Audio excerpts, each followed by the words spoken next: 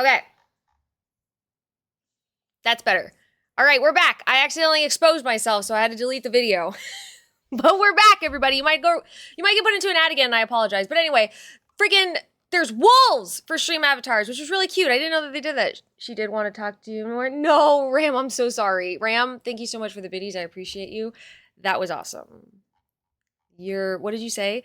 If there's a market for dork-ass streamers, then I have the place for you, Nikkihurray, the one and only, mumbling her way through chat and struggle busting through Minesweeper. Shut up.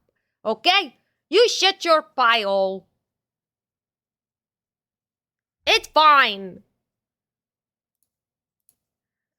This one. What happens every day?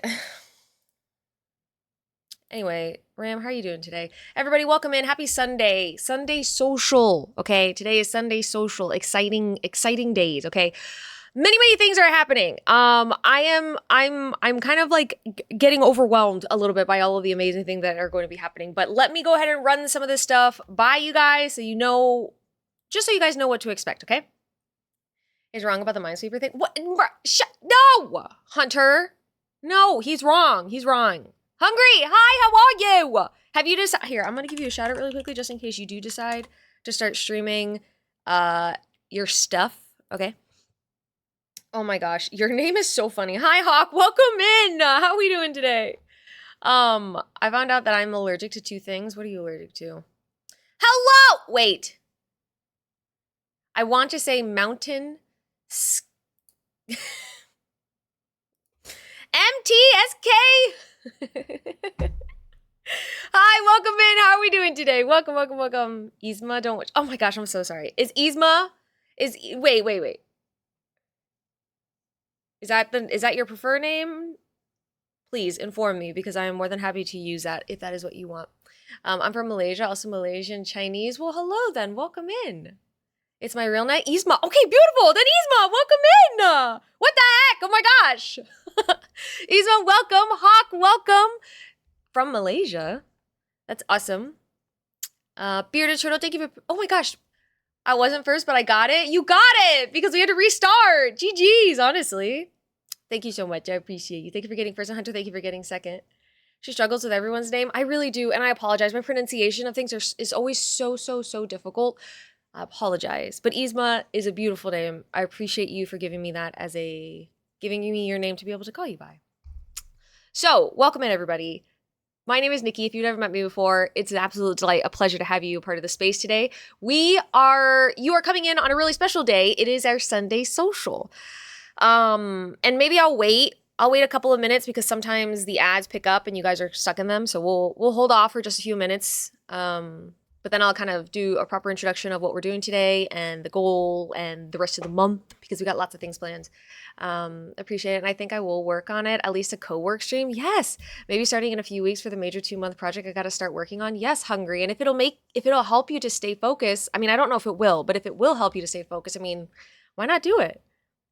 Don't blame Nikki for struggling my name. Blame me for speaking weird. No! Yzma, no! That is no. Blame me. You are correct in blaming me, okay? Also, it's completely understandable if a language comes into if somebody comes into a space who speaks a different language, right? And like, I don't speak that language. You...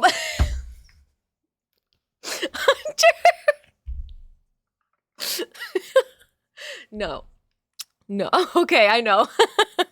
I was too. Don't worry. We'll get used to each other, Yzma. We'll get used to each other, okay? Welcome in. We're happy to have you. We joke here as well. We do all the jokes. I'm sorry. I'm a little frazzled right now because I had to do a quick restart. She hardly knows English, so just bear with her. I do. No, anyway.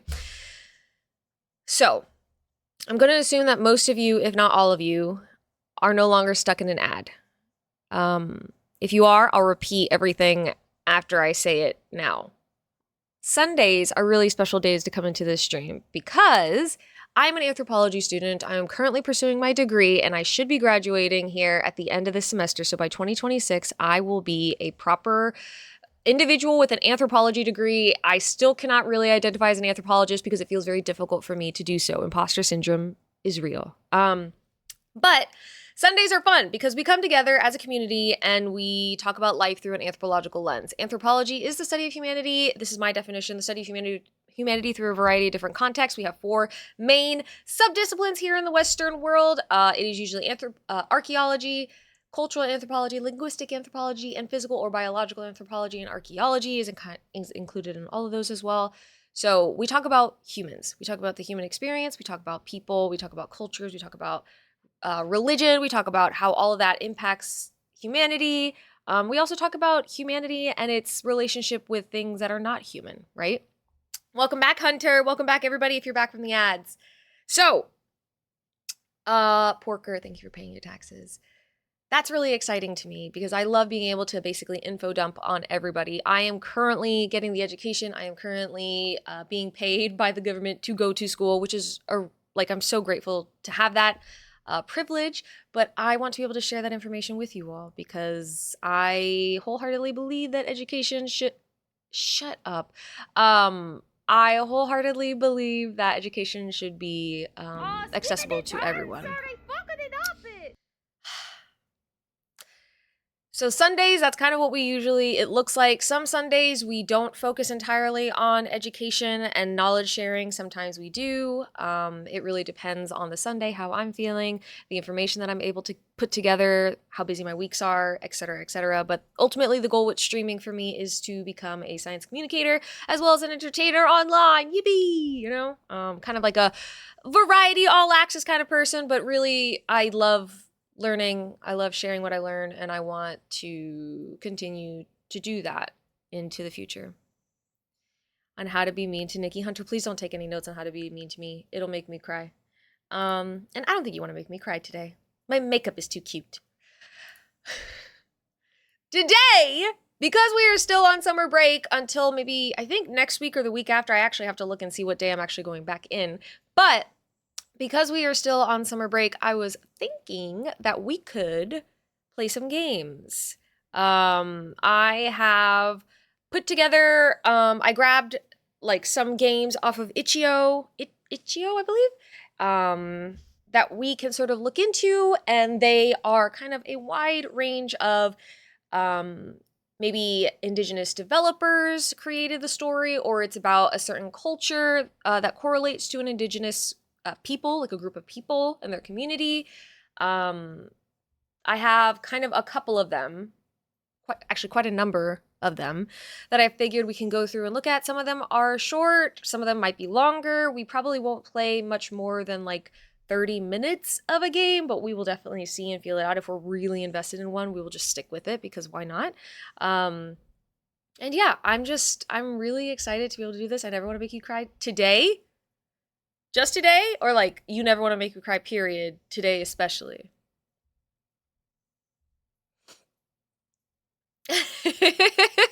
It's true. I really am. I lean into it, If we're going to joke, we're going to joke, and I'll play along. But as the one, the only Myftical said one time, he loves joking. We love gaming and playing around and being silly with the community, but don't challenge my intelligence, bruh. Okay, I'm a genius. I'm pretty damn smart. Okay.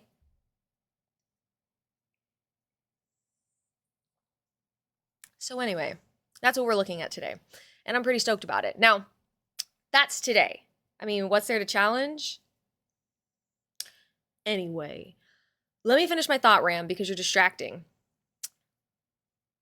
This week is going to be gaming, right? Next week we have a special guest. We are going to have a special guest on the stream.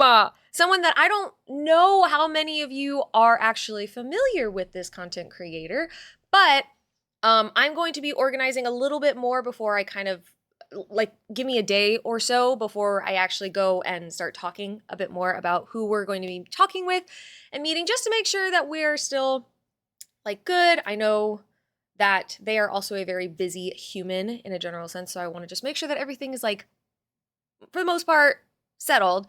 But we are going to be having an incredible guest on the stream next Sunday, and we are going to be talking to them about their lived experience with academia, possibly, as well as some other areas of their life that they want to share. And I'm so excited because as with all of our guests that we've had on the stream, all of these people are so smart and so incredibly talented, and they have truly thrown themselves into the work that they absolutely love doing.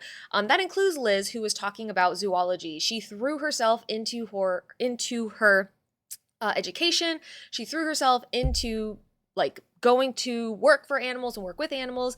And even though she has transitioned into streaming and content creation, like there's no less passion and commitment in that. So I am really excited to be able to talk about all of this and talk about it with you all and introduce you, if you've never met this content creator, to this community, because I have a really the networking space around me, the areas that I am connected to, even if not like I don't know them personally, there are just so many.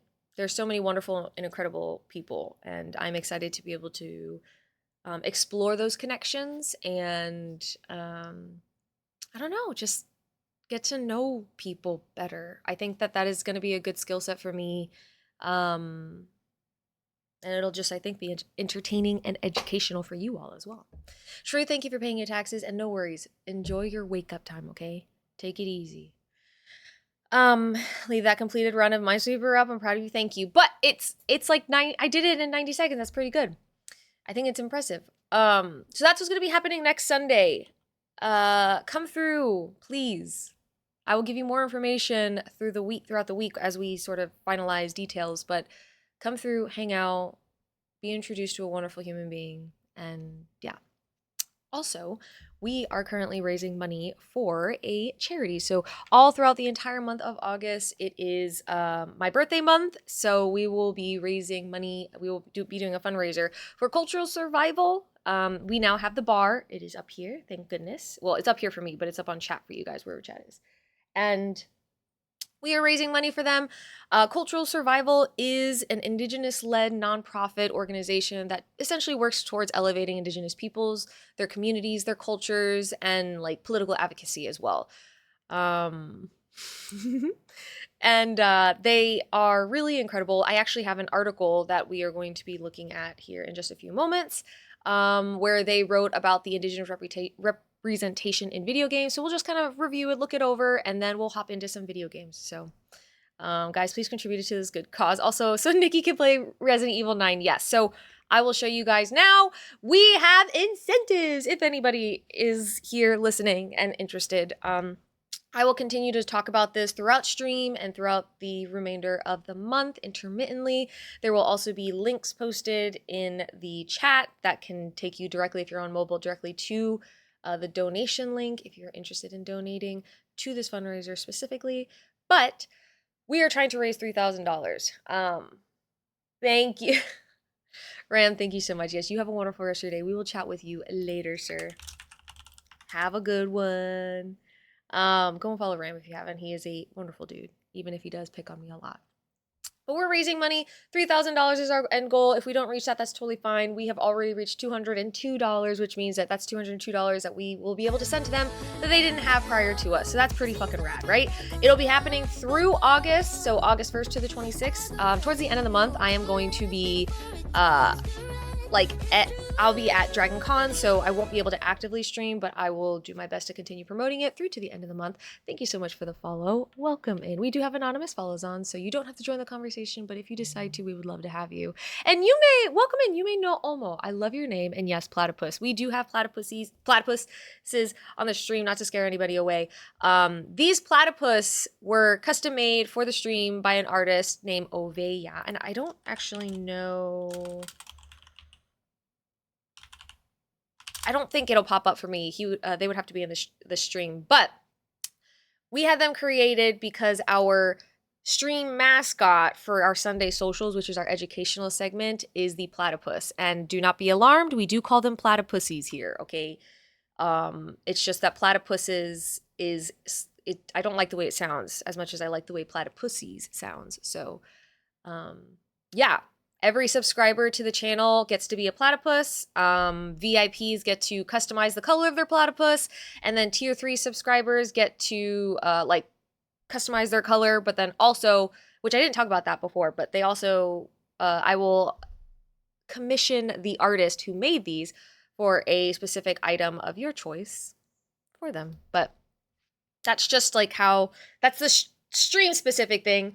As it relates to the fundraiser, we have incentives. So next week I will be drawing Pokemon from memory. I am an artist as well, so that should be really fun. But also I don't remember how to draw things super well sometimes. So without a reference, that's going to be kind of chaotic. We also are going to be playing Is Nikki Smarter Than a Fifth Grader? Ow, I just hit myself in the face. And we are $100 away from my Nikki Goth Sona cosplay. I have never been a goth girly. I desperately wished I could have been a goth girly when I was younger. So now is my chance because I'm an adult, and we'll do it for charity. But there's a bunch of other options here. And as Ram said, if we hit $1,000, I will unlock a 12-hour stream for this month at some point. And then I will also promise to play Resident Evil 9 in the future. So hell yeah. Hi, Dan. Welcome in. I'm just doing my morning, tell everybody what the hell's going on, and then we're going to get into it. I hope you're doing okay today, Dan.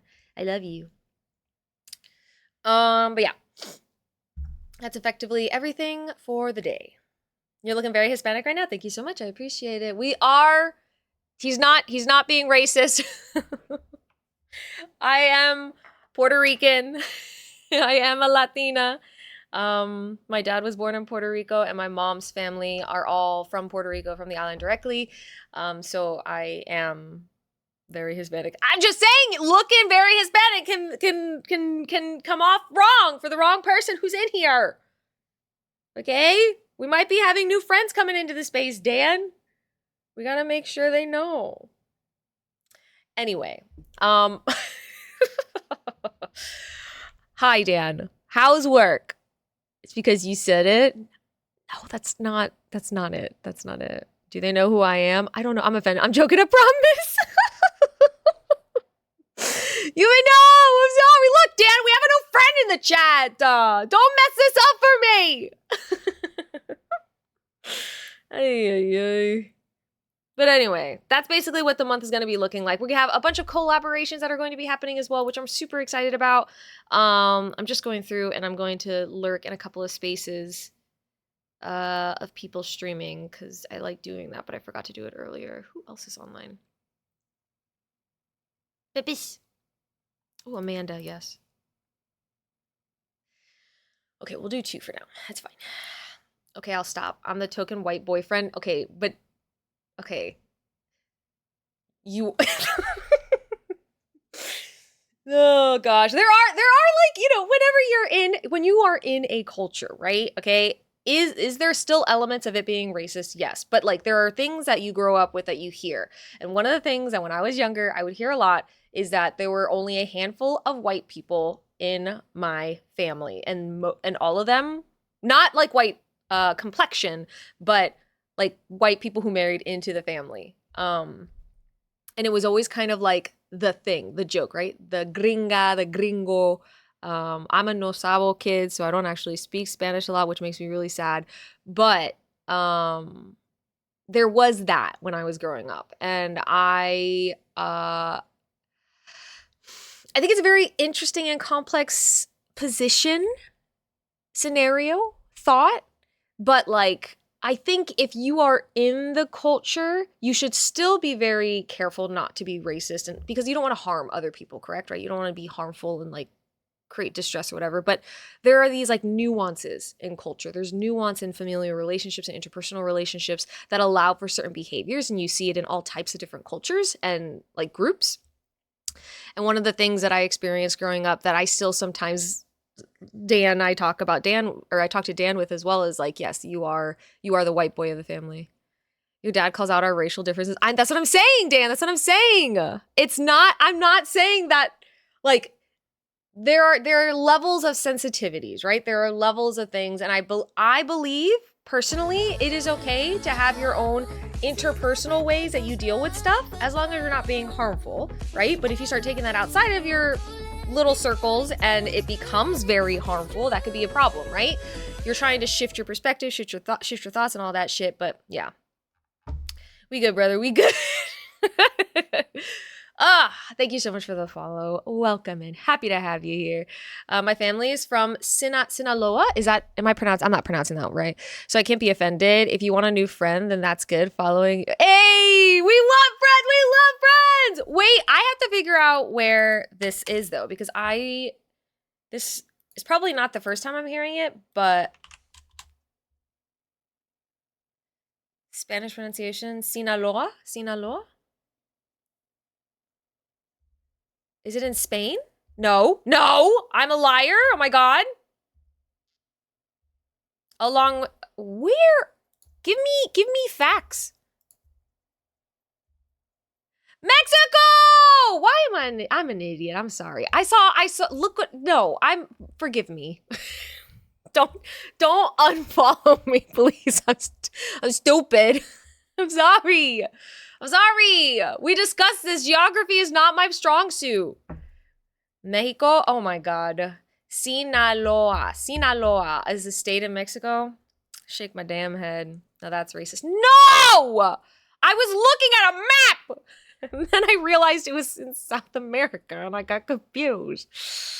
Ay. Anyway, I'm so sorry, Yume, but also welcome in. So happy to have you here. And thank you for the follow. Truly. So happy to have you. Henry! Boop, boop, boop, boop, boop, boop. Boop. Henry, how are we doing today? I'm making a mess of my existence right now. Nick sees Spanish and just immediately assumes Spain. That's false. That is not what I do, actually. But I think that is what I did in that moment, because I think my mind saw Spanish and then my dyslexia moved the I around and just said, you know what, Spanish. Good luck with your charity stream work time. Sounds good, you have a wonderful rest of your day. We'll see you later. Have a good one. It's stupid. My brain just did a stupid, okay? I apologize. I apologize profusely. I'm doing well, Henry. Like I said, kind of like making a mess of the morning, but I'm doing my best. I'm really doing my best. I'm on leave from work until a week tomorrow, so spending time with my son, catching up on movies and games, enjoying the summer weather, Henry. So, are you on leave just because it's like a choice that you made, or is it something else? Are you needing to take leave? Is everything okay? Is more or less the thought, but I hope that you are enjoying your time. That sounds like a fucking blast. I'm half asleep, so I thought your finger was coming through my monitor at first, and it startled me. What the heck? My brain needs to wake up. It was. I booped you physically in person. I literally booped you. Oh. Yes. Doing it now. Tiz, I'm so sorry. I got you.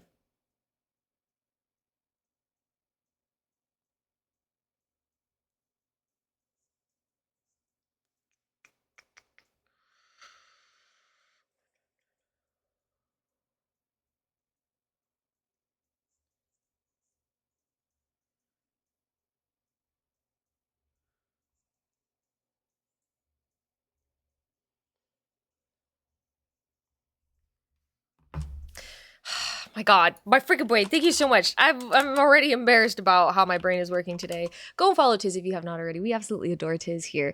I hope you are having a beautiful day today, Tiz. A good start to it. Using my holiday days from work. Hell yeah, amazing. You didn't text Tiz back. That's racist. Dan, please. You're starting to sound a lot like Ram. Anyway, let's see. I get 25 per year plus 8 bank holidays, and we have a thing at work where good performance gets points, and whether we're not like Ram, that's what you started it, Dan.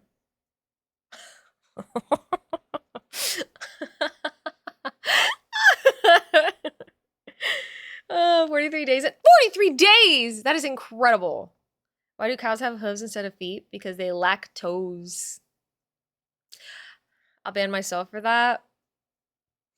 Thank you, Dan. Thank you for taking care of yourself. Being self-aware. I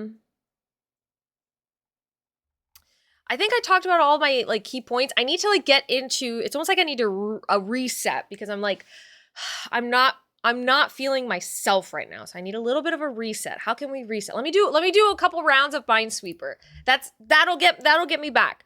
Once I finish up a couple rounds of Minesweeper, I will we'll get into our readings, we'll get into the topic today, and we'll start getting into some of the games that we were going to be playing today, which are some games that I've tried to kind of find that are either, and we will explore them ourselves and we can have our own opinions on them afterwards, right? But we are going to explore them and see how they correlate to either indigenous stories and cultures. Maybe they were created by an indigenous developer.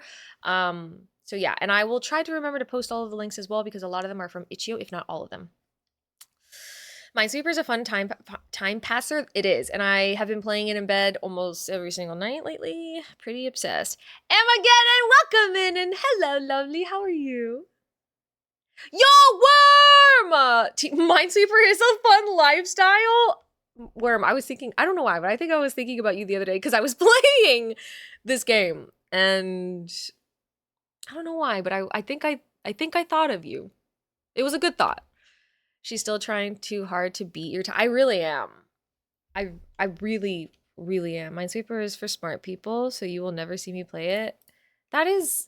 Oh, sorry, I got confused as to where I was. Minesweeper is not just for smart people. It's for all kinds of people. It's for people who like patterns. I was playing Minesweeper on my phone, and an ad came up for Sudoku. This isn't the run. An ad came up for Sudoku, and it like kind of taught me how to play Sudoku because I genuinely just forgot. And there was a part of me that was like, okay, I think I get this, and I think I want to play this. So maybe after our Minesweeper arc, we'll get into a Sudoku arc. Yeah. I'm thinking that might be a thing that we do. Oh my gosh, my fingers are moving slow! Too slow! How am I supposed to win? You only have to be able to count to 8. See? It's easy!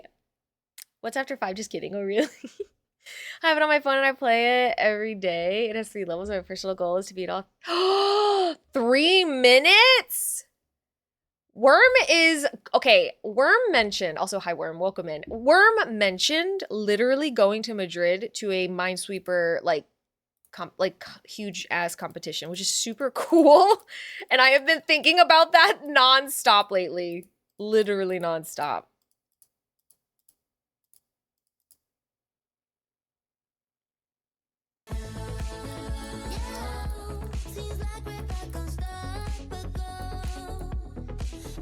That one scared me.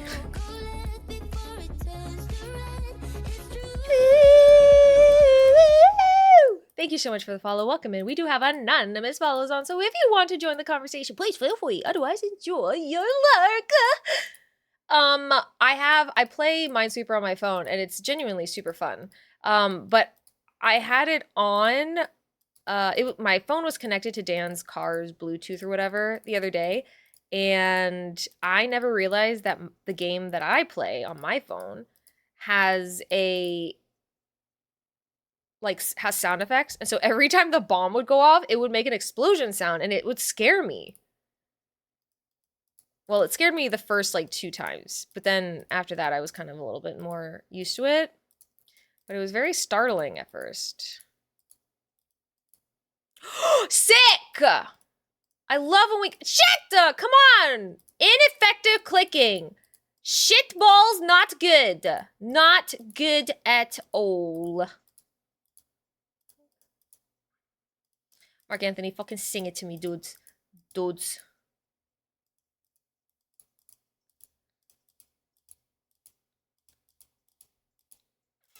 Puerto Rico.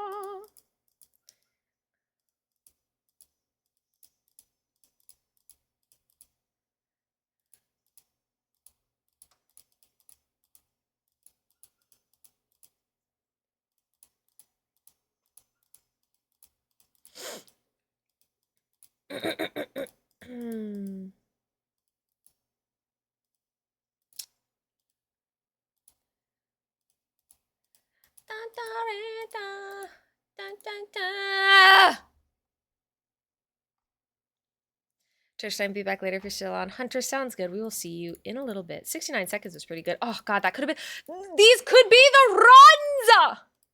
And yet I'm not clicking like I should be clicking. See, I even missed that one. That's a second gone. I should just stop. I should... Can I make it back? Can I make it back? Can I make that time back? Can I make that time back? I don't know. Nope.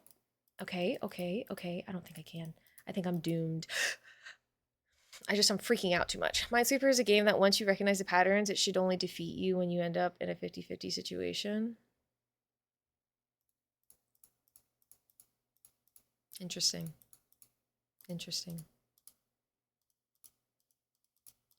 That's how this game works, huh? My experience is a little different. But yes, interesting. Oh, I know. This is like this. This is like this. This is like this. One.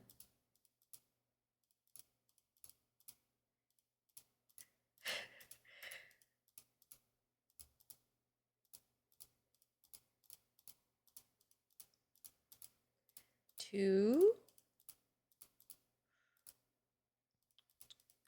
So I haven't quite memorized any sort of pattern, if I'm being completely honest. Not yet, anyway. The only thing that I've quite memorized is that I can press 1. And the 1s like being pressed. And having more 1s on the board means I'm more likely to win.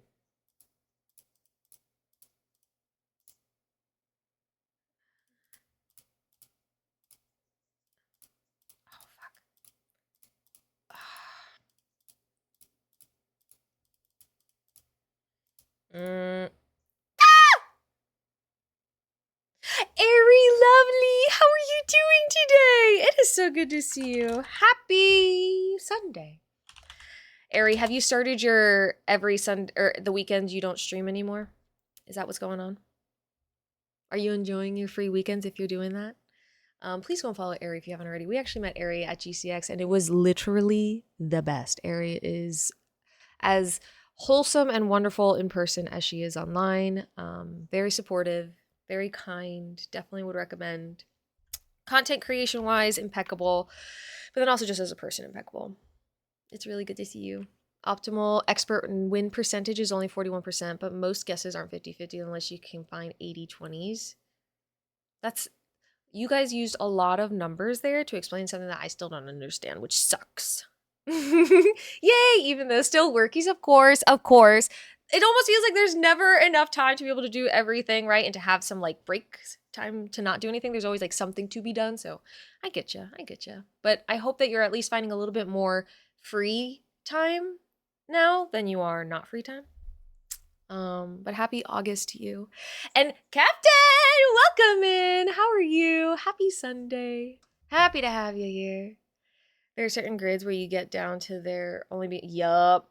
That's true. I've been there. They exist, but they definitely aren't the only guesses that will end your game. Fair. How are you doing? Today I'm doing pretty dang good. We are raising money. I still need to get back to you about the question I asked. And I'm sorry that it's taken me a little bit of time, but we're doing good. We're celebrating August, raising money. Today we're going to be playing some games that have indigenous connections, whether it's culturally or maybe the developers are identify as indigenous peoples.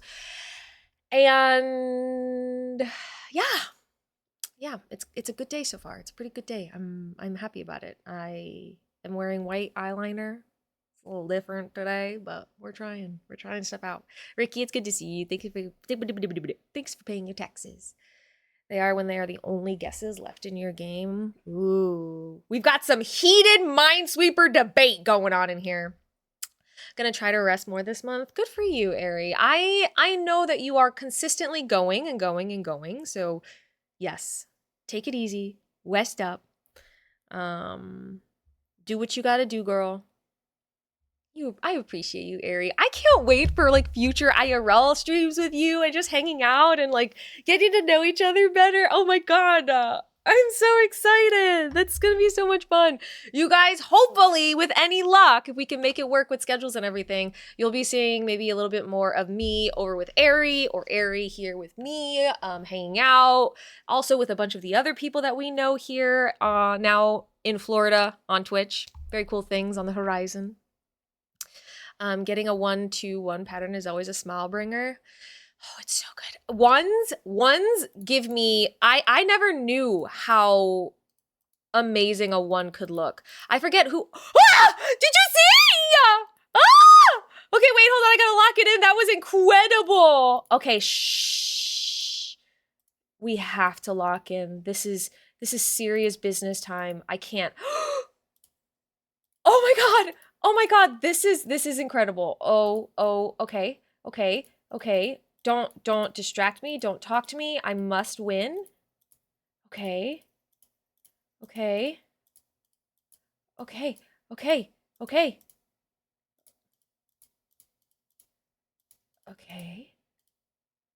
So this has to be, yes, okay.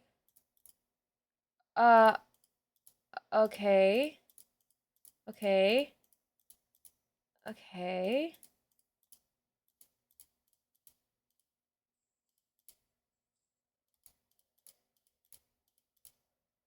Oh my god. Okay, this is gonna be so hard.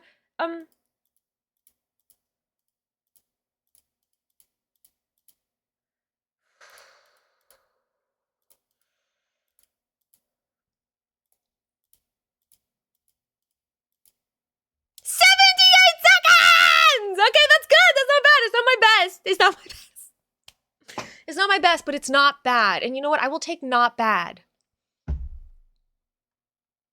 I'm having a great day. New Spider-Man images from behind the scenes are coming out today, and it's looking awesome. Wait, Spider-Man like movie-wise? Or what do you mean?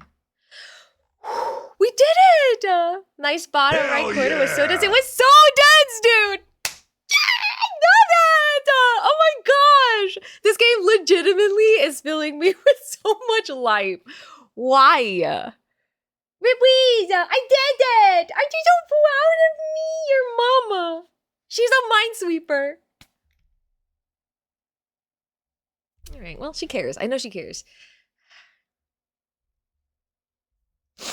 All right, let's get into what we're doing today. That was good. Finding the urge to backseat sweep. Yeah, don't backseat sweep. Honestly, I don't even think that you would be able to catch me in time, because once I see something like a pattern, I'm like, I'm going in, and then I lock in too hard, and I make mistakes all the time, but then I don't pay attention to chat for like at least 3 minutes. But if you guys obviously have insight into stuff, like, you guys can always share like ideas. My issue right now, what I know that I struggle with is the clicking, right? So I'm trying to constantly click for new, like trying to find what's available and what's not. And I don't like pay super close attention to what is already touching a mind. And so that's the issue that I'm running into right now. I'm still kind of getting over that hurdle. But it's okay. The new suit looks so good. I gotta get it in shape. Dude, wait, are you talking about possibly cosplaying? There is MegaCon.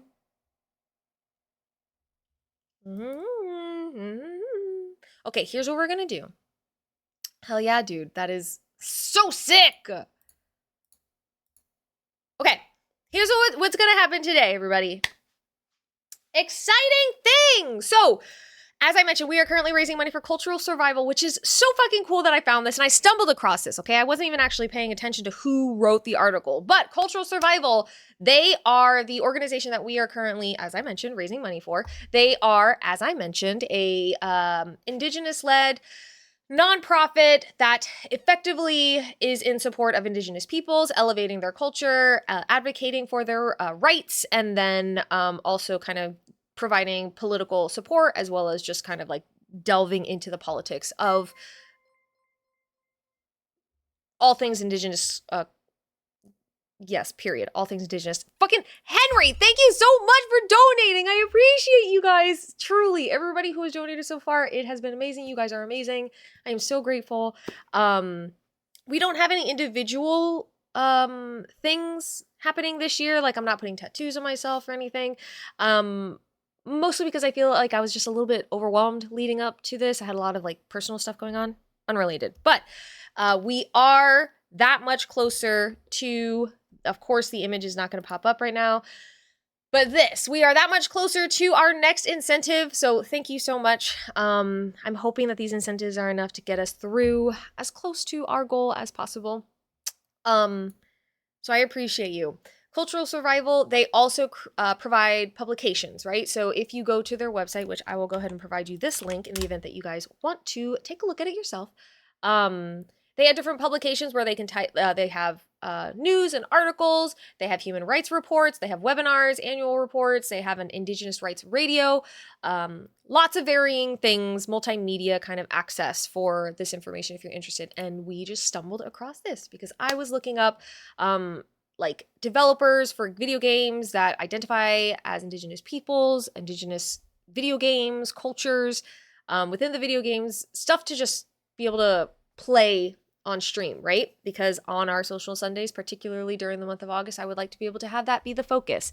Now, I do not have Never Alone, I do not have The Oregon Trail, and I do not have Prey, or I think this is Assassin's Creed, but I did manage to find a couple of other games that are theoretically going to still hit the mark, right? But I would like to read this article first, okay? Or just kind of go through it. So, Indigenous representation in video games, and we'll kind of touch base on some of the paragraphs, and I posted the link, so if you want to read it for yourself, you can feel free to do so. I thought this was pinned, but it's not. All right, there we go. Okay, so it's 2010, late into the night, and the television screen is illuminating my best friend and me. We're armed with Arizona teas, hot Cheetos, and Xbox 360 controllers. On screen, our characters are geared up with sci-fi armor and chainsaws attached to rifles. We settle in and load up a multiplayer game of Gears of War 2 to play death matches through the night and into the morning. While it was just the two of us in the room, we were never alone. Ty Caliso was always there as well, with his mohawk facial tattoos, a heavy accent, and dark brown skin. There was another Indigenous person in the room, only he shined bright through the pixelated screen of the television, and when he died, he would always return. I remember this game. Really? It tells their story beautifully. Really? I need to play it. I have not played it yet. I have seen it around, but I haven't played it, so I'm going to definitely look into it, Ari. Thank you. I saw a post of this woman saying that as a Puerto Rican, she was not Spanish or Latin. She was Indigenous, and I never thought about it, but it makes sense that we are all Indigenous. Ricky, boy, howdy, do I struggle with that as an identity. I will never strip that from anybody who feels that way, who identifies that way, because obviously that is everybody's individual experiences, and there are nuances to it, but I struggle so much with that. I can see it and it makes so much sense. Makes so much sense. Particularly if you are, in my mind, right? You are born on the island, your family is on the island, I can see it, but for some reason, something in me feels like I cannot identify with that. Not because I don't want to, not because I don't, if it were true, I would dislike it. It's just, I almost feel like it is a falsehood in me. But I feel like I have heard that said as well. And I've heard there was a video, a crash course video that I'm going to try and find that talked about Christopher Columbus, his obvious colonialization of locations, the Bahamas. I believe it was the Bahamas. And the Taino, and how their first contact with, way even before Christopher Columbus. But it was a part of a conversation about Indigenous communities, Indigenous peoples, Indigenous cultures. And I was like, oh, that is so interesting, right? So it's something that I would like to kind of dig into. Ripley, go. You're okay. Hey, leave it alone. They're fine. They're allowed to exist. Ripley, leave. Ripley, go. Shake my gosh darn head, dude. Ripley, go on. Please go. You're fine. Those people are allowed to exist. Oh, but when she gets upset, her face gets pink. Oh, she's cute. I don't want her to bark, but she's cute. Good girl, baby. You're okay. I was doing something. I forget. She distracted me.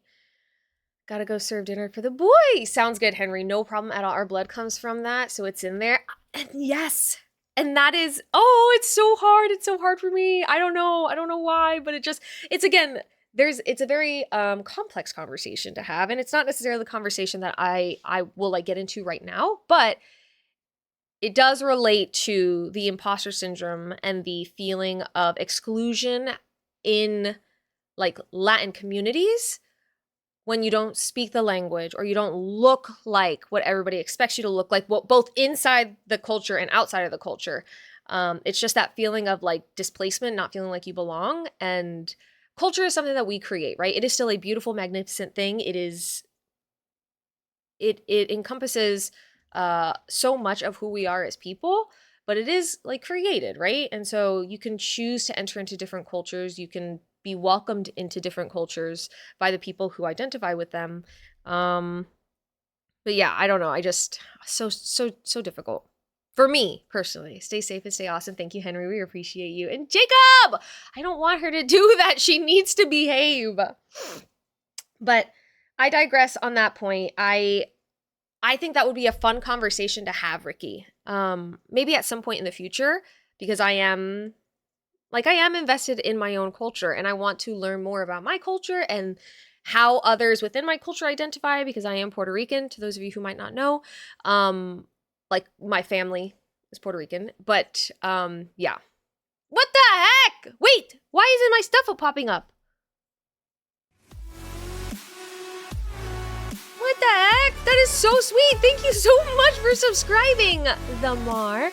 We have a thing that we do here, so prepare yourself. It's going to get really close.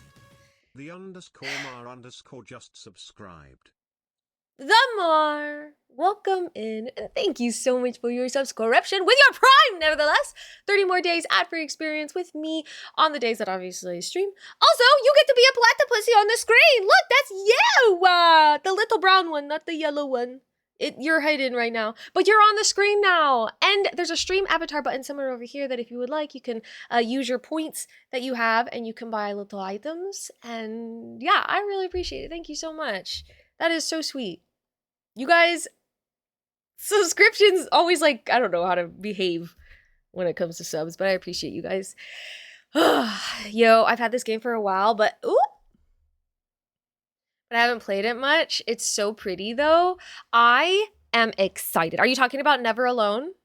I'm excited. I want to play it. And maybe next Sunday, no, the Sunday after or the Sunday after that, we'll see about it, because I also need to reach out to New Original and see if he is if they're available for, like, if they wanted to chat or not. I don't know if they wanted to be a part of a Sunday social or not. So we'll figure it out, but I need to look into it because I would love to play. Love. Have you guys, has anybody ever played?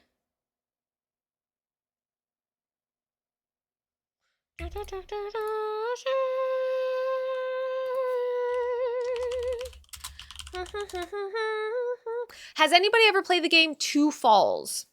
If you've never played this game, I need you to play it. I cannot recommend. I didn't do that right. I'm sorry. I wish I could delete this post, but I can't right now. Excuse me if I'm using politically incorrect language. No, Ricky. I'll read what you say in a second. I'll read what you say in a second, but I don't think that you probably are. That I think is the beautiful. Wait. Our blood comes from that, so it's in there. Thing about our culture, we could be very white like my sister or black like my godfather. And my mom said my great grandfather literally had Indian braids, so we look so different, but it's in all of us. I don't think that you are using improper language here. I think that, like, I agree with you.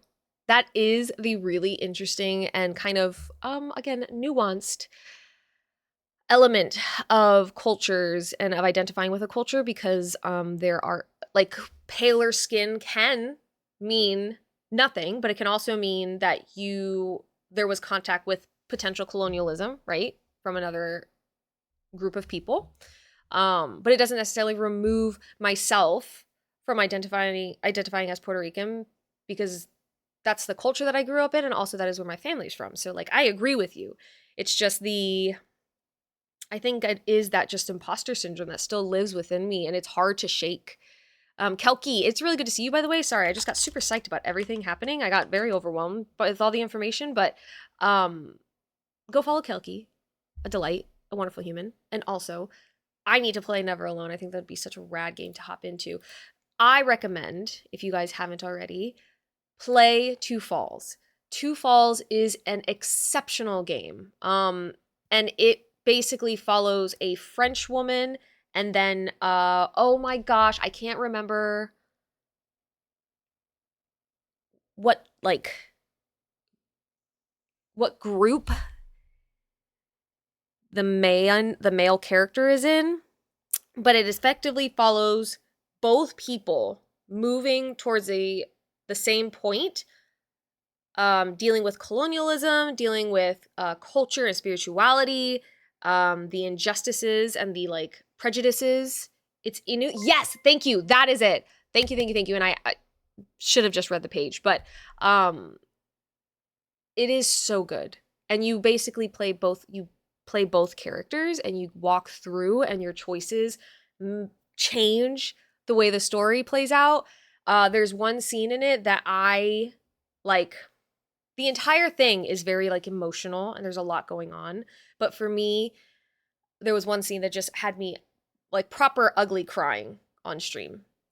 So yes, that's one thought. I wanted to get that out. Second thought, freaking gay! Thank you so much for donating, you actual literal legend. I appreciate you all again. Thank you, thank you, thank you. We cannot do this without you all. Like, I cannot do this without you all. So thank you for being so generous. $222, babies. $222 towards our $3,000 goal. How exciting! But okay, let me get back into this article. I'm warm. Okay, it's good to see you. Welcome in. Jacob, did I tell you thank you for paying your taxes already? We'll watch the trailer for Two Falls in just a second. Let me get through this.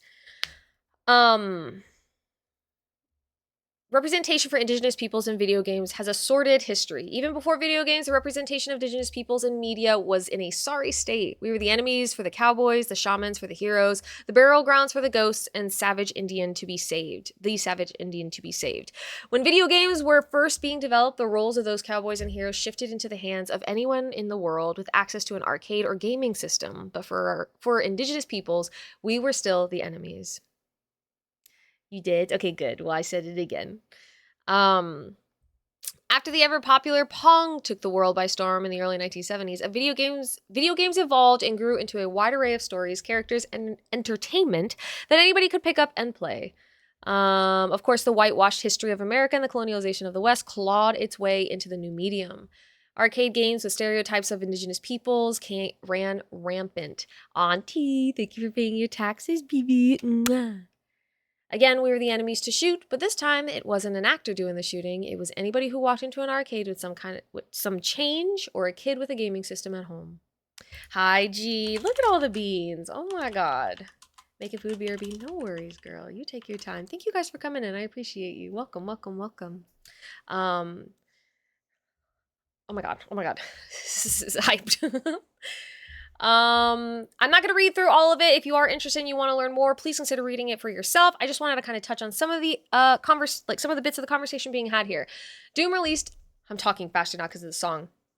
Doom, released in 1993, took over the gaming world. Considered the father of the first-person shooter, a genre of gaming that is still one of the most popular today. It was, and is arguably one of the most important games ever made. Players take on the role of a space marine fighting the undead and demons on the moons of Mars. But it was the gameplay that made it so influential. Doom puts the player directly in the perspective of this character. We saw through their eyes. So this is whenever they, basically, first-person came about. These were multiplayer deathmatch. So these were multiplayer matches where players could compete against friends to see who would come out the winner. Oh gosh. Behind the game, the designer's story was just as interesting. Designer and co-founder John Romero is part of the Yaqui and Cherokee nations. Ramiro and his parents moved from Arizona to California when he was young, so was not involved with many aspects of his heritage at the time. It wasn't until later in life, after the success of Doom, that he began the process of reconnecting with his family outside of California and better understood the culture he was a part of. After embracing his indigeneity and relatives, he established himself as a strong inspiration for Indigenous developers and players. Wait, I didn't know this! Helping to uplift their voices even more, he represented what was possible! I didn't know! Sorry, I need to not have this be so white. Indigenous peoples like to find indignity? Indignity? Oh my gosh. Yeah, we're learning! Oh my god, okay. Take, for example, the 1987 movie Predator. While not obviously indigenous, except for Sonny Landham's role as the Native American character Billy Soul, Native American communities latched onto that movie and viewed it as ours. So much that the latest in the Predator movie series, 2022's Prey, has a titular Comanche woman fighting and defeating the alien Predator. Wait, I didn't know! I would argue the same thing happened with Doom. Indigenous gamers played this game and knew something about it felt indigenous.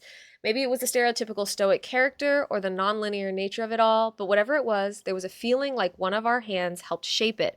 And because of that first-person perspective, I just got chills. First-person perspective, anyone could have been behind that helmet. Luckily, John Romero was there and is still there, helping and inspiring indigenous game developers to get their footing in the world. I genuinely didn't know that, and I kind of feel shitty about not knowing that, but we are learning here together. So Doom.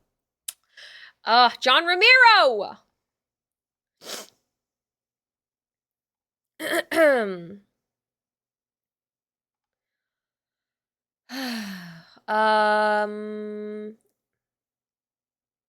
Okay, so Prey, which is unrelated to the movie, released in 2006, is a first-person shooter focusing on a Cherokee character, Damasi Tommy Tawudi, who, with his girlfriend and grandfather, is abducted by aliens on their reservation in Oklahoma. The character is voiced by, acclaimed actor Michael Greyeyes, a member of the Plains Creek. Wait, that is so sick! You're welcome, G. Of course. Let me know how you guys are doing today. Happy Sunday. We're getting into our kind of learning elements of Sunday Social, so forgive me if I'm just kind of fucking hyped, dude. I'm locked in. Behind the game. Wait. A member of the Plains Cree from the Muskeg Lake First Nation. Well, and forgive me for pronunciations. I do not mean to butcher them. If I am butchering them, please feel free to correct me if desired.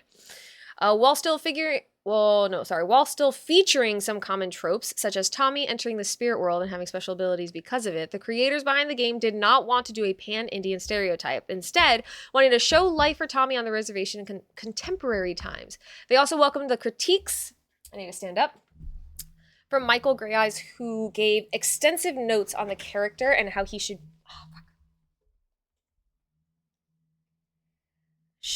be. Why are you doing this? Keep going up. Come on. Stop acting a fool. There we go. Sheesh. Greyeyes had the freedom to play Tommy as he saw fit and without any stereotypes involved. Okay, so this is from Assassin's Creed, which I figured it looks like Assassin's Creed character. Okay, go ahead. Milo, go over here. Hey, no, go down. No, stop. Oh my god. Just sit down. When asking someone who plays video games to name one that's about indigenous peoples with an indigenous character, chances are they will say Assassin's Creed 3. 2012, massive budget, impressive game developer or publisher. No, he wanted to get on the chair, but he just wouldn't sit still enough for me to be able to get him up there. Featuring indigenous actors for the indigenous characters and Mohawk consultants alongside the making of the game. This is one of those elements that I think is really important anytime that you're trying to explore a different culture. You want to have people who live in the culture, who identify with the culture, be a part of those conversations. And sometimes some movies and video games don't do that, and I think that is kind of fucked. But it looks like, and hopefully will continue to happen, that will be the case. If they are not being already created and generated by somebody a part of that heritage or a part of that culture, they are being consulted, the people a part of it. For educational, entertaining game worth playing with cultural aspects done completely right, never alone! Don't worry, guys. We're going to play this game. It's going to happen.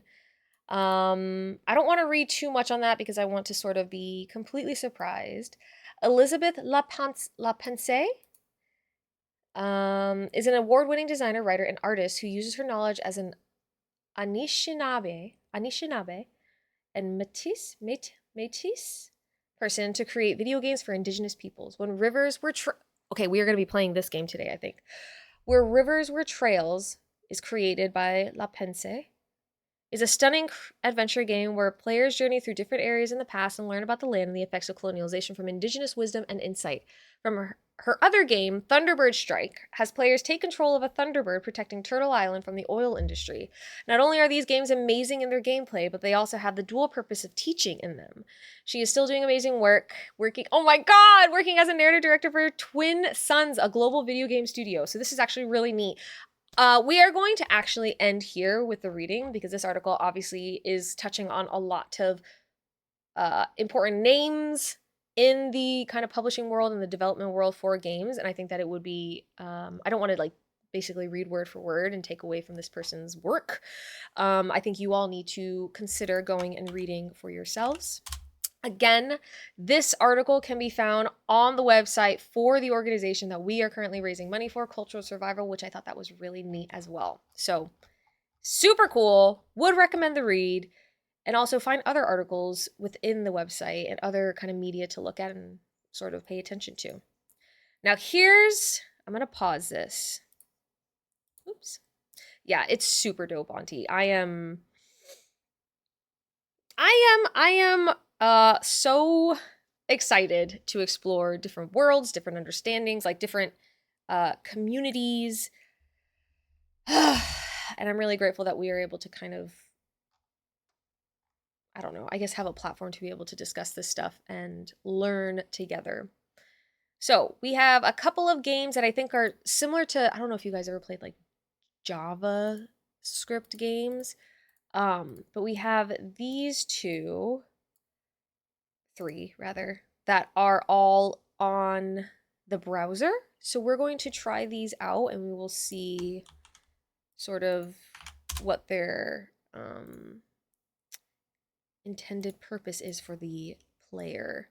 Games and demos, maybe? Okay. So I am going to do this and this. Maybe we do...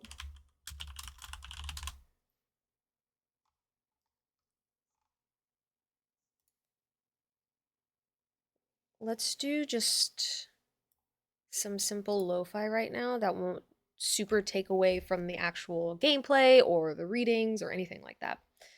So this is called the Rainbow Salmon. So these are saves and restart.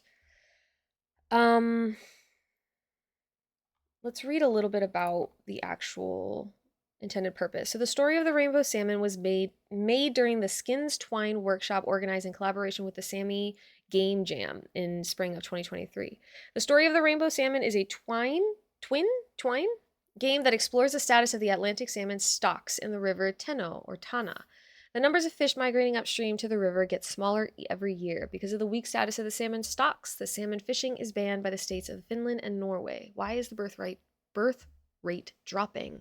The story of OGF, the Rainbow Salmon, is a happy game with a serious topic. I'm going to lurk for the fish. Oh my gosh, yes, Auntie, no worries. This will probably be a short one, but we'll get into a different one very soon. But yes, understood completely. I'm so sorry. I completely forgot. If you have any fear of fish or underwater things, do not watch.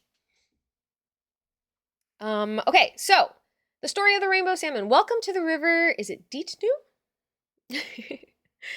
We are below the surface in the underwater world. You are the Rainbow Salmon, a simple fish who likes a simple life. Simple but happy life. You swim in the current. The closer you get to the surface, the more you'll hear the debate of why you, the Rainbow Salmon, won't multiply. Let's swim up. Mr. Q, thank you for paying your taxes. I appreciate you. Welcome in. You hear how people discuss the reasons why you don't have lots and lots of babies. You hear them explaining and predicting your behavior on the basis of their understanding of your desires and beliefs. Kai, welcome in! We love you. Hi, Kai, hi, Kai, hi, Kai. There you go, love.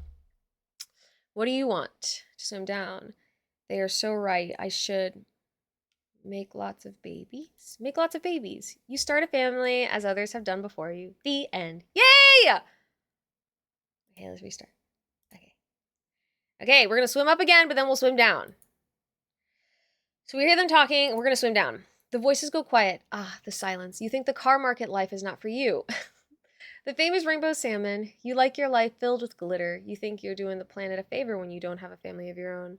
On the other hand, you start to feel lonely.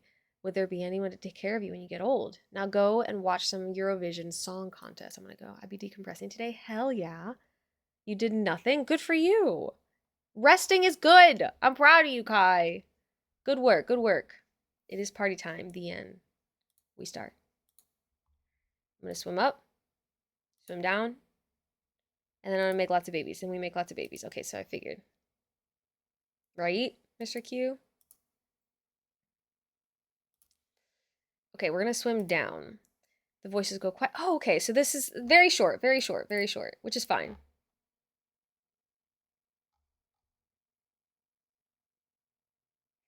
You think you're doing a planet. How interesting. I'm assuming that's it. Because when you party, you can only swim up or swim down, and that's it. You hear them expanding, predicting your behavior on the basis of understanding your desires and beliefs.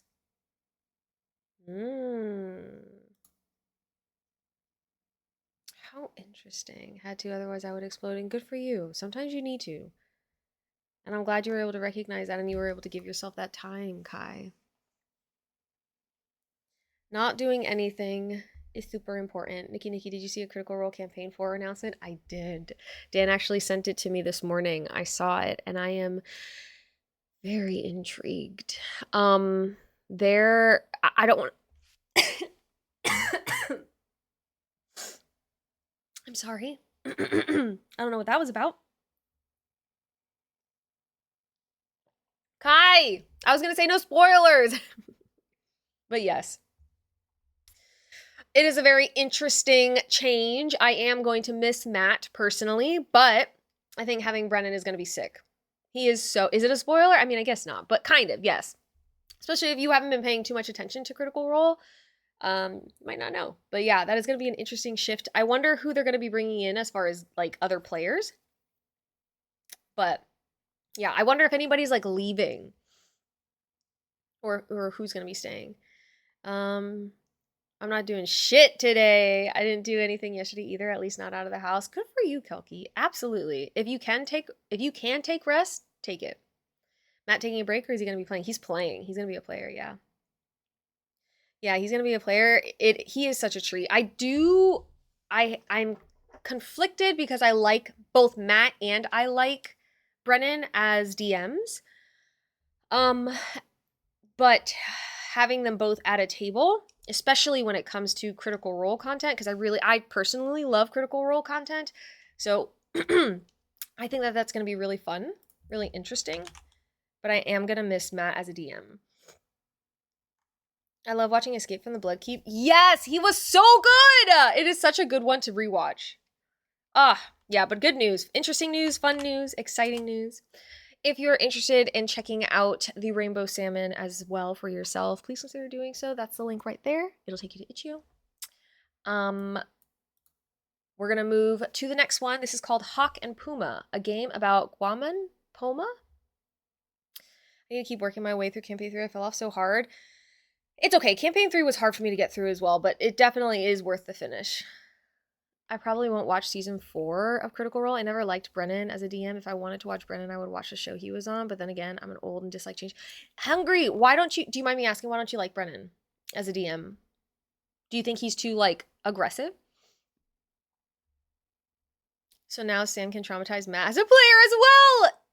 It's gonna be a joy. A gift, really. A gift to us.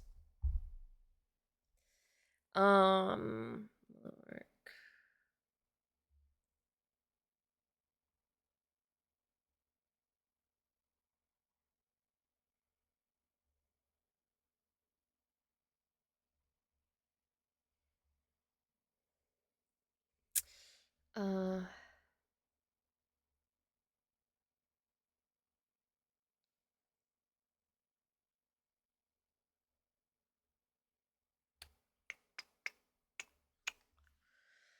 So much content. It's true they had different styles, but I love Brennan's DMing. I agree.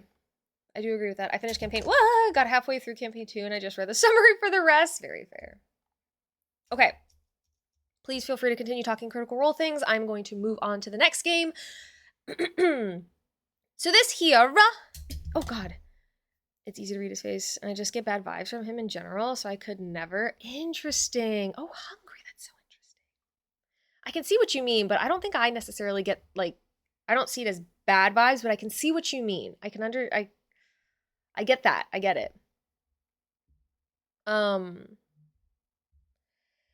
Maybe he'll tone it down for Critical Role things, because he can be himself, but I would assume he'd have to meet a certain aesthetic. Just remember to support Brennan's real passion, American Girl doll shoes. True. That's true. I did see his post on that shit. Okay, Hawk and Puma, English, Quechua, and Spanish. Quechua is the language spoken in, like, Peru. I remember that that's the language from my own studies that was spoken. It was a language used for the Inca. Yeah. Hawk and Puma is a minimalist game that pays tribute to Guaman Poma, the indigenous chronicler of the Andes. Ooh! I guess the vibes are too chaotic for my calm self. Yes. Hungry, and I do get that. I understand that. Yep, agreed. It is super valid. Through a research creation process, this game reimagines Guaman's journey exploring themes of racism, sovereignty, and religion from decolonial aesthetics and Andean-inspired music. The knot system! Yes, that is called the... Oh my God, it is my favorite thing, and yet now I have forgotten entirely what it is called. Yes, Nikki Strims! We learned that. We learned their knot system, which was good. It was a decimal system. The thought is that it could also be potentially another means of, like, language, like documentation. Okay, I'm back. Welcome back, Auntie. We are back with just a hawk and a puma. Theoretically, there will not be any fish in this, but I cannot guarantee it either. Is a cute sounding word? I have to look it up now. Hold on. We're gonna look this up really quickly. Oops.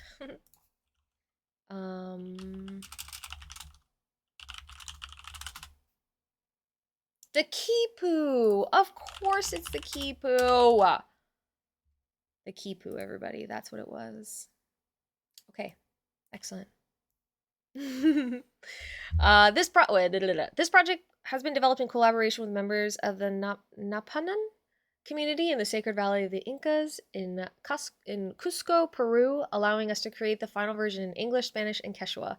And plan upcoming ludic workshops with community youth as part of the ethical research creation process. It's like Pookie, but backwards in Kipu. It is! Wait.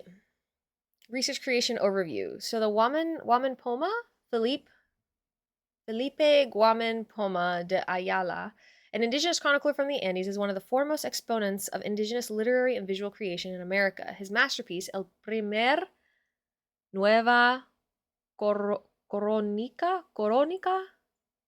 y Buen Gobierno, is notable for denouncing the abuses committed by the Spanish against indigenous peoples in a letter to King Felipe III. But this was no ordinary letter. It spanned 1,000 pages with 400 hand-drawn ink illustrations. This colossal work, hi Alex, welcome in. This colossal work disappeared for centuries but was rediscovered in the early 20th century in the library of the Danish crown. It is one of the few creative and cultural expressions that remain almost intact from the early period of the European conquest of the Andean region, which is something that we also learned about, right? Where it was and is believed that the ancient Incan people in particular did not have a written system. They did not document themselves on a written system. They did orally, which is very, very fascinating, right? So when the Spaniards came in, when other chroniclers came in, they were the ones who would write down what they saw. And this was based on, they wrote down what they saw, and they also wrote down what was told to them. And this was based on the oral stories of the people who existed at the time. And also it was later on in the Incan, like, basically empire. So anything before that is kind of taken, like was taken with a grain of salt, but it's all the information that we have is from these chroniclers. At least, I shouldn't say all of it. I should not say all of it. Much of what we know was written down, but there are still people, Incan people, who share their stories and have passed down their oral stories and traditions, because the ancient Incan people, while they, because they were ancient Incan people, are gone, the Incan culture, the identity, the language, the certain beliefs, they still live on, right? There are living ancestors to these, like, I want to say groups of people, but communities, I guess, is more what I mean. And Dan, 30 more days, ad-free experience. I love you so much. Thank you for resubscribing to the channel with your Prime for 35 months. Things are getting pretty serious now. We're locked in. But yeah, so that's stuff that I know, but let's keep reading with more concrete information, right? So, its content, coupled with the aura of mystery surrounding its author, has inspired me to undertake this research creation work. Using Bitsy, an open source engine for developing minimalist video games, and engaging with the work of intellectuals like Sylvia Rivera, Kusikanki, Halsoni Puma, aims to pay tribute to Guaman through speculative fiction. The project seeks to converge various thematic axes such as racism, sovereignty, and religion. My approach focuses on an aesthetic approximation, not seeking a realistic historical reproduction, but rather an updating of the past in the present. This will be achieved through a dialogue with decolonial aesthetic theories, seeking to materialize elements of a distant era, accessible only through works like this or creative imagination. Additionally, for this project, I have digitally processed some of the chronicler's illustrations to present them in a pixel art style, thanks to the tools developed by Bitsy's community. I have also composed a song inspired by Andean music for Guaman. That's awesome. Attempting to emulate the sounds of a charango and a zampoña pan flute using MIDI. Now, I think MIDI is an AI source possibly, but I could be wrong. You hear that, folks? If you subscribe, she'll say she loves you. I'm on my way. Oh my gosh, I will say I love you guys, but I say it all the time. Oof, heard. I feel like I need to do that like every week. That's very fair. MIDI? MIDI? MIDI. MIDI! Where is that girl? I'm just kidding. I think I know where she is. Living her best life. Being a queen. In the game, players join Guaman on his journey to defend the lives and rights of the indigenous peoples of the region. Along the way, he encounters a spirit from distant lands who constantly questions his motives. This spirit is a representation. You know what? I don't want to read all that because that actually will give me too much information. Been trying to subscribe, Kai, but you know we love you. I don't know why I won't let you, though. So this is a content warning. I think this is important for those of you who might be tuning in and you're not entirely sure what's gonna happen. This game includes explicit depictions of violence based on the historical chronicles of Guam and Poma. These depictions are used to highlight the abuses suffered by the indigenous peoples of the region during the colonial period. The content may be disturbing and is presented with the purpose of raising awareness about the history and struggles of these people. Viewer discretion is advised while playing. As in MIDI instrument where you can play directly into the music software. Oh, then never mind. It's not AI. Thank you so much, Mr. Q. The bank thinks Twitch is a fraud transaction. False. Yes, you have been subscribed with your heart. Hi. No, Strength, go and eat. What are you eating tonight? I love you. Bye. You're an angel. So we'll read these afterwards. We have references, which is great. Anytime that you have a game that's kind of trying to pull from historical events, even if it's not historically accurate, having these is good. Tools being used, and then that is all of it in Spanish. And then I think, didn't they say Quechua as well? Oh, no. Okay, no. Okay, so let's go ahead and run the game.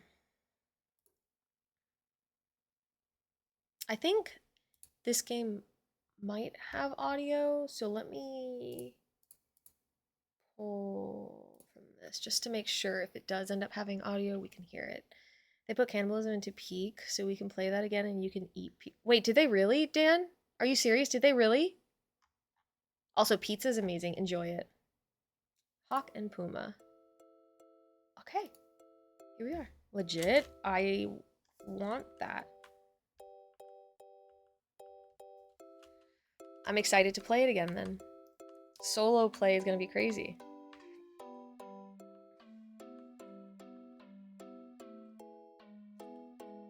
Let's do English. Oh. Walk towards the feathers.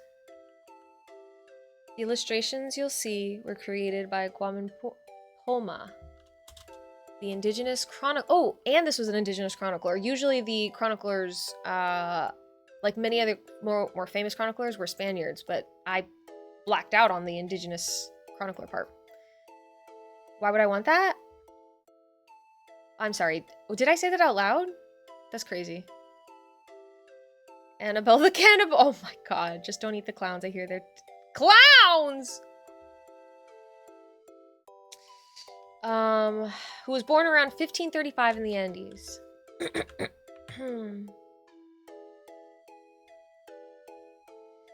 This is a self-portrait made by Guaman. Ooh! Oh my god, the colors on this are beautiful. If you'd like to learn more about Guaman before starting, go up. If you want to jump straight into the story, go down. We're gonna go up. Even though we read a little bit, we're still gonna do it. I want to know who Guaman Poma. Or did I read that right? Guaman portrayed those who work with knots. I love going down. Well, you better come up because that's where we went. Those who bind us to the same history. So this is a Kipu! Oh, sorry, excuse me. The Kipu are a recording system with strings. They're talking about it, guys. This is so amazing. A central string to which others are tied. And each knot has a significance. Sometimes you gotta go down to go up. That's true. That's true.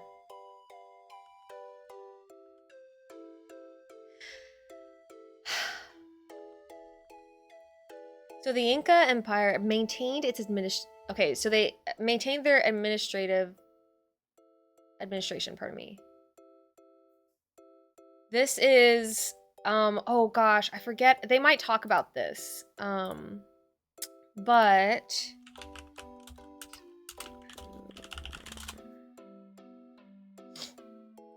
okay, so they might talk about this in a second, but there were these individuals called I think it's the Chusky, and they were the messengers that would take the Kipu from location to location, and they would run hundreds of miles to get to each location. They had their own specific back roads, or like road systems developed so that they could basically traverse the terrain effectively. So I think possibly this could be like a depiction of that. But remember, this is fascinating because we are getting a digitalized, whatever, pixelated rendition of the actual ink drawings of this chronicler. This chronicler sent a letter talking about the injustices being done to indigenous people, and they drew these images by hand, and we are now getting it pixelized. This is so cool. And this here that you see on the screen, this is the Kipu, right? So this is it's a long string that would then have other strings coming down from it. And these other strings would often depict different families, different individuals, and they would have knots all along them. And these knots would denote a certain number, right? They would be, it's like a decimal system. And this was, at least initially, majoritively, whatever, thought to be to keep track of, no worries, Kai, to keep track of taxes, right? Because the Incan Empire owned everything that everybody has, but they would give you stuff and you would work for the payment of it, right? The Chuskies. Bitch, I love this. I'm sorry. I should not get, this is incredible. I love it. I loved learning about this in school. This was my favorite subject. This was my favorite class, taught by one of my favorite professors. Okay, let me calm down. They were messengers, ran from tambo to tambo, which I believe the tambos were either like the storehouses. Let me look this up. No, get hyped. It's deserved. This is so cool. So the Tumbos, I think there's Tumbo storehouses. Oh, they were inns built for administrative and military purposes.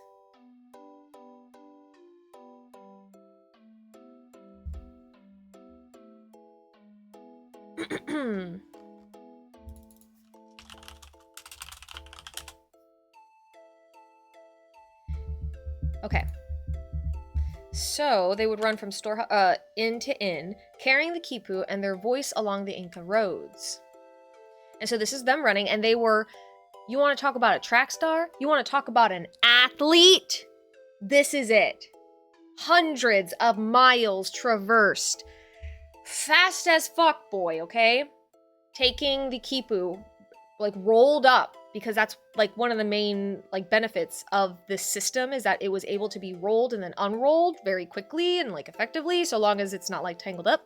So, Sweeney, thank you for paying your taxes. Sweeney! Today's not the day for me to try and figure out a nickname for you, so Sweeney, what's good? She a runner, she a track star. Dan, thank you for making you running into an animated emo. Okay. We'll do that.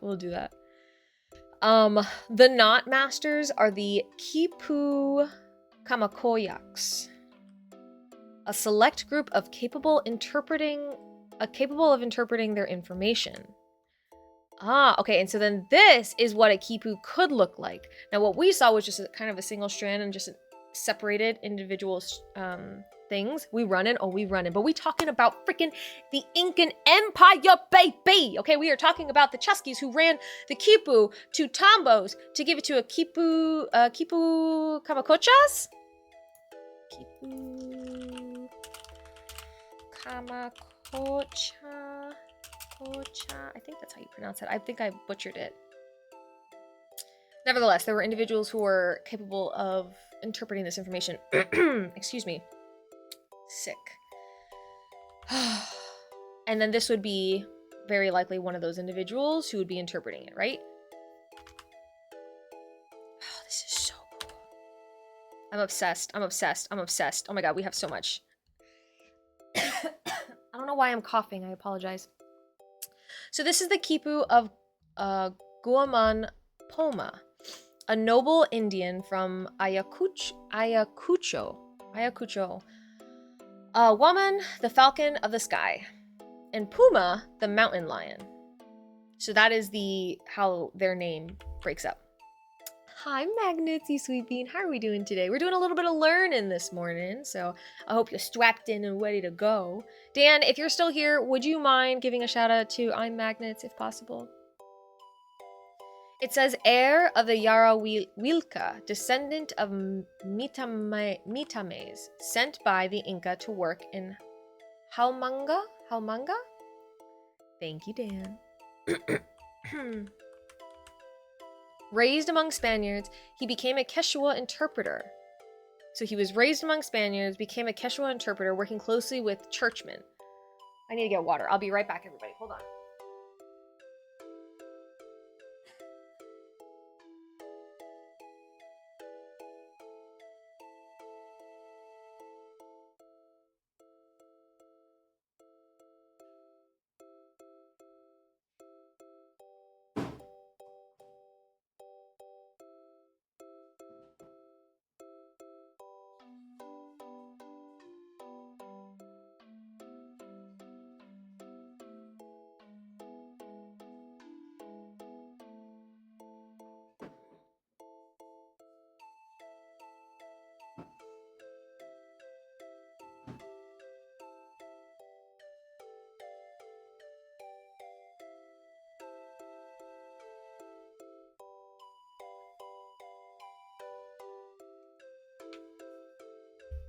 Mr. Q, we love you too. Have a good one. Enjoy the rest of your day. Happy Sunday. Okay. Defending the Indians, he filed lawsuits over land until he lost his own, condemned to 200 lashes. Tired of the abuses suffered by him and his people, he decided to write a letter to King Philip III of Spain. A work composed of over 1,000 pages, with nearly 400 illustrations rendered in ink, like we just talked about. I'm not strapped in for said learning, but I am open to being strapped in. How are you? Well, sit your ass down and get ready. I'm doing pretty well today. Thank you for asking. Trusting in his talents and fortune, he created his work. A chronicle unlike anything ever seen before.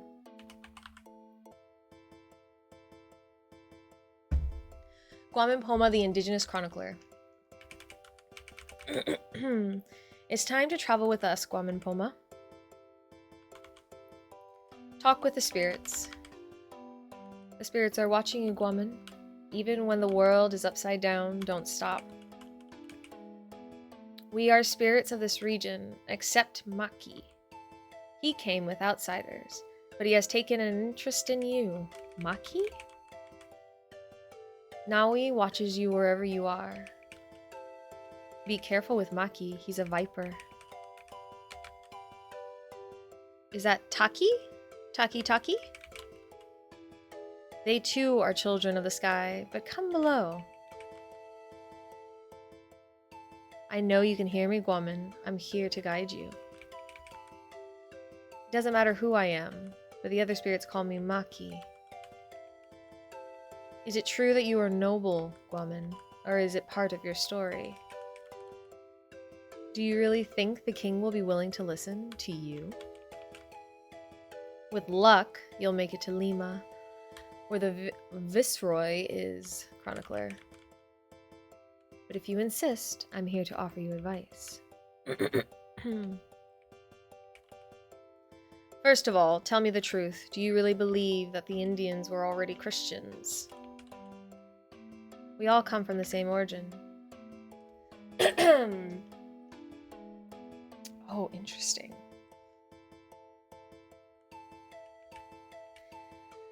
We have always followed the Son and Lord of Heaven and his teachings of peace, love, and goodness. The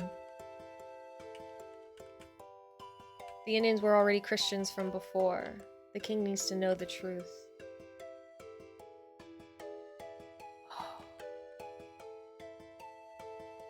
And all that talk about origins, Adam, Eve, the Incas, and Noah. Tell me what you truly think. Yeah, because that's an interesting comment to make. I wonder if these, it's like, this might be corn?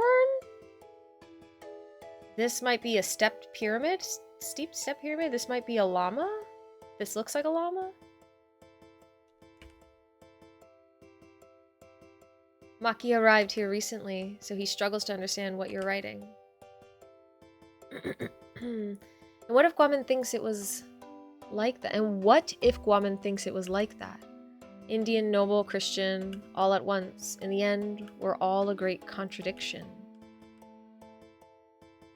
That contradiction must be acknowledged, not resolved, not overcome, but assumed as such. That's being cheeksy or stained. Oh, stained like the serpent and the jaguar. Like Amaru in Otorango. This is a person.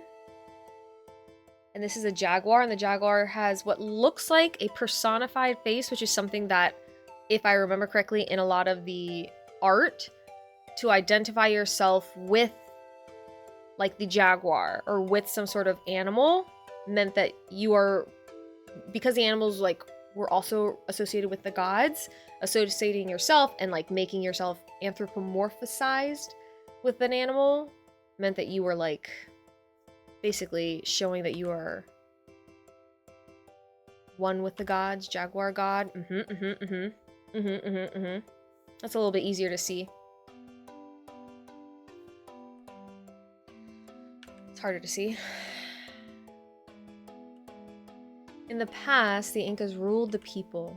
We worked the land and everything had its place. But now the world is upside down. Is that what you say, or is it what you want them to believe?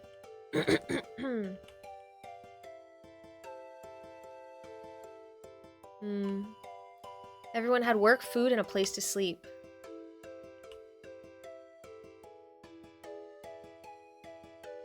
This is a tool that they use to dig the earth.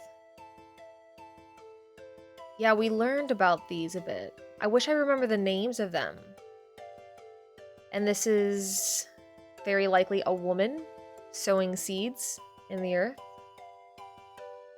Yeah, this is so cool. This is... I'm containing a lot of what I'm feeling, but God, it is so neat. This is so cool.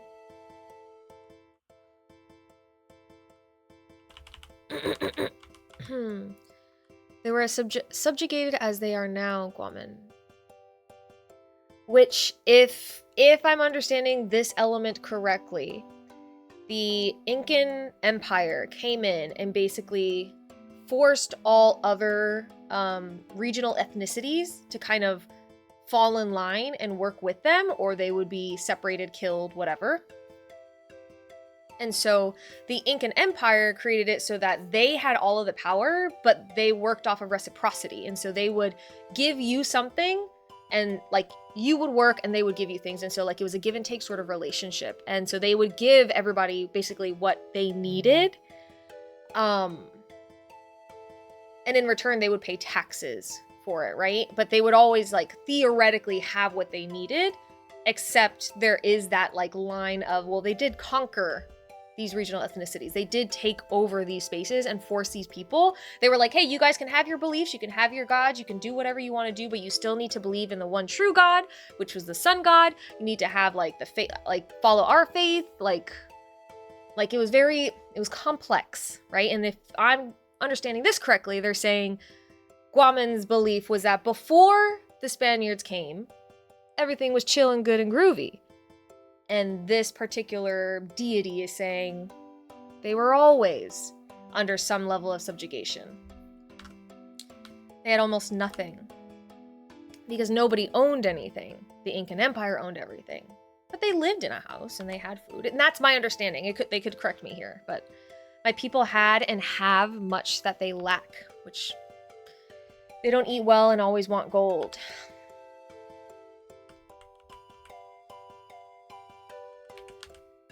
People follow the cycles of the cosmos, and there was a time for everything.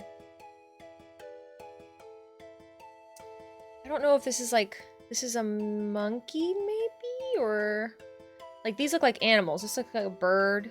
This looks like an anthropomorphized animal, or it could be a person, maybe a child. Trees. This might be a goddess.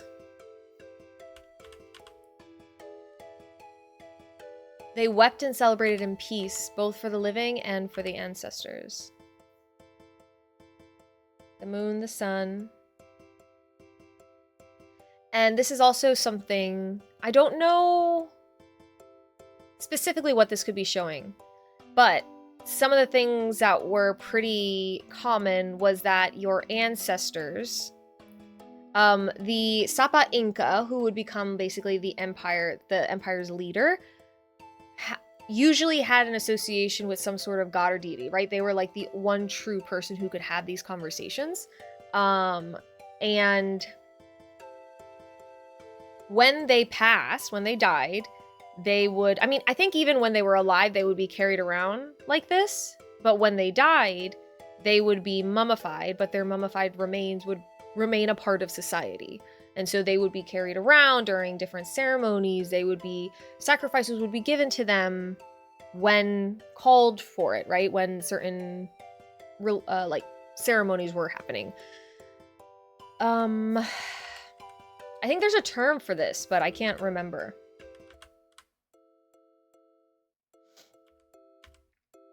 But when they arrived, everything changed. There were no sacred places, and the world turned upside down.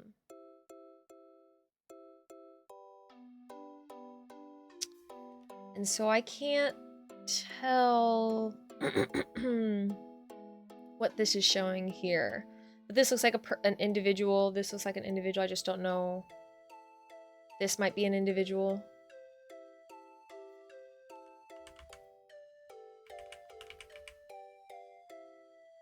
My people were subjugated even though they were Christians.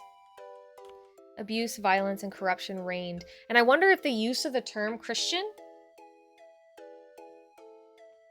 is specific to, like, if there's a meaning of like, no, genuinely they were Christian, or if there's like a double meaning within the word of Christianity, and like maybe there was this like view of what Christianity is versus how you identify, and maybe they believed that the view of Christianity and like the strong beliefs was echoed in the Incan people. I'm not sure, but we'll, I guess, find out more. Where am I? Okay. Person. This might be a conquistador.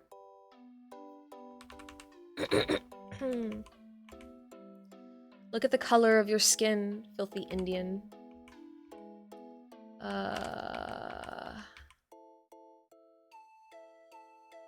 Okay, and this is definitely abuse. Possibly? This person looks like they have injuries to their body. Maybe this is like a whip or something.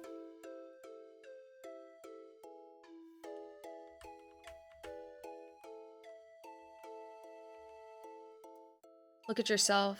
We're so different that you couldn't possibly be a person.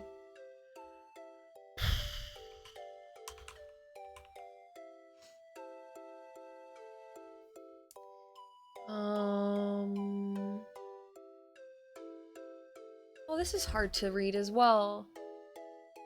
There's somebody here, and they look covered.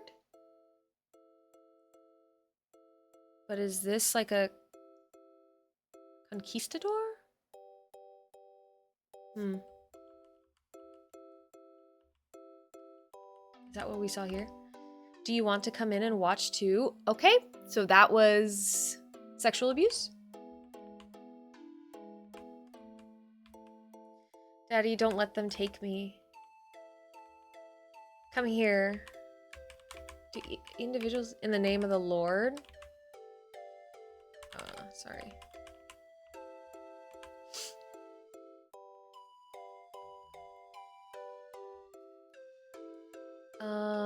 Okay, so this is that moment of child, parent, and then colonizer trying to take them away.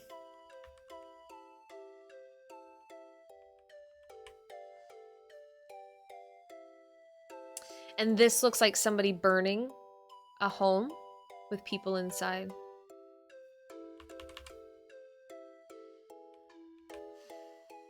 Oh, I already looked at this one.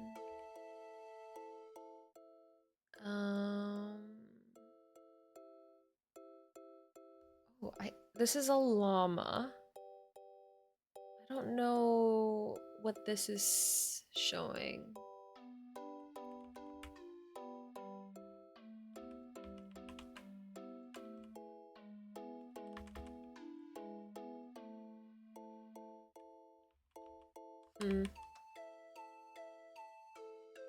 Okay, so this is obviously more violence against the people. You know, we didn't learn much about the conquest and like the arrival of the Spaniards and like what they actually did to all the people. We learned parts and pieces, but we didn't learn what they did per se. This is unbearable. Sometimes I feel like I can't take it anymore, but it's the only way to change things.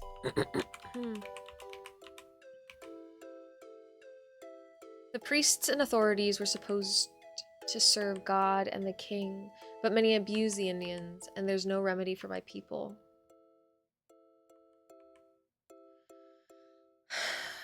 Okay. This looks like kingly stuff. Kneel before him, kneel before me. They're playing cards. Or they're playing? Are they playing? Everything seems to be in order under my law. prohibited, but not for us. Miss, please let go of me.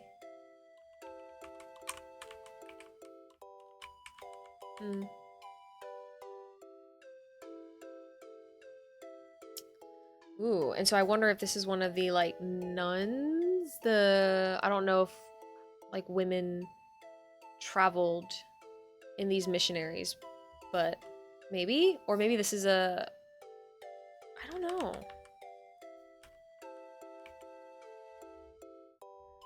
Oh, there's so much.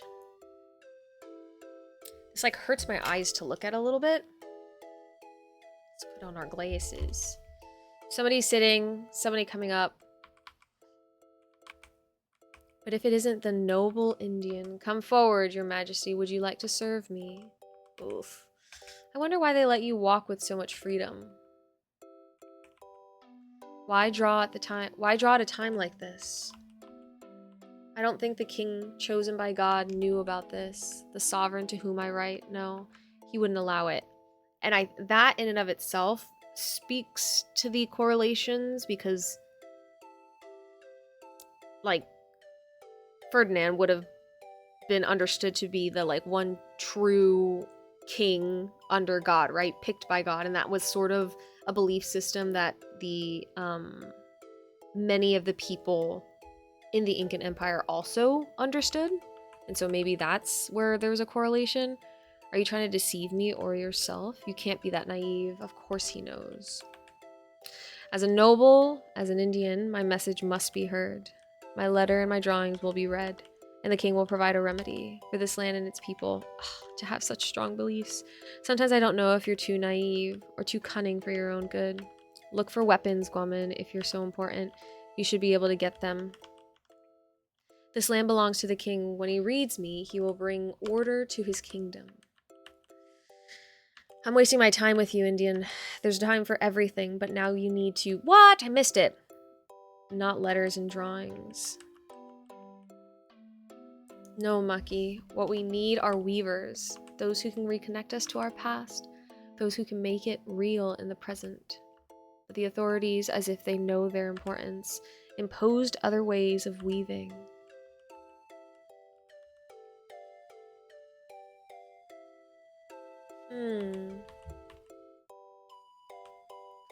Help me, dear God. Stop crying, damn it. Okay, so forcing labor. A work filled with creativity and joy turned into torment. Pain, blood, and dispossession became part of the fabric.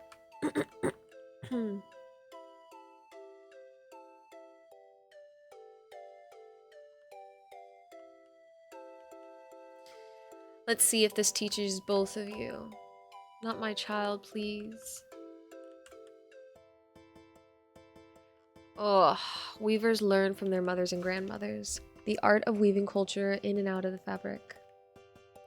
Weaving together, the hand learns and listens. Weaving relationships and communities. So one of the really important elements that I learned about the Incan Empire, and like many of the varying like regional ethnicities as well, is that fabric, woven fabric, was like woven fabrics, feathers, certain elements of nature were prized and were like had the highest value in society over like gold and silver and everything else that like Western worlds and like even the Spaniards really valued. And so the art of weaving was oftentimes relegated to the women and like the femme presenting individuals, but the women in the communities. And each like region had a different way of weaving different patterns. And so that's kind of one of the ways that archaeologists and historians and people who specialize in these sort of textiles, they can sort of ascertain time periods as well as locations for where these fabrics are found. Very fascinating, but it's also very important. It's important culturally. And I don't know if it is still today, but I would assume it is. That's how a common history is woven. And the common thread of that history is woven into the present.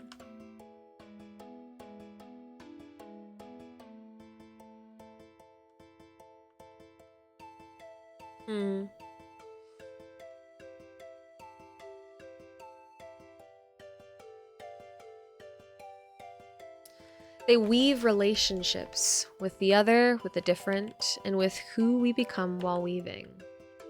The weaver embodies in each one. The weaver embodies in each one and in every being we become. While the warrior protects the boundaries and borders, the weaver is the one who unites communities and individuals, the past and the present. It is through weaving that we will unite the times, and the forthcoming justice will also reach those who have departed.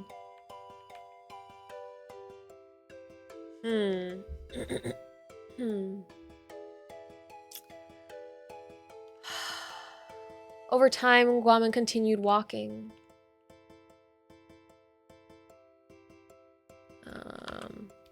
He crossed valleys, hills, and mountains until he could complete his work. I can't talk to this. Nueva Crónica y Buen Gobernero, 1,000 pages, and nearly 400 hand-drawn illustrations. Guaman traveled throughout the region in search of fortune, with the hope of being heard by the king. During his journey, his wife left him and later his son, leaving him alone with his dog named Amigo. Oh my gosh. But there are defeats which, although painful, are more valuable than 1,000 victories. And Guaman intuited this, contradictory and stained. Chixi, like Amaru and Otorongo, like the serpent and the jaguar. And that's why we follow him to the end of his own story.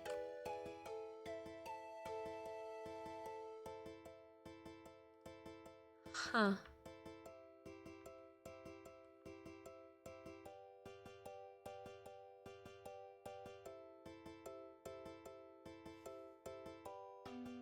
Ooh, we walk in. We walk in. With the spirits, Guaman found his way to the sun, returning to the cycle of time where fortune turns its wheel. And although the chronicler's work never reached the king, it reappears in our days, calling in ink and body for the justice he already sought for all peoples. The end. By Nico Valdivia Hennig. Acknowledgements. Nebula Games. Is it Nebula Games? Rio Junto. Kenya Chavez. Cajuana and Cesar. Sicas Yucra Quechua. Hispanic Studies, University of California, Riverside. Juan Chavez. Family and Friends. Art Games. Developers by Bitsy, its tools, and its great community. Heck, that was so good. To restart, refresh the page, I see. Well, holy cow, that was actually literally amazing. I am... Okay. I loved every second of that. That was so incredible, and it really makes me want to learn more about this individual.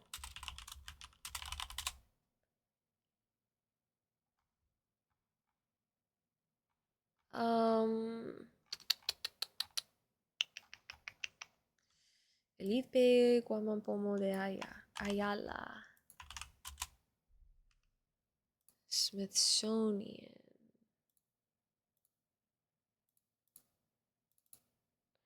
We'll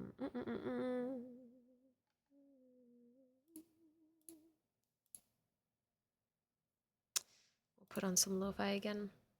Felipe Guaman Poma de Ayala. 1535 through 1616. Oh gosh. Can I possibly translate this if possible to English? Okay, let's see if this might not be one for one, but still we'll read it a bit. And these are okay, so I've seen these. These are his illustrations. Oh my goodness. Okay. Was a Quechua indigenous man known for writing chronicles and for denouncing the mistreatment of the Spanish towards the native settlers of the Andes after the conquest. His drawings constitute the most accurate representations of both Inca and colonial Peruvian life. All drawings belong to the first new crown and good government. Kameyuk. Oh gosh. The suspension bridges dazzled the Spanish conquistadors and later visitors alike. He, or is it maybe the, Chakamayuk,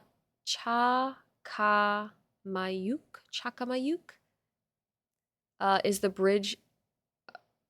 Okay, so he's the bridge expert responsible for construction. The specialized work, highly respected, is bequeathed from parent to child. So they had suspension bridges. The Chasqui, who we learned in that little game.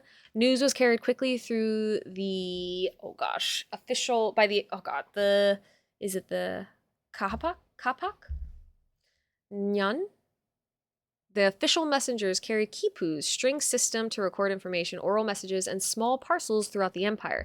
They ran through a post system, exchanging messages and goods at the so-called stations, the Chaskiwasi, with intervals of approximately 10 to 15 kilometers. So a long distance. The Colcas, deposits, and officials, Inca 1615. Food, clothing, and raw materials and other items were stored in state storage facilities called the Colcas. The Colcas were part of the system of storing food and goods for all the suyus, which is like the 4 regions of the Incan Empire, that the Inca then redistributed along the inhabitants of the empire. This system guaranteed the survival of the empire and its people in years of poor harvests. So it would be where they would store the food, and as it mentions there, in harder times and more difficult times, it would be what they would use to help feed and take care of people. Portrait of the Huayna Capac? Oh, I knew how to pronounce this once. 11th Chapa Inca, or Sapa Inca, 1493 through 1527. The empire grew to its maximum size under Huayna Capac, who consolidated the empire in a southerly direction, entering Chile and Argentina. While trying to pacify a rebellion among the conquered peoples of the north, he died of smallpox. It's an engineering marvel. 40,000 kilometers of roads through plains, jungles, deserts, valleys, and mountains built without the help of wheels, iron tools, or large traction animals. They only had like llamas and alpaca, which could not carry a shit ton in the same way that like donkeys or everything else can.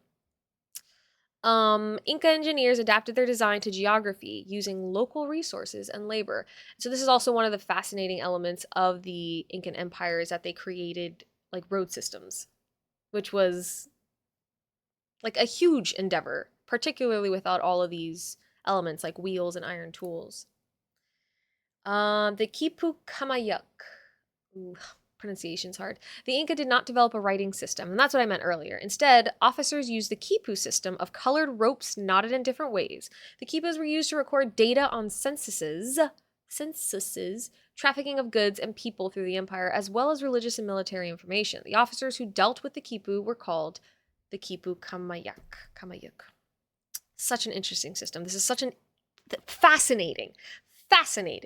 Like I really should just, this is when we talk about ancient Inca and we talk about the empire and we talk about the previous regional ethnicities and the groups of people who lived and like existed before the Incan Empire came into being. Like I'm obsessed. Proper obsessed with them and this whole like civilization. And I would love to learn more and to have like more knowledge on it, be able to pull this information more quickly. But then also to like learn more about like present day, the living ancestors as well. There's a lot that I just still don't know. But seeing the long chain of them is reminding me of seeing binary numbers in bytes. And while I might not understand that fully, I can sort of see what you mean. And it does, like, let me try and find a Kipu knots. Let me see if I can find, this is what they look like in actuality. Can you just give me a big picture? And so this is what they mean by like, it's so pretty. And this is what they mean by like different colored string and the ropes, the placement of the ropes, also the kind of knots that are being used. They all mean different things. And being able to read this was like obviously a skill set, right? But different colors. This one has like 2 colors in it, and that means something different, like a dark and a light compared to this one, which has majority light to dark. Yeah. Isn't that just fascinating? It's so incredible. And as a slight extrapolation of the topic, or a slight, like, what is it, tangent, this is a part of the reason why there are, I love your chat bubbles at the bottom of the screen, by the way, very unique. Thank you, I appreciate that. They're the same ones that pop up on the side in our major chat area, but yeah, I appreciate it. But this is one of the reasons why when people start discussing things like ancient aliens and kind of more advanced civilizations happening and like trying to basically unravel and strip the indigenous communities of their skill sets, of their accomplishments, it's just so infuriating to me because claiming or even suspecting that like the Incan Empire needed some sort of external help in order to be able to develop the incredibly advanced society and civilization that they had is at the time period that they had it is just like, it just does a huge disservice to the people and their accomplishments. I think about that all the time. It's if it's a white culture, it's like, wow, early engineering. When it's indigenous people, 100%. And that is, again, a little bit of a tangent. That is another reason why anthropology is sometimes like a questionable sort of degree and approach at human existence. Anthropology, obviously, I love it. I love learning about people, but it was born out of racism, out of prejudices, out of all kinds of really shitty things, right? And hold on, I'll allow that in a second. And as a result of that, like, there was this whitewashing of history, even within anthropology, until like people started branching away from that and like different ideologies started coming about and beliefs and whatnot. So, like fuck off, bro. The whole world, all peoples were doing something to solve their problems with their technology, etc. Exactly. And like, I think it's because there's that feeling, that thought, that like very colonial, like, again, probably whitewashed idea that the knowledge we have today is not knowledge that anybody else could have ever had ever in life. And then obviously there's the racism that comes into play, right? Where it's like white people can definitely have the knowledge, but people of color can definitely not have the knowledge because only white people have this knowledge. And it just gets very muddy and upsetting. And I don't know, it's a very limiting element of some thought processes. But again, like, this is incredible, right? They didn't need to create a writing system. They created oh, hey, is that a Kipu? Yes, it is, Space! Yes, it is! Oh my God, Space, I love you. Hello and welcome in, beautiful. But yeah, it is a Kipu. We are talking very loosely. We just played a game that sort of highlighted the lived experience of Felipe Guaman Poma de Ayala, who is the indigenous chronicler that tried to discuss with the King of France at the time that the way that his people were being treated was immoral and unjust. So many fascinating things. So many fascinating things. And I love learning about history. I love learning about people. And I also love unraveling my own, like, subconscious biases. Thank you for the hydrate, Space. Everybody, please take your little sips of water if you haven't already. I see Miss Angie up in here. Miss Angie, please go follow Miss Angie if you haven't already. Miss Angie, how you doing, girl? I love you. Welcome in.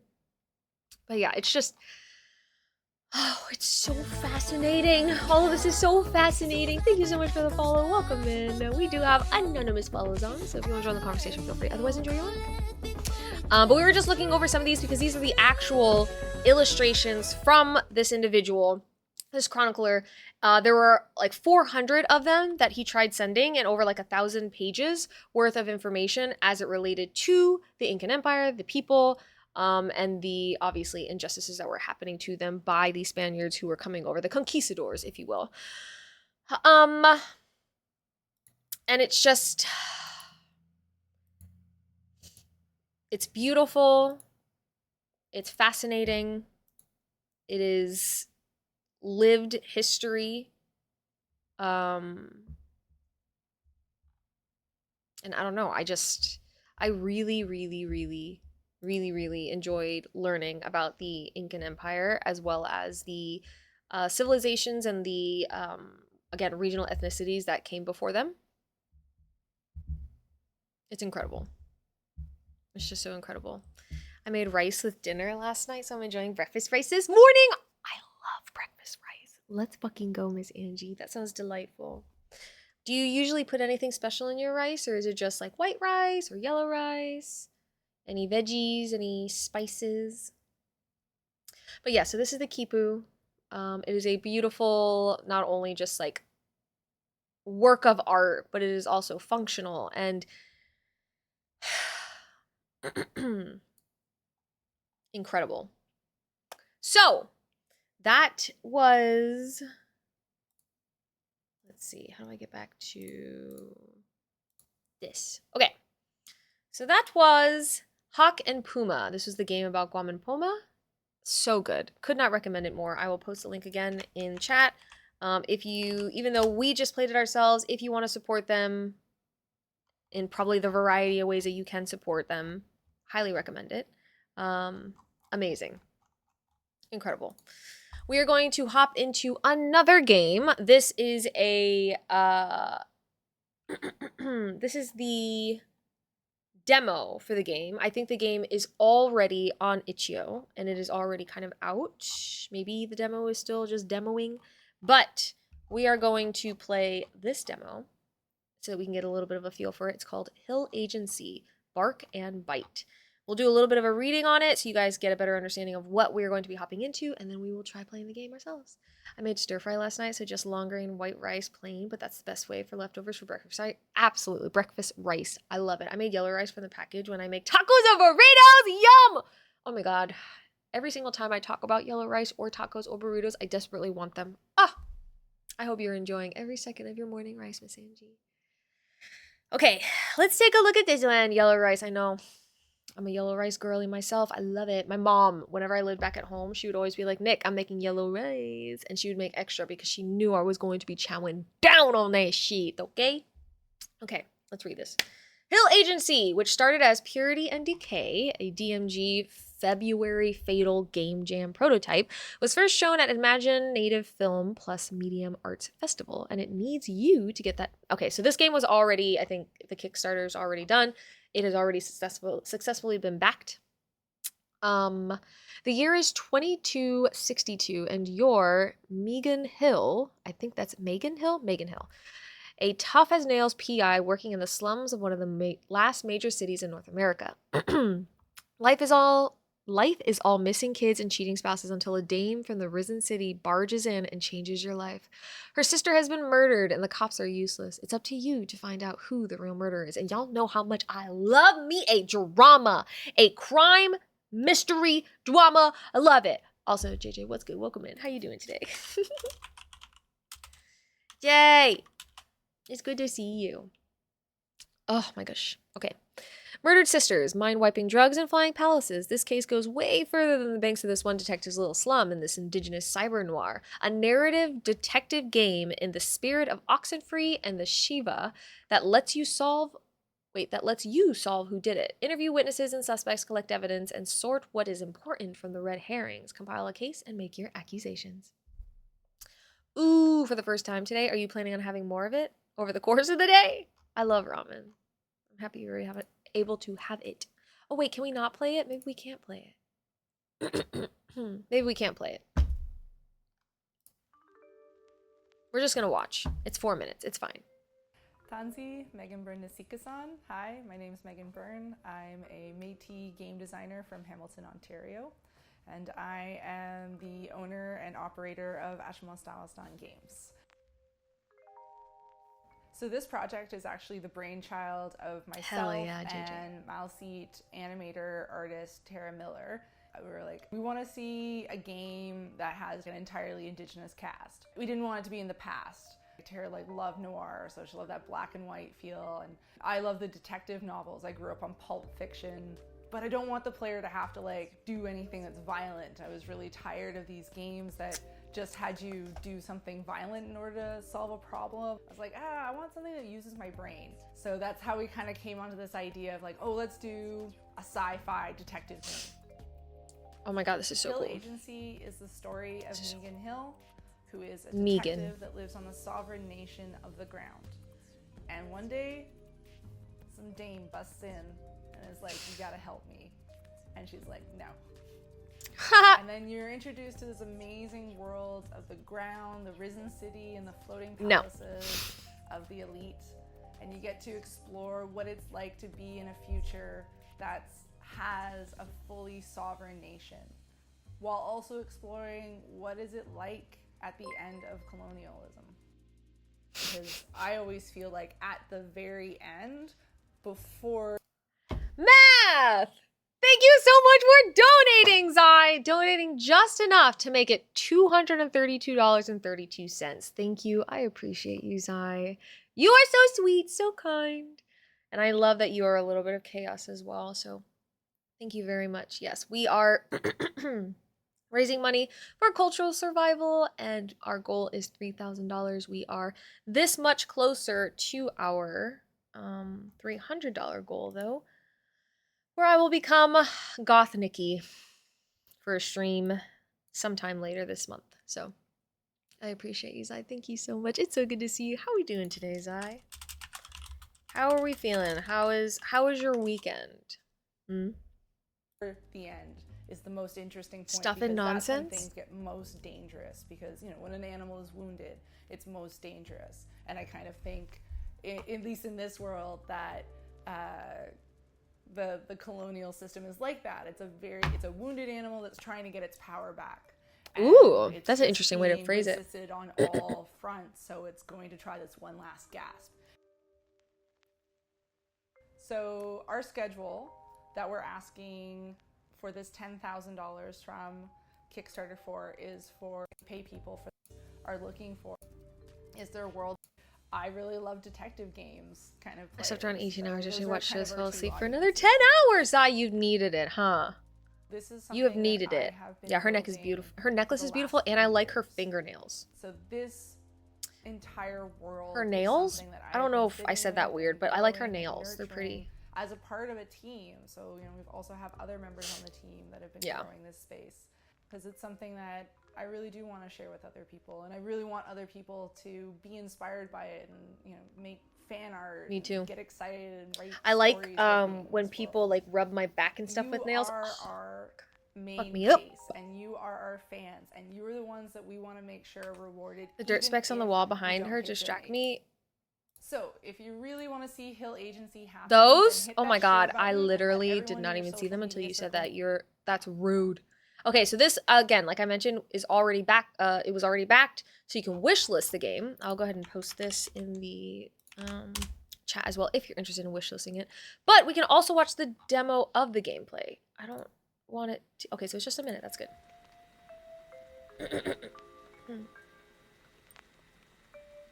I think. I don't know if this is just...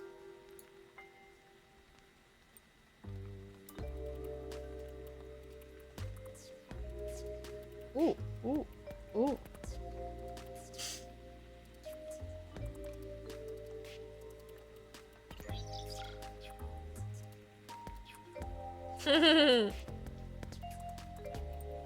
Okay, and this would be the person that you're talking to. This is like, it looks like this is pre... the game being finalized.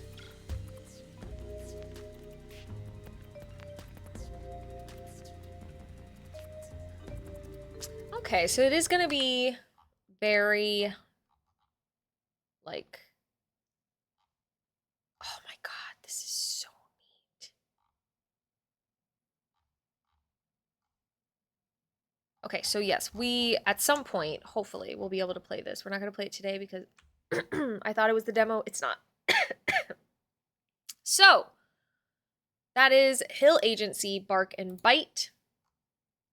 Let's go ahead and hop into some of the other games that I downloaded. I don't know if we'll get into all of them, but I do want to do... Oh my god, if I can pull this up.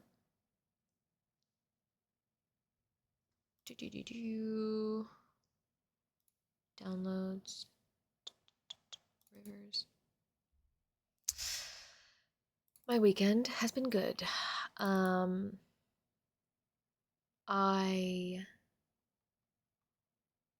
did I do? Yesterday, Dan and I hung out. We've been basically playing Baldur's Gate for like the past 3 days, trying desperately to make our way through it because we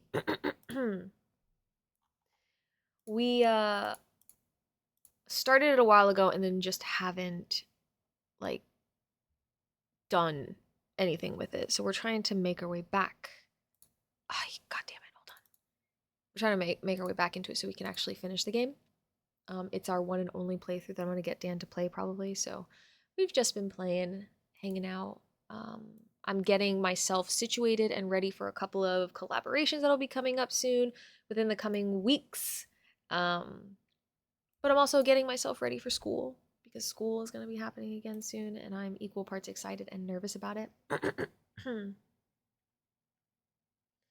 So yeah, how was your... Did I already... Oh no, you told me. You've spent the majority of your weekend just chilling. And Miss Angie, I appreciate that so much. I'm so glad that you do. It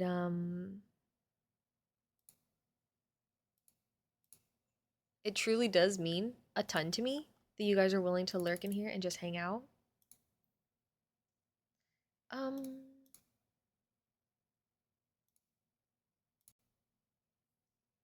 There it is. Perfect. Okay. And I don't think you guys can hear the game yet, but let's go ahead and get this audio. It is so beautiful. Can you guys hear it?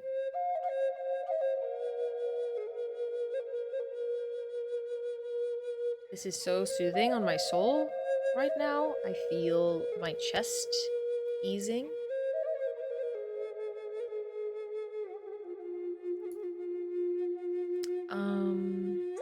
Yeah, this is very, very beautiful. Oh, sorry, I didn't mean to turn that on. Okay, I know I finished BG3, but I don't remember anything that happened in it. Maybe, Zai, it's time for you to play it again. Maybe it's time for you to play it again. That's a good sign. We love whenever that happens, right? We have our dark urge potentiality if we hit our goal for the charity stream. I want to see if this game has a category. It does. Okay, let's go into the category, the proper category. Okay, Beans, let's get into it. So this game, we saw a little bit of a conversation on it from the Cultural Survival article. It is called When Rivers Were Trails. We're gonna start a new game. Name your save. Nikki. Audio settings, that's fine. Stories. Okay, let's just play. What clan are you? So you can be a part of the... Okay, I'm not going to be able to pronounce things correctly, and I know it, and I apologize. The Ajijak? Ajijak? I'll probably replay BG3 after I clear out 10 more backlog games. What are some of the games on your backlog right now that you want to get rid of, Zai? Or that you want to, like, finish off? So this is the Crane, spiritual leaders with communication skills. The Name, sturgeon, mediators with negotiation skills. Makwa, the bear, warriors with medicinal skills. And Bizhiu? Oh, my pronunciation's poor. Lynx, protectors with fighting skills. I think I am going to be... I want to be... I'm usually a healer. I'm gonna be this warriors with medicinal skills because I do like throwing myself into the fray, but I like the idea of healing. I like the healing elements. Okay, so this is you. That's me. Move north, south, east, or west by clicking this or your destination. Your survival depends on your mental, emotional, physical, and spiritual well-being. If you have no well-being, you join your ancestors. I wouldn't even try to pronounce that stuff. I want to, but yes, I probably should just leave the pronunciations out. Gather, hunt, fish, and trade for foods and medicines. You will eat food often to satisfy your hunger and use medicines to be well. Use the pause button to take a break, return to the main menu, or exit the game.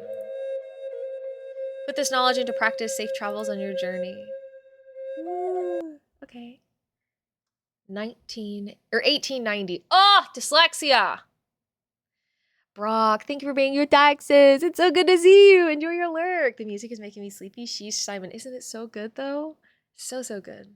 As allotment and assimilation reach Minnesota through the Nelson Act of 1889, Native people are forced from their lands to one reservation, White Earth. Red Lake strategizes a resistance to prevent the same fate for their nation. Ooh, sorry. Didn't mean to move anything. Lesdicia? Oh, fuck! Oh, no. I almost stopped and was like, wait, that's just dyslexia. No. Miss Angie, no apologies necessary. Okay, let's see. Maybe, can I do... So you said I can click on my destination, right? Interesting. Let's go north. You collected the Sawyer story, which you can click, tap to read. Ugh. Scroll down to read interactions and stories as needed. You can always keep track of your belongings from the upper right corner by clicking and tapping the icon. Be mindful of staying balanced while living honorably. Oh, that's beautiful. Well-being, foods, and medicine. Ooh, okay. I don't have a lot of those things. Despite your resistance to being relocated from Fond du Lac to White Earth Reservation, your land has been chosen for allotment to be taken and given to settlers. You are in a hurry to leave before settlers arrive, surely armed. Okay, so I'm gonna look inside. There's a sacred Asema tobacco hanging in your shack. We'll gather that. So we have more medicine. Okay, yeah. You use red cloth to wrap up the tobacco you dried last season to take with you. There's a barrel outside your shack full of supplies. Your stores from the winter include dried meat, berries, and medicinal plants. Let's gather the food, yeah. You will now be nourished during your journey. You can now heal from sickness during your journey. Settlers are coming. You make your way off your land safely, but oh gosh, I missed it. Ooh. Okay. So I can only go west from here. Hunter Bozhu? Oh, this is actual language. I will not try to read that. Greetings. Are you hungry? You look ready for hunting.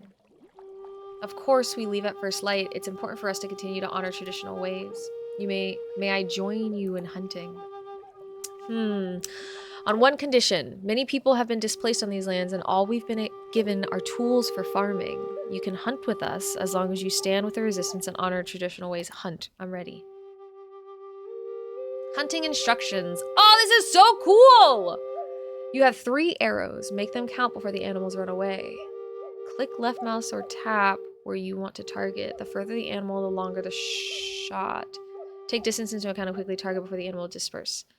The left mouse button on the tobacco to make an offering. Offering tobacco makes your next arrow fortunate, which will yield more meat from a successful hunt. Atlas Fallen. I haven't heard of that one. Final Fantasy VII. Cyberpunk 2077! That's gonna be a girthy one for you. Metaphor. Fantasio. Tales of Arise. I think I've heard of that too. Elden Ring. Oh goodness. Shin Megami. Donkey Kong Bonanza, and something else from my 1,800 plus game backlog. That's very understandable, Zai. That's a huge list. Holy cow. You have some big games in there. Okay. Oh, fuck. Oh, gosh. I'm bad at this.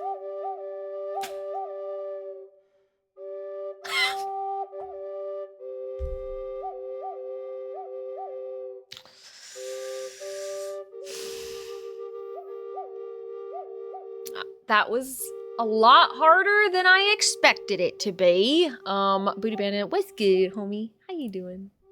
You notice a discarded newspaper as you walk along. A lot of them came out when I was stuck in my final fixations. Yeah, that's very fair. That's understandable, yeah. Yeah, I get that. Hunter, welcome back. You see an article with a map of the land and what is available for allotment. The General Allotment Act has given power to federal agents to divide reservation lands and disperse them to each adult, allowing them to sell and profit from what they consider to be surplus.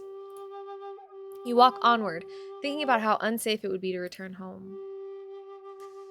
Ugh. Welcome to the timber market. How may I help you? You recognize that a market is a good place to prepare for your journey. You know having plenty of food is vital for combating hunger and contributing to your well-being.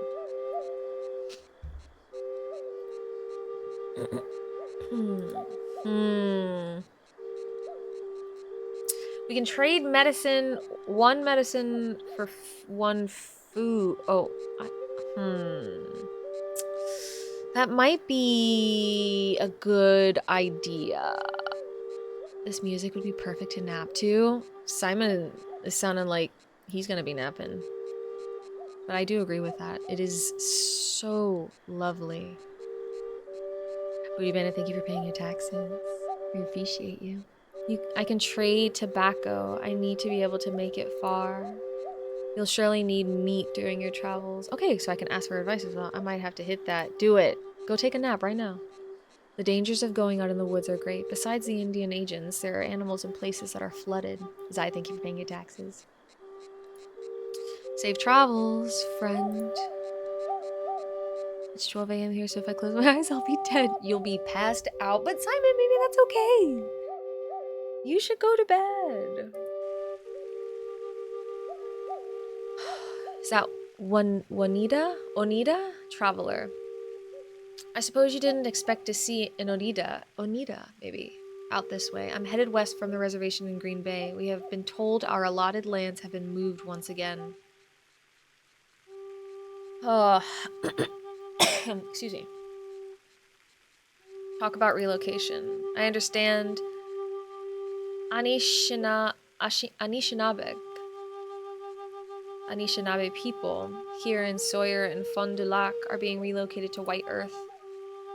Thankfully, that is close. We were originally from New York, but they promised us land in Green Bay. Now they are flourishing. We have to again make way for settlers. How far are you traveling? We're headed to California. Oh my gosh. We've heard through the church that there are opportunities for employment and there is a good school for children. Consider joining us in San Francisco if you make it that far. Safe travels. This has got to be...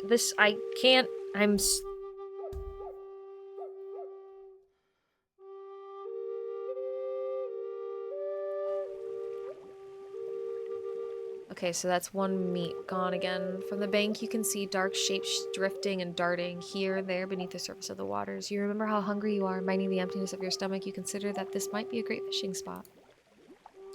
After close inspection, you can see that the shapes are that of lake trout. They're good eating and plentiful in these parts. You notice that some of the smaller trout are coming up into a shallow pool near some shaded rock to eat water bugs.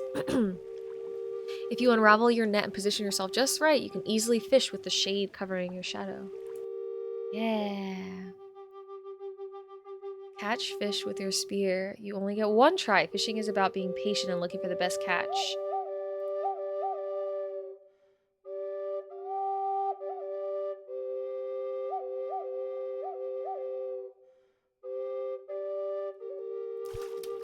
Did I get him?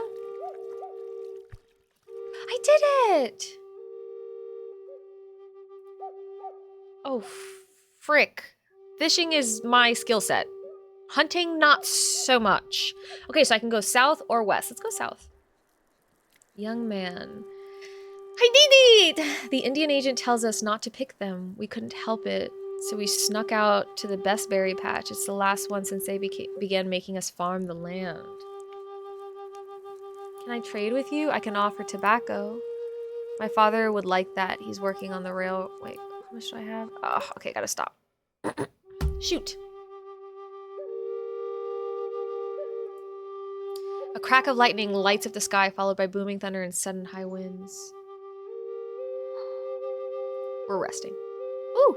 You quickly take cover and tend to yourself as thunder rolls on. Okay, so we got... Okay. That's good. Let's go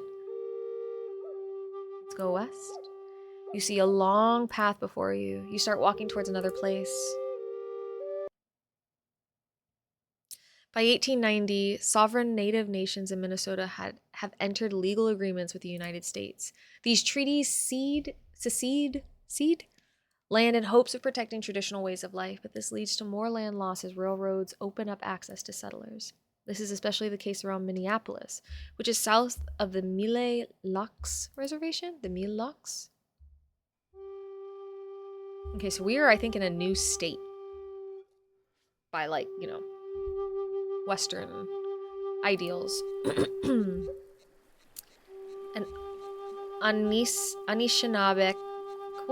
Anishinabekwe? Dwins, thank you for the breathe redeem. I appreciate you. Welcome in. Is headed in the direction of Leech Lake to the north. Oh. So we can trade 2 of these for 2 medicine for 2 meat. I haven't had a need for medicine yet, but I do worry about the moment I will. Don't go in lakes full of leeches. That isn't fun. I'm sure it wouldn't be. I want to talk about White Earth. Greetings, friend. I was recently forced off my land in Sawyer, and I've heard Anishinabeg are traveling through Leech Lake on their way to White Earth. How is it there? Greetings. Life is good and not so good. There have been many changes around here. We have been driven off of much of our hunting lands and have been ordered to stay in the village. I still go where I please. You ask how she travels with Indian agents around. There are no official laws here where we live, but they will take your belongings and do worse. Oh, I couldn't trade! Dang it! I wanted to ask. I'm moving south. You feel a drizzle of rain. I don't want to get sick, but I am running low on food. You find cover and enjoy a meal while the storm passes. I am running low on food. I am going to need to get food soon. A community of Anishinabeg from Mille Lacs are hard at work in the sugar bush. They are too busy to notice you nearby. Let's greet them. I have traveled here from Sawyer. It's good to see you working this sugar bush. One of the women regards you with concern. We've heard about the changes up north. We can share maple sugar with you if you work alongside us. Yes. I want to go camping soon. Me too! Dan and I were talking about that. Maybe sometime in, like, I don't know, the fall, we can make something happen for us over here. Because weather-wise, it's shitty in Florida, you know? But it'd be so nice to go camping.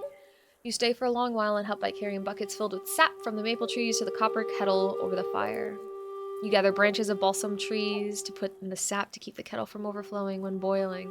Then it's just the right thickness, you grind the maple into granules, oh god, by hand in a wooden trowel carved from the tree trunk. Let's go. Okay. Amazing. We've gained another meat, or another food element. In New England, thank God, but I'm sure we'll have another heat wave. Stays hot here through September nowadays. Yep, that is about our experience as well. Although Florida stays warm throughout the year. It doesn't matter when, but sometimes we get some really nice evenings. That's what I'm looking forward to. Okay, so you seek out refuge at a long-standing Anishinabeg fishing village near Mille Lacs Lake. Your cousin Bimbibisa, who is Wolf Clan, welcomes you. Greetings, friend. Good to see you here. What brings you down this way? Allotment has reached Fond du Lac. The land I tended to has been taken. I'm sorry that you have been displaced. You can stay at least long enough to fish or hunt. We have everything you need here. I need to fish.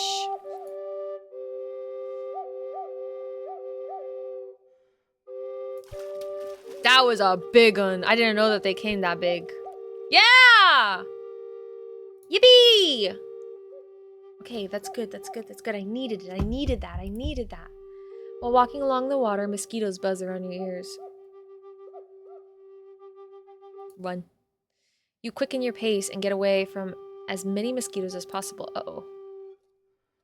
Okay, that's not bad. That's okay. Let's go south. A native woman is interested in trading with you. She explains that her husband and sons have passed on and getting a proper meal is hard these days. She offers you bear root, which is good for curing sore throats, colds, and even flu. I have enough. I don't want her. I have to agree. I don't want her to struggle. Oh! You are glad to acquire bear root. Your grandmother used to give this to you to chew when you were little. Damn it, that might not have been a good idea. You see a youth who you recognize from training gatherings between your community and Leech Lake, but there is something different about him. His hair is cut short, a sign that he has lost a family member close to him. He remembers you and is eager to talk to you. I'll listen. Do you know the story of Maingan? Maingan? My grandfather taught me that story. He is no longer with us. You can tell me about it. Oh, shit, I can click this. That's awesome. I didn't know I could do that. Written by Joe Tallchief. So this was the first animal, a wolf, and he walked alongside as Gichi Manidu made our world for us. The water, the trees, the wild rice, and all the animals. Is it Gichi or Gaichi? It might be Gichi. Manidu made people last, but loved people so much that Maingan was asked to help. Finally, Maingan came to Anishinabeg and said, I have a gift for you, but you must promise me something in return. Anishinabeg said, Eya. You must take care of all the animals on this planet, for they are your relations. You must take good care of them as if they were your relatives, because they are. Anishinabeg agreed. They would take good care of all the animals, and so Maingan opened his mouth and a dog came out, his gift.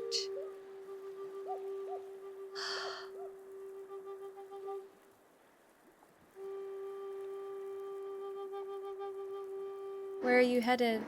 I visited the city to see the bicycles my cousins were talking about, but I'm headed back to Leech Lake. And you? I am intended to go to White Earth, but since my traditional territory has been taken and divided, I have no true home. I'm gonna gift. You share some tobacco with the youth. Thanks. Here, you can have my last maple candies. Yay! We give thanks and we continue on. So I can go along the river, I can go westward to Minneapolis. Let's go west. You notice a rabbit hole. Hunt! Oh god. I get it. How do I...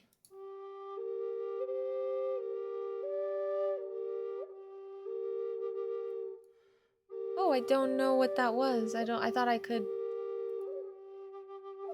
Okay. You see a native elder putting up a campfire from a distance. Looks like they need help. Of course! The elder implores you to help them start a fire. Absolutely! You share birch bark trimmings to help start the fire. The elder gives you medicine for your kindness. Woo! You see a turtle slowly moving along. I'm gonna look. As you watch, you remember your auntie telling you about how the Great Lakes are the heart of the turtle all Anishinabeg are carried on. Wait, I need to read this stuff. Maybe I can read it afterwards. We were busy looking at rabbit droppings and consider hunting when Ajidamu, Ayabe, and Wabishkio's son interrupts you by running up. Hey, would you like to go fishing with me? Yeah. How do you fish here? I have my own net. First you take off your shoes, socks, roll up your pants, and situate your feet in the water like this. The fish will be afraid of you, but you wait patiently. Soon they'll come back around, maybe even nibble on you a bit. As soon as they get close, ha! See? I caught one right off. Now you try. Fun. Okay, so we're waiting for a big one. Oh, like that one.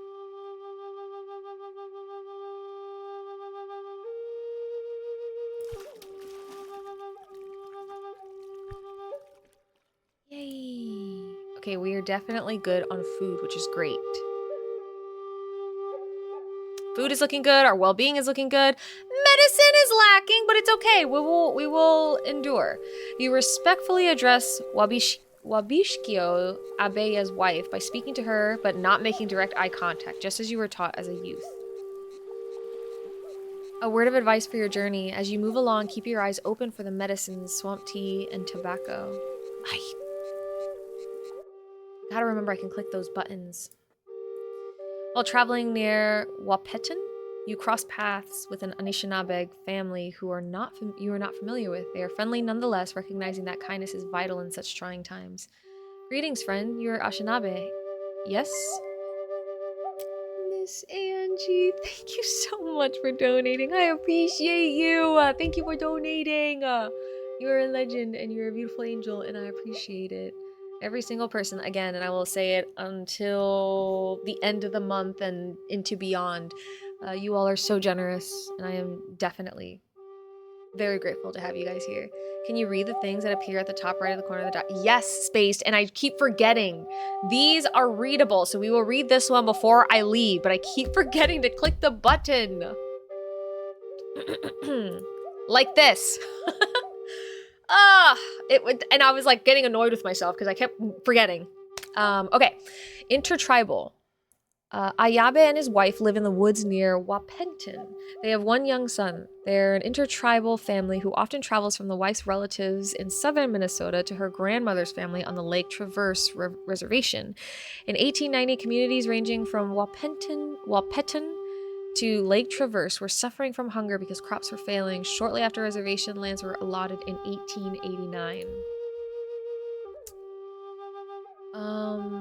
Ask for advice. What advice would you give me? Should I continue west or return to Mille Lake? There are many who are going to the Dakotas to support the nations there. If you go that way, you should have this manumin, wild rice for the long journey. You nod. Oh, what? Oh, sorry, just keep going on. Your path at the water is limited and you must either traverse rocks or weave through brambles. You make your way carefully through the brambles, but your pouch gets stuck and you lose some of your medicines on the way. Some? Okay, just one. That's okay. You find a train heading north. You get on the train.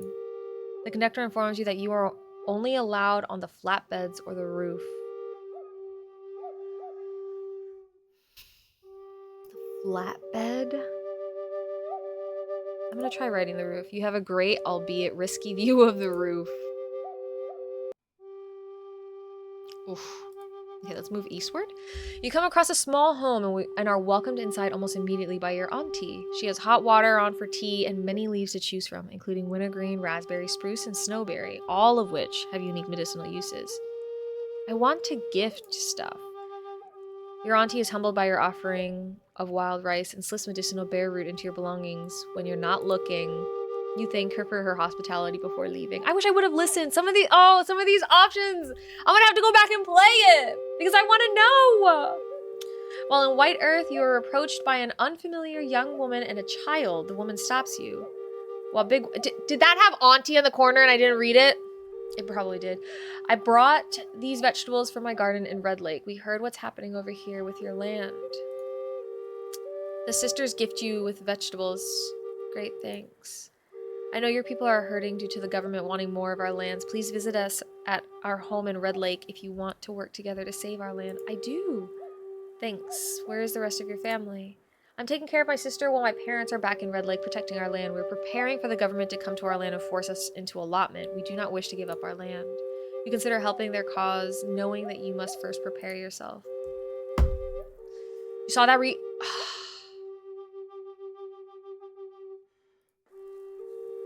You approach a home near a garden where squash, corn, and beans are growing heartily, while Big One greets you. The art in this is also really beautiful. I'm really having a good time looking at it. Greetings, friend. It's good to see you. We're talking about what is happening in White Earth and worry. See? Okay, I see it. The same fate will come to us here in Red Lake. Please come in. Broken Treaty, written by Nokomis Pace. The United States broke treaty promises on July 8th, 1989. Before then, the Red Lake Reservation encompassed 3,260 acres, but the Red Lake Band was forced to cede 2,905 acres as surplus after the allotment of households registered on the Dawes Rolls took place. So pretty. The reservation was left with little more than 300,000 acres of land in Lower Red Lake and most of Upper Red Lake. You accept the offer and join the young woman. Her home is small but welcoming. Miigwech? It has been a long journey. My people are hurting and hungry. I'm gonna trade with you. Absolutely. I have food, so we're gonna offer food. You trade food for medicine. Yes. See you when I see you. That's fun. A young Ashinabe man approaches you swiftly, looking determined. Our people are organizing to resist allotment. Our land must be held in common. We need you to help us. Okay, I'm watching this corner. Even though resisting will put your well-being at risk, you are dedicated to the cause. I am willing to stay and help you with your efforts to fight against allotment. Like, I wonder what the options would look like if you decide not to. Like, where does that put you? How interesting. Red Lake. The Red Lake Band successfully resisted government attempts to allot land to individual households under the Dawes Act of 1889. The act was intended to aid assimilation by dividing tribal land into small plots of land for farming and private ownership. By resisting, Red Lake Reservation remained under tribal control and was not checkerboarded into individual plots. Holy cow.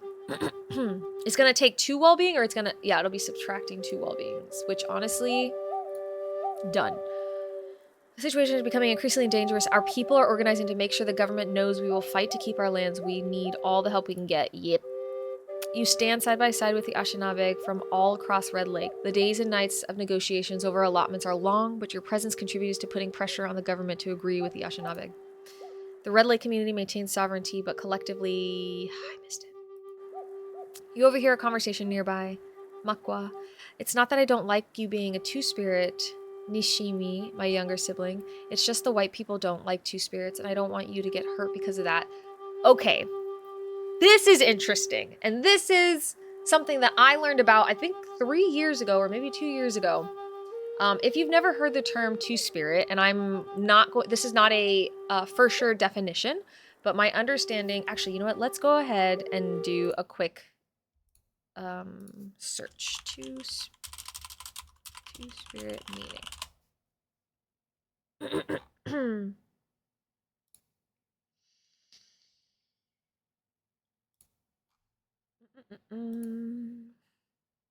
Okay.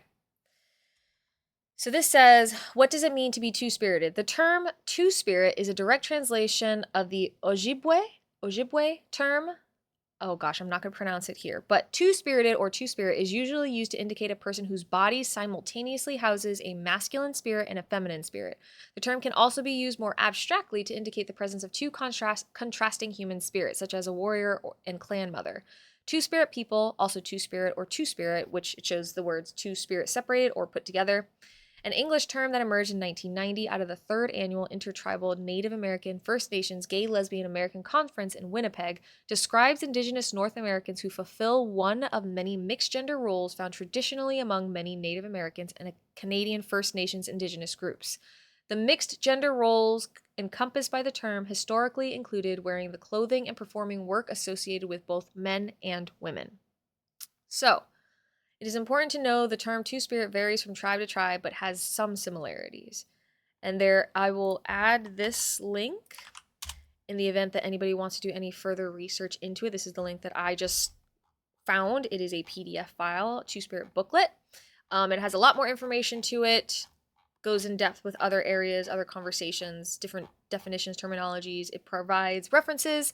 So it is something to possibly look into if you are interested in understanding more of the term, but that is just an interesting addition to this game, to the conversation, and something that we've talked about in the past, but just to bring it back to light so you all understand the definition and the weight of this sentiment in this moment, right? So let's just listen. Memengwa. I love her, and you're wrong about white people not liking two spirits. And this is the conversation between them. You're too young to even know what love is. Ah, and we have another definition here. Two spirit. Although menemgwa, why am I like dying over here, is young, they are firm in understanding their own self.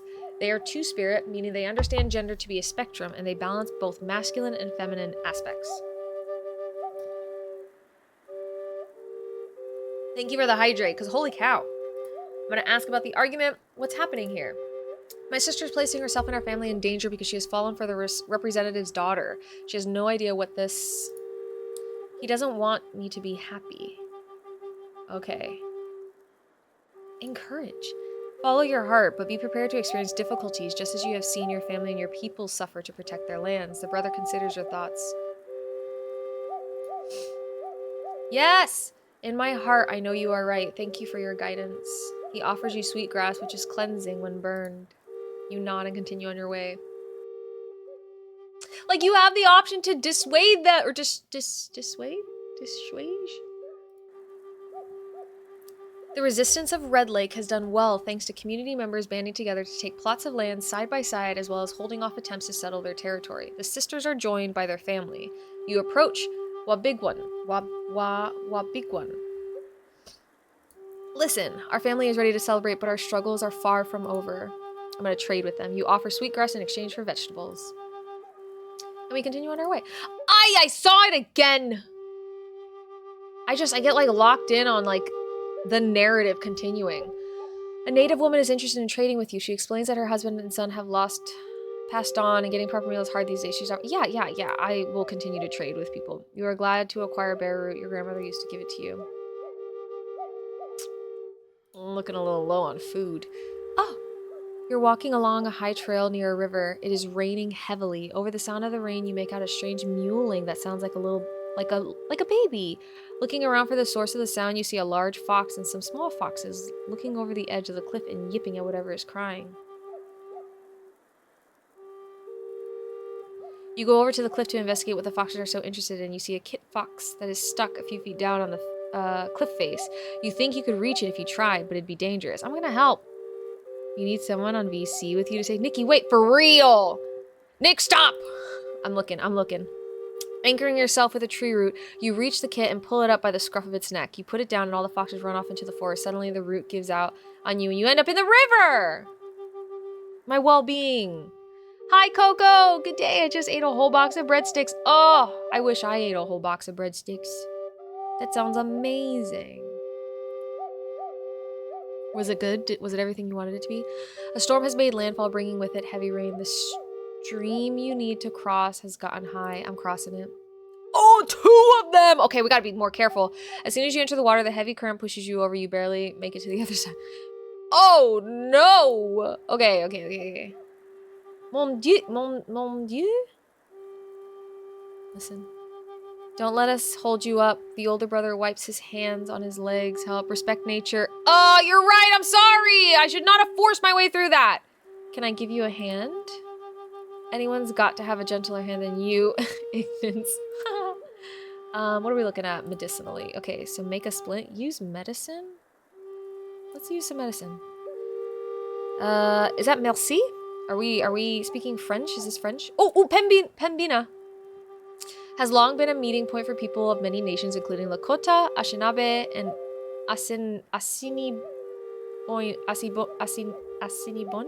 Boine, as well as the Métis people.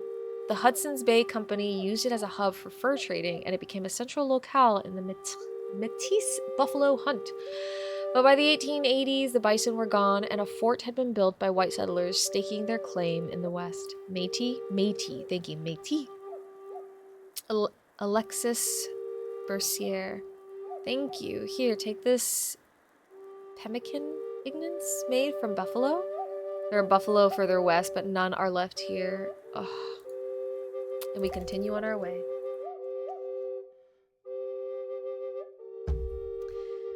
I just double checked and my Métis ancestor was in this area at this time. So this is super neat!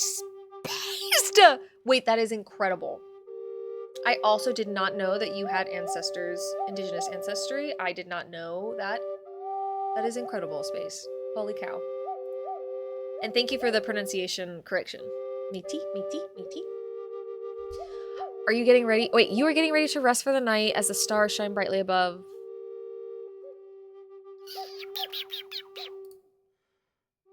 You notice that winter maker is fading as winter transitions to spring.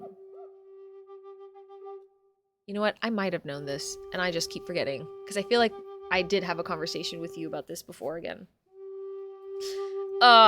Written by William Wilson, Carl Gawboy, and Annette S. Lee Bibun-Keonini. Winter Marker, the Orion constellation, is the spirit that makes winter. His arms stretch far across the sky, and he can be seen a few hours after sunset. He welcomes the snow, which is known to Anishinaabe as relatives, namely as grandfathers, because snow is much older than humans. Winter-only stories, which include their star stories, can be told when Bibun Kionini is seen in the sky. No winter stories are told when the frogs wake up.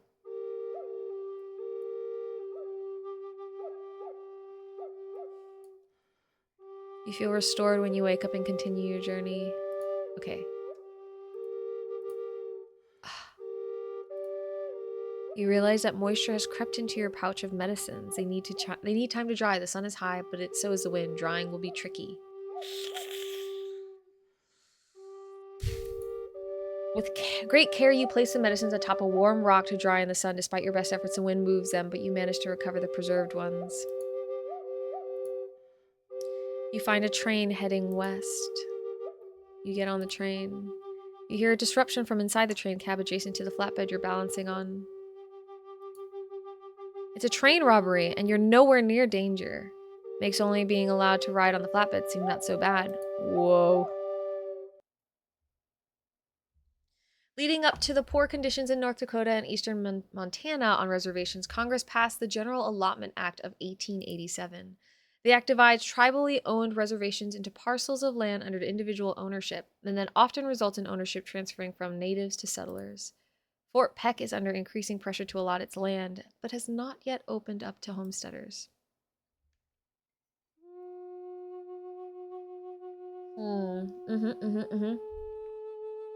Okay, our well-being has increased, but our food has decreased, so we need to increase that.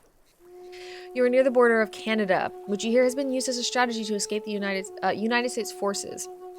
When a woman who is Turtle Mountain Chippewa waves you over. Hello. Greetings. I am Bear Clan. What is your Dotem clan? It's Bear. I am also Bear Clan, yeah.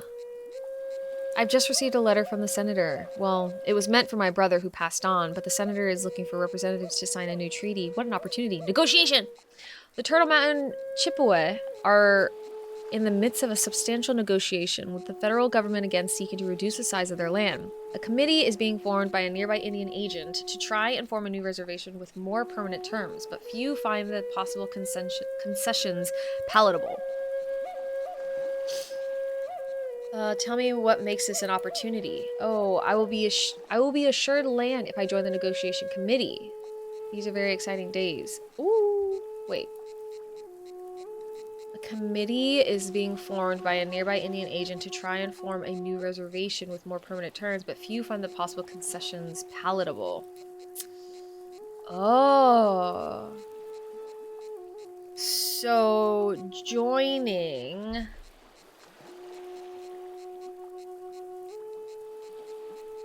Assured land if I join the negotiation committee. Should I encourage? I feel like I'm inclined to discourage this. Because if I'm understanding it correctly, it's a matter of like entering, like basically playing the game that is already not guaranteed, right? And as the original sentiment that we read, like these land ownerships then eventually still end up in settlers' hands. I'm discouraging it. The kind of person who would take an opportunity like that is why I am without land. I'll be on my way. Oh, you continue on your way. Oh.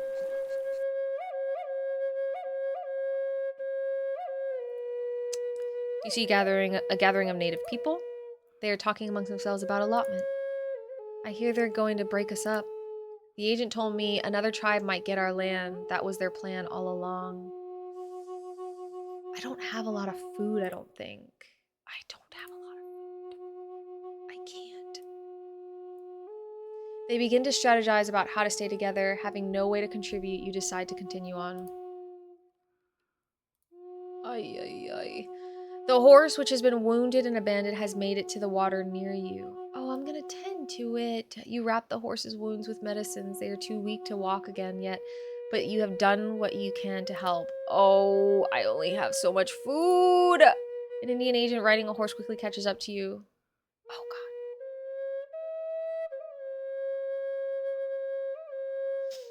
God.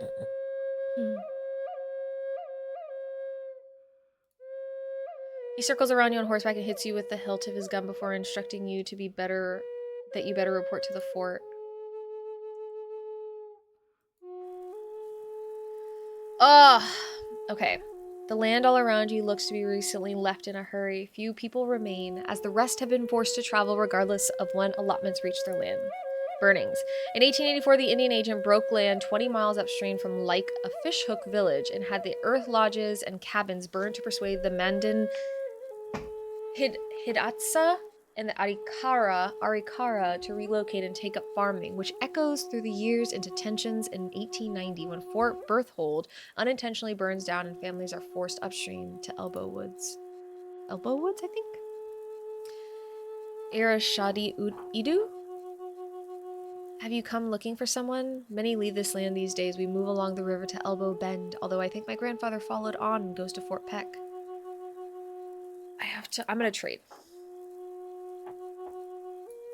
I have squash and corn, have a need of medicines if you carry any. Many of my people are ill. Medicine is even more valuable than food these days. Ooh. Okay, we have one more. Oh, I can't gift it to you. I'm sorry. You move too heavy and scare away the rabbits. Lighter steps when walking the high grass. My apologies. Fort Berthold. The Mandan Sanish and Hidatsa lived in close proximity due to the 1870 creation of the reservation of Fort Berthold by way of the 1851 Fort Laramie Treaty. In 1890, the government agency of Fort Berthold burned to the ground. The mood is tense and families have been pressured to relocate upstream to Elbow Woods. Ask about hunting. Oh, have I gotten in the way of your hunting? My apologies for sounding harsh. The government pushes us west with force, and with it the hunt. Allotment hurts us all. I could use help with hunting. Yes, I would love to help.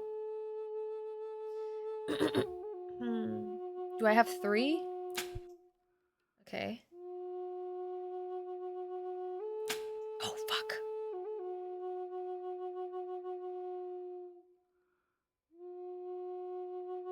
Was that it? That was all I get? Fuck! That was all I got. Damn it!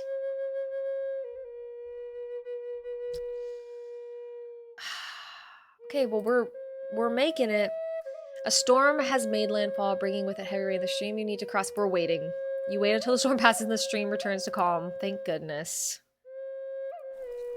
A woman appears to be very concerned and is looking around frantically when you approach. Oh no.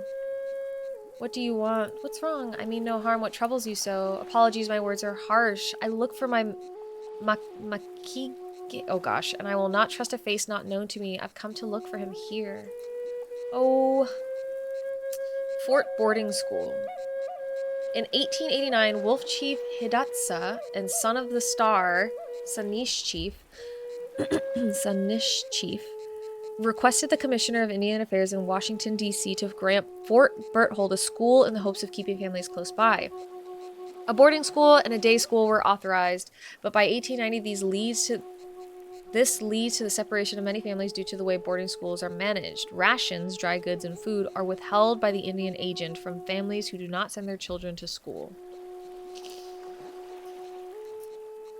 What do you think happened? I heard strange men laughing and I haven't seen my son since.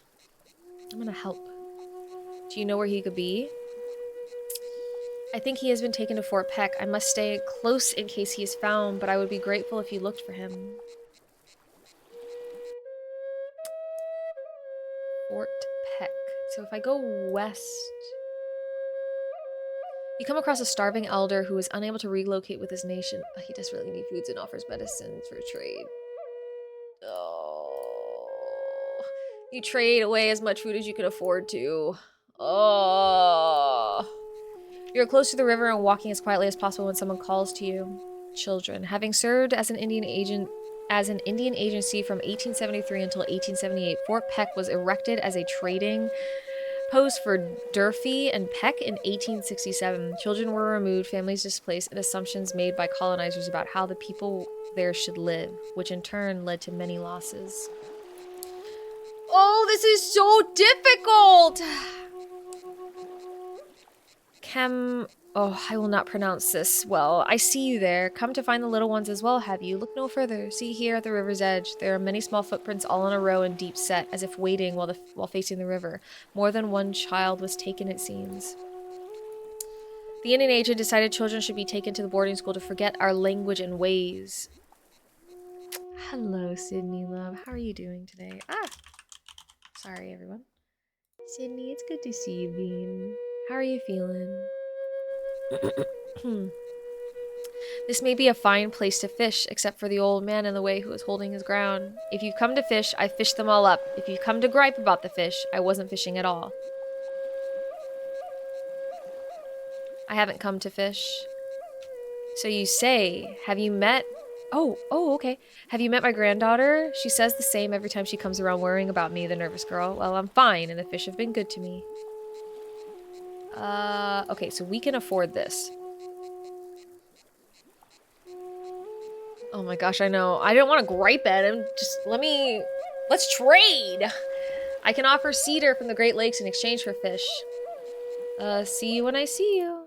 Okay, hell yeah. We got another day in us, baby! Another day! Pretty good. I'm in the middle of writing a future EP of songs based around folk horror movies. Tell me more about that, Sydney. What do you mean? Can you give us a little example of what topic? At least one of the topics? That sounds so neat. You spot a hunter's snare with a squirrel that has long since stopped struggling. The hunter is nowhere to... I'm gonna wait. You wait for the hunter to return. When they do, they share with you that they have been setting up snares since their community nearby is struggling from the rerouting of fish. Nearby, a man coughs and covers up his strain when you get close. He recognizes that you are not from his nation.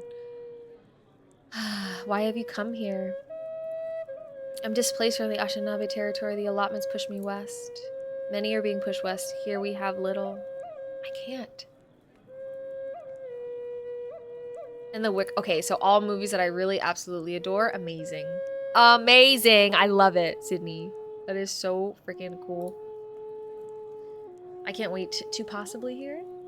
The most severe losses of the Assiniboine and the Yankton and Yanktonai.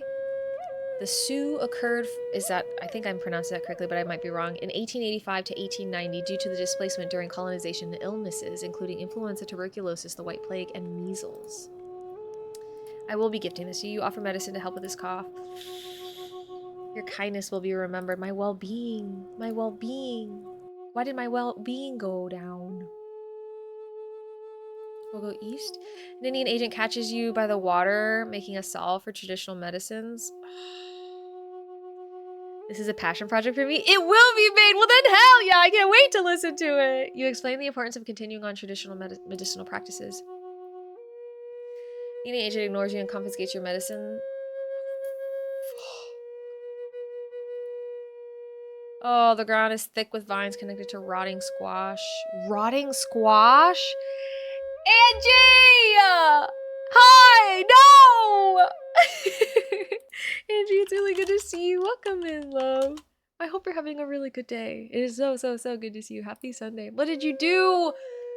Oh my gosh! So, an agent caught me and I tried talking some sense into them and they just took my medicine anyway. I have no more food. I have to gather the poor squash. I know. I have to gather.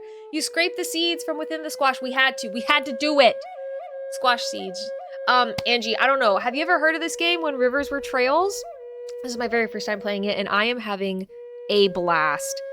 There are so many different routes you can take, so many different conversational options you can have, and I wonder, it makes me want to play this so many more times to figure out the other options. The fact that you as the main character can deny things, that's crazy. Is it La Pensy? Is one of the first indigenous game devs I learned about. Really? Angie, that's so cool. I am admittedly learning more and more. But this has already been such a gift. I am having such a blast. Such a blast. Oh my goodness. Dried squash seeds are nutrient dense. They contain protein, folate, fiber, iron, calcium, and potassium. They also contain antioxidants, boosting immune function when eaten on a regular basis. Also, la pancée. Whoops, no worries. I also am just really bad at pronunciation. Angie, I have not said a whole lot, but I have talked briefly about, I haven't exposed anything, just so you know. Yes, love that you're checking it out. Yeah, me too. I'm having a really good time. We've actually played through a couple of different games. Hawk and Puma. We watched a bit of Hill Agency. Bark and Bite. Yeah, I need to DM you back. I was working on Project Sam. No, you're totally fine. No worries at all. You take your time. But I haven't mentioned anything, so we'll figure it out as we go. Outside of saying that, you know what? Okay, I will say I talked about a freaking guest coming onto our channel, and everybody's surprised. It's gonna be Angie, but I'm not gonna tell you about what's happening. It's just know that Angie is going to be our special guest next Sunday, and I'm just so freaking psyched. I can't even keep my own secrets. Freaking nuts, but I am so excited. And no pressure. Take your time. Okay, let's keep going. God damn it. All right, so they have anti-inflammatory effects that can help treat arthritis. You scrape the seeds. Okay, so continue. You scrape the seeds from within the squash. Let's go! We got another day! Have you checked out? Oh my gosh, I have not. Hold on. Let me do a little heckin' Google. A little heckin' search real quick. Because I don't know if I have. No, I have not! Oh, it looks beautiful. Hold on. We will continue the game. Pinky promise. It's not going anywhere. This is the game that Angie just dropped for us. Where's my audio? Fire. Okay, let's do a quick... Wait, let me read this. I am not going to pronounce it because I know my pronunciation is going to be like borderline... It's just going to be wrong. Adventure is a fantasy adventure game inspired by Mi'kmaq legend and folklore. It chronicles the adventures of siblings Flower and her brother Fog. They get separated one summer morning and they go on an adventure through the spirit world to reunite. Wait, this looks so beautiful. Yes. And already, music. This is beautiful. Oh, how fun!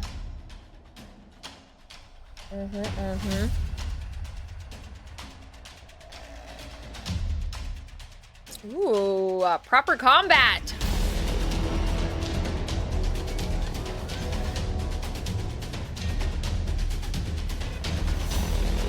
I feel like I saw a preview for this somewhere else. The art is so adorable. The colors are so vibrant.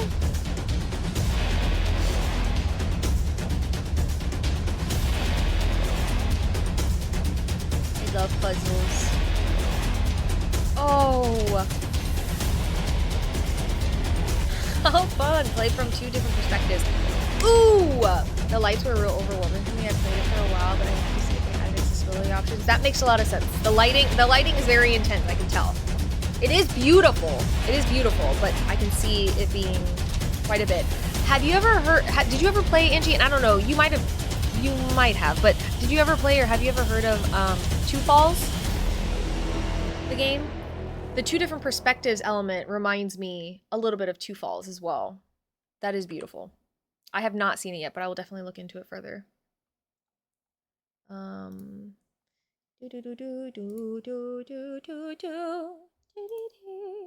Yes, I played it and worked with the Angie, oh my god. Angie, guys, you need to go follow Angie. Literally one of the coolest, most accomplished people I've ever met in my life. You guys, please go and follow. That is incredible. That game moved me in more ways than I can freaking state, and I sobbed. By the end of it, I was just full on downpour crying. It provides a really cool perspective. It was very, very interesting, yes. As somebody who did not have a whole grasp of the history, it was very fascinating. Very, very cool. Oh, okay. Let's go eastward. We have one more meal. As you sit by your fire and watch the wind blow through the grass, making gentle waves, your attention is drawn to a sudden burst of motion. Look. You put more wood on the fire to make sense of what the commotion is all about. You see a ferret flipping about and running back and forth like it has gone mad. It throws itself into the air over and over, landing on its back like it's some, oh my gosh, in some bizarre death throes. Oh my gosh. I'm gonna intervene. You think to see if maybe you can help the animal. Oh! Wait, I wasn't done reading! What did it say? Shoot, I need to read faster. You see a small tent and campfire along the water and two native... I say cool, but it's really sad since it... Yes, of course. Talks about history and the culture being erased. I agree with you. Sometimes I use the same terminology, but I definitely... There's nuance to it, so yes, agreed. You see a small tent and campfire along the water and two native children playing. There is no sign of an adult approach. You ask the children if they are okay. They tell you that their mother passed away from a bad cold, but their father has been out fishing all day and should return before sunset. I will stay. As you chat with them, their father approaches. You explain that you were passing by and saw the children alone and you were checking on them. He is grateful for your concern and tells you about his fishing spots so that you may catch fish for yourself. Let's go! Dinner, baby, we got it! Oh shit, I wanted that one. Oh, gosh darn it. You. Yes. Okay, big guns. Big guns are good. Shared some knowledge. Yes, Angie, and I appreciate you so much for doing so. That was a huge one. I love it. I love it. While walking along the water, mosquitoes buzz around your ears. Okay, so the ferret came to its senses when you approached and ran away. Oh, thank you, Spaced. Thank you. I was reading too slowly. Okay. I probably could have watched it. It was probably just trying to catch, like, bugs or something, but I wanted to make sure it was okay. So we tried running last time, and that didn't really work. We can try smacking, but I also don't want to... We're going to continue. You deal with the mosquito bites. You feel itchy, but continue on. Ah!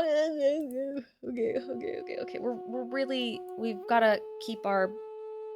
I gotta keep my brain focused. You approach the water's edge. The water is calm. Ooh. This is the first time we're getting this mechanic. Canoe your way through the river. If you crash, you lose well-being. Tap the left arrow to move left and tap the right arrow to... Oh, okay. Okay.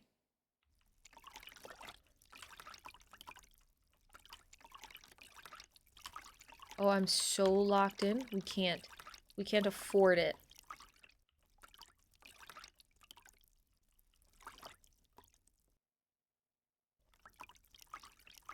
Oh, am I supposed to? Oh, I thought I was supposed to land there. Oh man, Crow territory had been defined in the Fort Laramie Treaty in 1851, but by 1868, the Crow were forced to sell nearly 30 million acres, thereby shrinking their territory significantly. During the Great, Sioux War of 1876, the Crow fought alongside the United States government in hopes of keeping their territory out of okay, thank you. Oseti-Saquon hands. Despite this, the federal government continued to seize Crow lands, allotting them to individual ownerships. During the spring of 1890, a handful of settlers had begun pursuing the Crow to allow sheep grazing, pressuring the Crow to allow sheep grazing on the reservation in exchange for cattle and flour. Tribal representatives, including Chief Plenty Coops, are against sheep grazing because it causes crop damage. Non-native sheep ranchers also did not reimburse the tribe for damage, nor did they hire natives to help in herding. In November, a United States government agent denied grazing leases to the sheep ranchers in favor of Crow leadership. I think I died. Yeah, you travel to the stars back home. Game over. What's my last save? Can I reload my last save? Where will you take me? Oh no. Maybe I can't.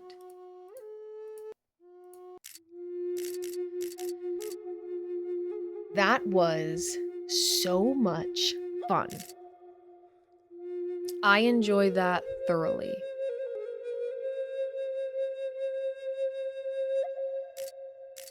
And I actually have every intention of... Did I not make it to White Earth? Oh, was I that close? Oh, no, there's other... Okay. I have every intention of actually coming back and doing more of this, because this was, like, really, really well done and very informative. The Nelson Act of 1889 in Minnesota gave non-native settlers the right to divide up native land and allot plots to native people and non-native settlers. This strategy divided native communities over disagreements about what land would be allotted and to whom. The Anishinaabe community in Sawyer was separated from Fond du Lac through the Nelson Act, although some Anishinaabe turned back during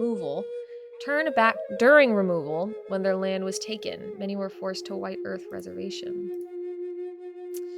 Is it Oneida? People are originally from upstate New York and first experienced relocation in 1838 when a large sect of Christianized Oneida set out to a new land set aside for them near Green Bay, Wisconsin. In 1845, they were asked to relocate again, this time west of the Mississippi. Many families have been colonized but still held fast to their clan system, even though it no longer had political power. Some families moved to be near their children as they attended boarding schools. Indian market. The 1890s saw the rise of the Indian market for timber operated by the Fond du Lac Anishinaabe, but this time most of the enrolled population were residing in log cabins and dressing in European-style clothing. Waterways were being dammed in order to convert swampland into agricultural land. Anishinaabe struggled due to unstable and unclear ownership of resources as railcar after railcar shipped out timber. Forced assimilation is the process of making people adapt cultural practices. Hi, Dee, welcome in. Even though assimilation was the goal of allotment acts, many Fond du Lac members still relied on the old ways of living in 1890. Often, they would have to go into hiding in order to continue to hunt, fish, and gather. I think we read this.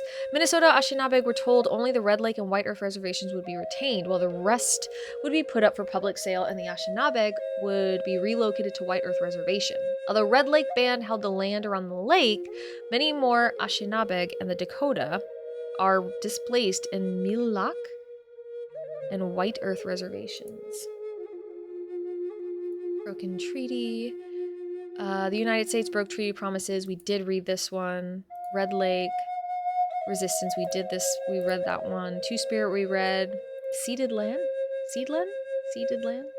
Due to unrest among the Red Lake Band, the United States set aside forest lands to return to the reservation. However, the promise turned out to be a ruse to diminish resistance, and by 1904, U.S. officials instead forced the Red Lake Band to cede even more land. Oh, if this doesn't make you angry... Pembina has long been a meeting point. Okay, so we did read this. Benny, thank you for paying your taxes. Sugar... Did I read this one? The sugar bush. The sap of maple sugar trees flows late in Onabani Gisi? Ooh. Gis... Hard crust on the snow moon, also known as March. Okay. Maple sap has nourished the Anishinaabe for generations, since before colonists arrived with metal kettles that made the boiling process easier. While it's tempting to drink the sweet, this word is beautiful and I cannot pronounce it, maple sap, that comes from the tree on the spot, Anishinaabe ancestors knew the sweetness would be better concentrated, preserved, and stored for use all through the year. This word is stunning! Was traditionally boiled in birch bark containers until it became thick. The moisture with the water and the sap kept the birch bark from burning as it hung over the fire. Once thick enough, the nearly solid sugar would be poured into a wooden trough. I think I spelled that wrong, or I said that wrong earlier. Carved from the trunk of a tree and ground by hand into granules. The resulting sugar would be packed into cakes or cones, used as food seasoning, or even added to water for sweet tea. Wait, that's so amazing! Cousins. Okay, I don't think we read this one. Before Anishinaabe came to oh gosh, Mille Lacs Lake. The Dakota people lived there and considered it a very sacred place. They called it Spirit Lake. Oh, maybe I need to do, I want to understand a bit more of like how sounds are made, like MDE. What sound does that make, right? Because I don't obviously speak the language, so it's harder for me to understand like that linguistic complexity. Ashinabeg and the Dakota fought over the land, but eventually came to council. Most of the Dakota moved south and west, but those who left Mille Lacs taught Ashinabeg the songs and ceremonies needed to properly honor Spirit Lake before they left. Some of the Dakota even stayed behind and became Ashinabeg. Ooh, those that stayed were named... we saw that word earlier. Or Wolf Clan, and continued to share their knowledge with Ashinabeg. The Mille Lacs band proved to be the nexus between Dakota and Anishinaabe culture. The band's ceremonial drums have Dakota origins, and its songs are even Dakota tunes with Anishinaabe words. Whoa. Is that the same as this intertribal?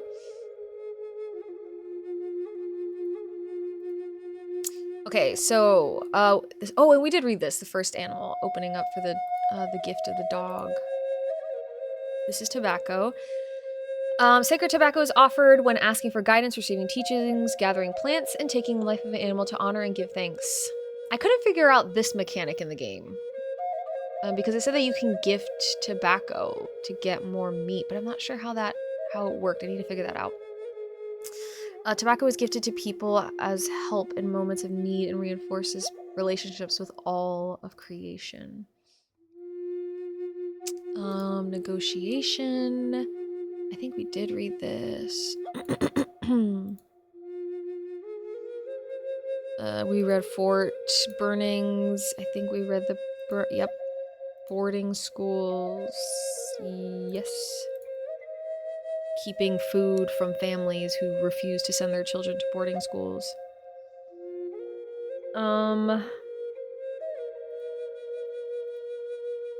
Most severe losses. Yes, we did read this as well. And then these were areas that we did not get a chance to get to yet. Oh. Like, look at this. Hi, April Love. Welcome in. I'll give you a shout out in just a second. I know you don't expect it, but I want to give you one. But look at how many stories we have not uncovered. Jingle Dress, White Earth, Nelson Act, Nishkadizi.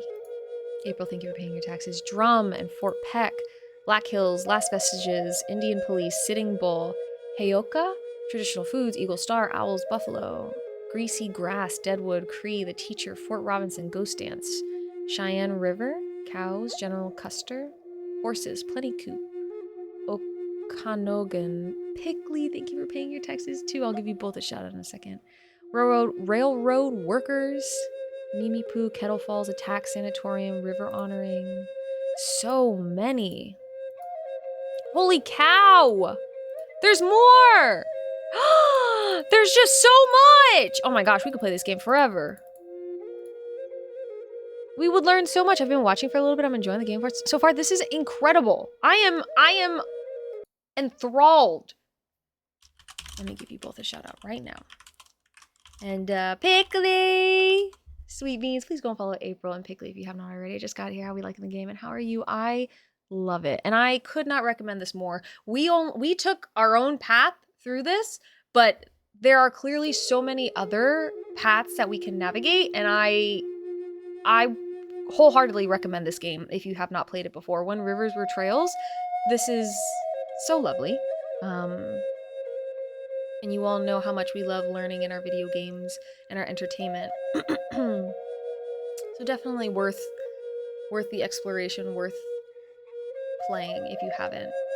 And it's a lot of reading, but it is really, really like soothing also. For as much as the topic is very heavy, because the topics are obviously very heavy, there are just elements of it that are just really enjoyable and fun mechanics too. So yeah, very fun. Pickley, it's really good to see you. April, it's really good to see you too. I hope you guys are having a really good Sunday. Welcome in. I think we're going to transition though. We are going to transition to maybe one more game. because we have one more in here that we can look at. Where is it? Oh, maybe this one. Wait a minute. There it is. Da da da da da da da da.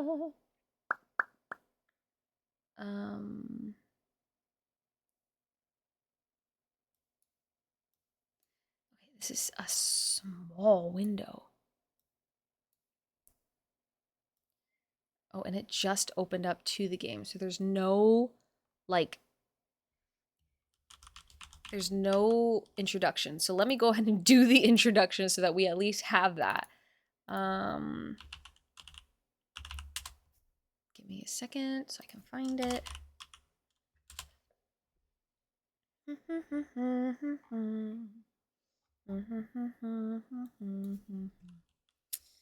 Now what? And let's do this.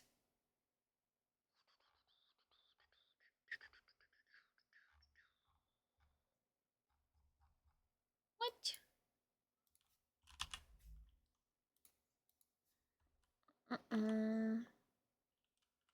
I don't know how to do a fancy letter for this, so it's hard for me to figure that out. That's how we found it the first time. And I think it's this one. Okay, so I'm not 100% sure, but I believe that this game is called, let me see. So I believe that this game is called, goodness gracious, The Truth About the Stars.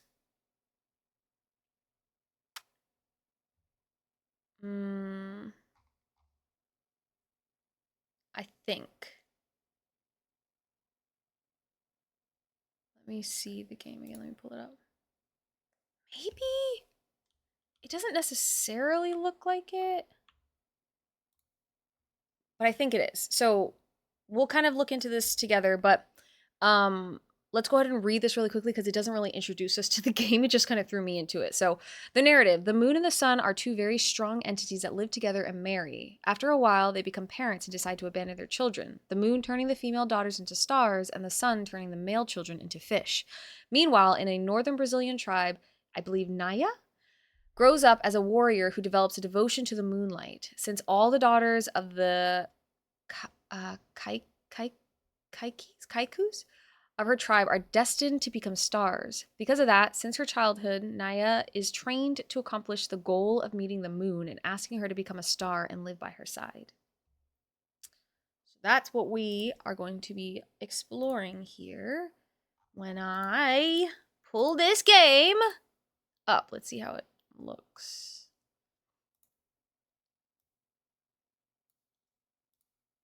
You want to? Maybe. We'll see if it actually, like...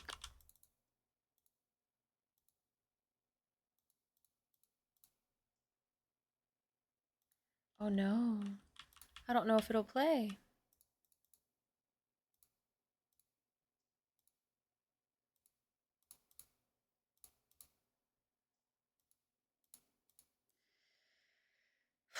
Let's do this. Let's do this.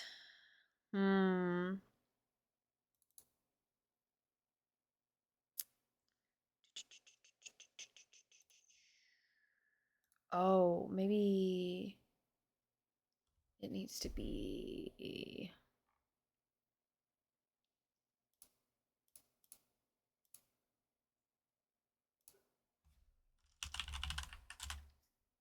There it is.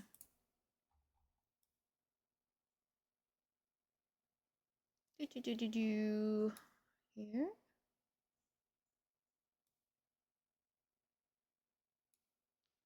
And then let's do game audio. Okay, you guys should be able to hear it now. Everything should be good.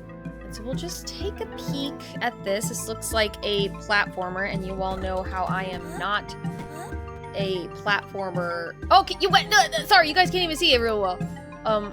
Hey, hold on. I'm not very good at platformers personally. I'm just not, unfortunately. But I'm gonna do my best. Bit to screen. There we go. It looked like you were just hanging with the platypus. I was just trying to chill with them for a little bit. Oh god. Okay. What's this? What is this? How do I do anything with that? Oh! Oh. Wait, how do I... Uh-oh. Wait, oh, I just restarted. Oopsies. What the heck?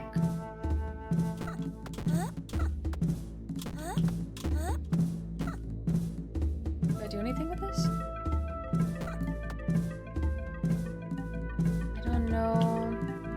Oh wait, the controls were on the web page. Spacebar J to grab the wall, dash is K, and skip dialogue is L. Okay, so spacebar, J or Z. Where is it? J or Z? Okay, so we can do Z. We could try Z. And X. Okay. Oh shit! Okay, she's attacker.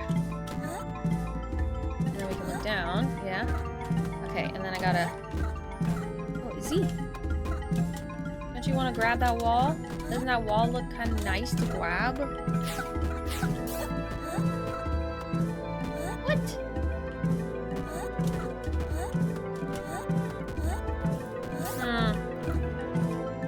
Maybe I can't. He's murdered. Okay, dead. Maybe. Refresh. Okay, let's try this one more time, and we'll see. This is a very cute, like, graphics. Okay, sorry. One more time. Sorry. Pretty bad at these. So we'll see if we can't... Okay. Grab a wall? This just does... Okay, that does that. This is that. Oh, shoot.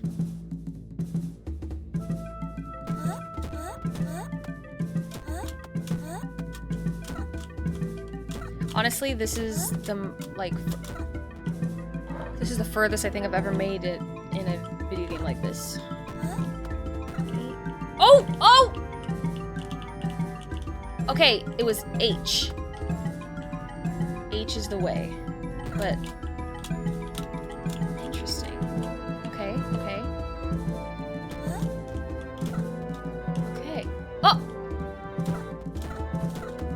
Time to... Oh, I forgot. How do I attack again? Oh, God. Oh, wait, I can do K. Hey! Okay.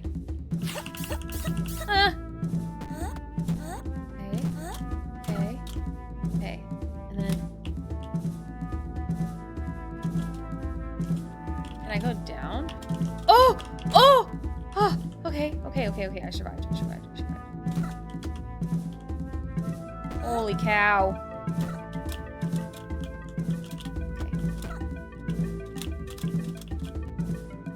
Okay.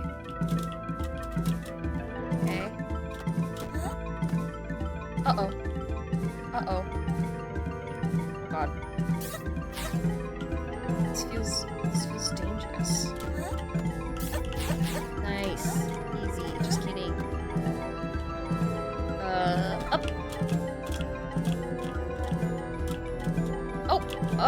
Oh my God! Save.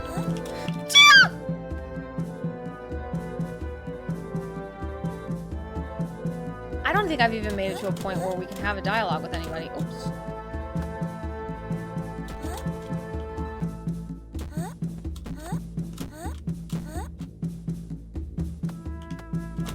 Oh shit. Oh, okay. The little circle is my health. That makes a lot of sense. A lot more sense. Okay. My fingers are getting a super good workout today. Okay. Gotta remember.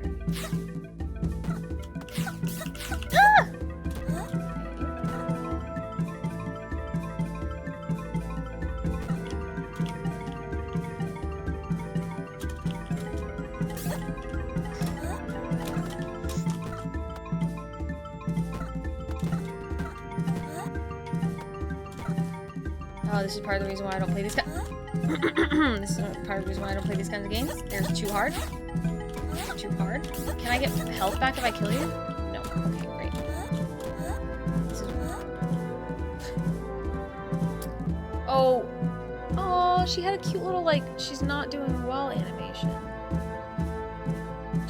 Okay, as much as I love this, these are not my type of games, but I highly, highly, highly recommend you go and check it out for yourself. I will drop the link here in just a moment once I can get back to my freaking computer. This. If you want to try it for yourself, the controls are a little confusing for me, but I think it's actually a pretty fun game, and it looks like it, like, like I might have gotten the updated version of it, but still really enjoyable. Seems like a really good time, and I think it's actually, it has like a lot of potential.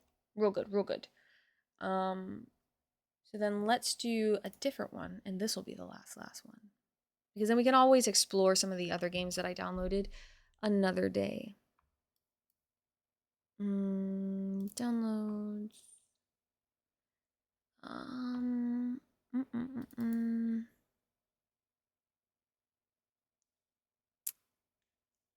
don't know what this is.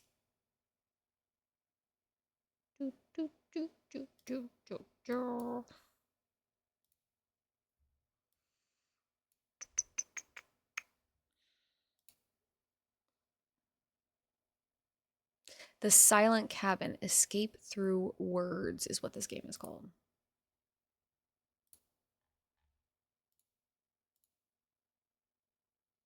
Hmm?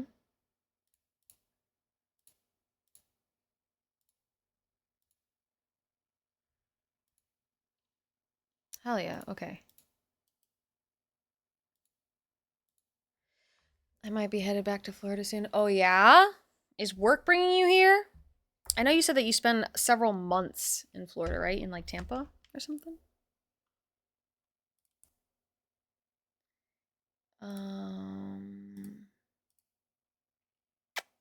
Escape room.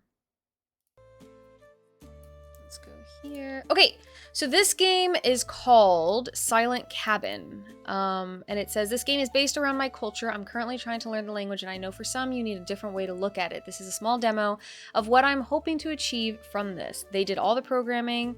They say someone named Ferris did the 3D art, and then Melissa White did some of the 2D sprites. If you want to take a look at it yourself, you can check it out here, and we will go ahead and explore it now. The music playing is already really like sweet almost. I'll be moving my stuff back to Florida for storage. If I'm offered the job, I got an email about yesterday that I'll be back out on. Ooh, wait, that's so cool. So not only are you going to be coming back to Florida just to kind of drop stuff off or whatever, but you might be going back on tour. Dude, that's sick. That is so exciting. What the heck? I didn't know how to tell you while I was still here. This place, it carries more than dust. It holds our words, our voice. Maybe you'll understand one day.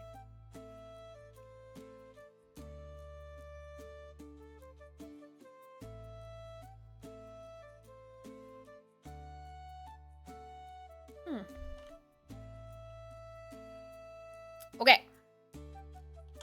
Left mouse button. Oh, am I... Ooh, interesting. Am I trying to put the words... a word association game? It was my ideal situation, but the money for the tour is a big factor. Plus, it's not like it's a no-name show. Yeah.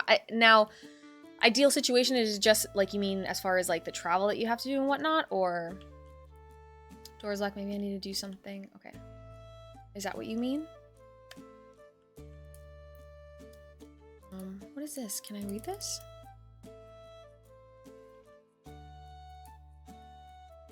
Jigmahan. Jigmahan. Info.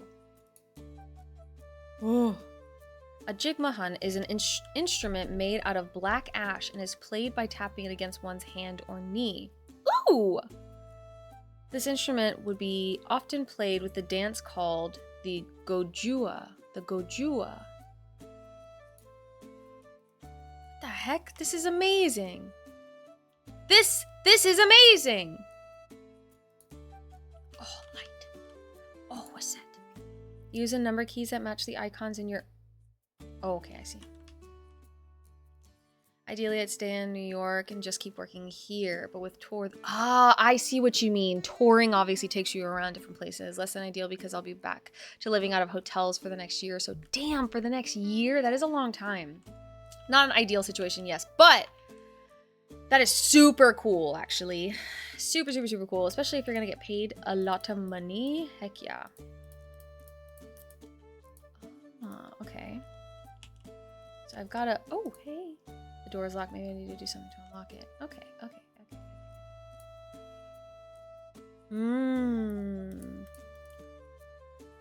So I need to... Oh, can I low... Okay, now I can just kind of go like this and then go like this. Ooh, that's fun.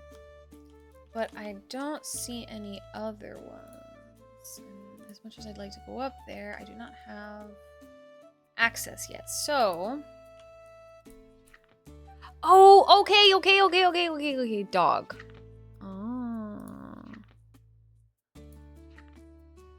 Oh. Water. Chair. Kutputi? Limouge? That's not right. I know that's not right. Book. Apple.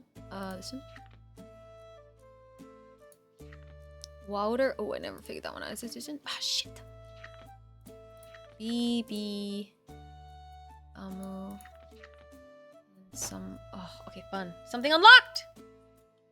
This one? This one? This one? Oh. Oh, it scared me. Is it this? Oh! I'm in! Okay. I take this. I take this. You remembered the words. Good. But names carry weight. These 6, they watched over us. Find them. Listen. They'll guide you to what you've forgotten. Okay.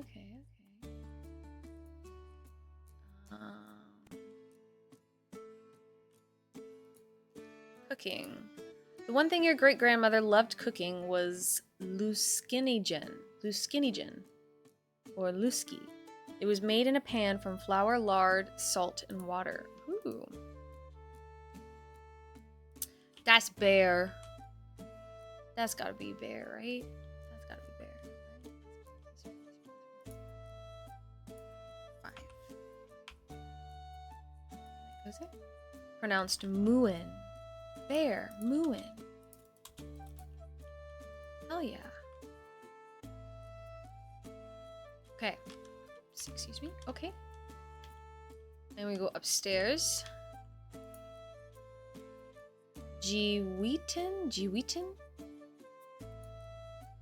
The Jiwitin, or canoe, hangs in the rafters. A clever design made from the softwood and bark, stitched with spruce roots and sealed tight with spruce gum. Built entirely from the forest, it was light, strong, and ready for fresh water and salt water.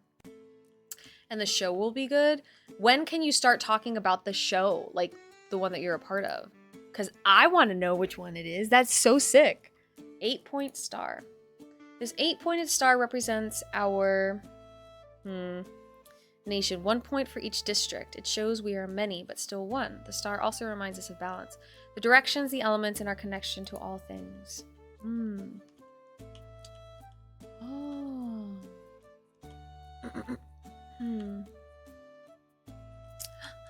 What are you? This is for like, looks like deer, maybe? I don't know if I saw a deer. Hey. I could put these pieces in. 1. Oh, goodness. Okay, hold on, wait. I have to go back. I'm gonna have to look at that thing again. I mean, the show has already been announced and has dates. I'll just drop you a hint. Leave box 5 open. That's... you're probably given the wrong hint to me, but you're giving the wrong hint to the wrong person, but I will tell Dan that and he'll know, and then I'll know. That's freaking sick. Dee Dee, that's freaking sick. You live a cool life. I know it's gonna be hell for a little bit, but you live a cool life. Oh, interesting. Okay, so Bewide Gem? Bewide Gemgewe. Oh. The dream catcher comes from the Ojibwe nation. Its web-like design meant to catch bad dreams and let good ones pass, through. One story tells of a grandmother who protected a spider weaving above her bed. Grateful, the spider gifted her a web to hang in the moonlight, a charm to guard her dreams. A chandelier?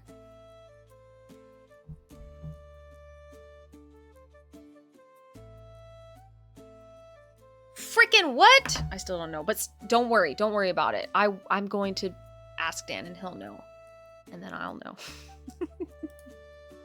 I still think it is incredible. You are just such a, like, seriously, you have such a cool life. It's so oh, I'm in the bed. Light. Like it. Okay, so we need to go back downstairs. Oh, sorry. I need to go back downstairs. I need to look at this.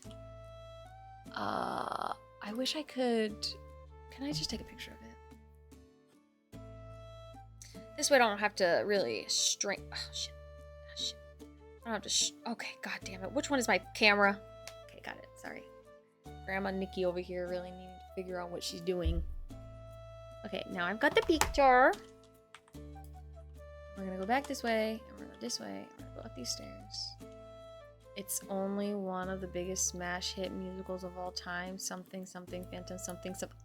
Wait, really? That's it? That's so cool! Wait! I know what you're talking about.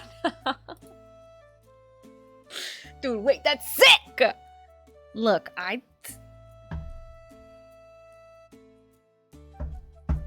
sorry. I'm not cultured enough. But that is so cool. Zai. Ay, ay, ay. Okay, so what is this? This is N. So it goes... Oh! What? I already have an N. It's already here. Oh, I just dropped it. Can I turn this or no? Maybe it'll turn on its own. What the heck? I don't know how to put these in.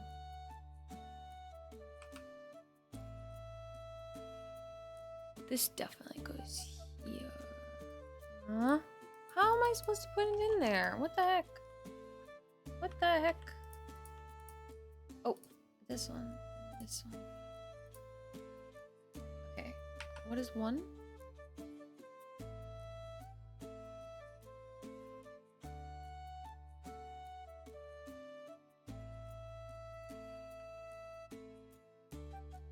Ah.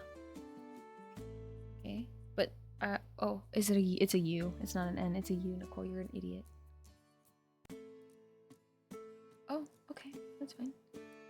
Oh, okay, that's fine. Okay. What the heck, girl? What the heck? Oh, maybe it's up here.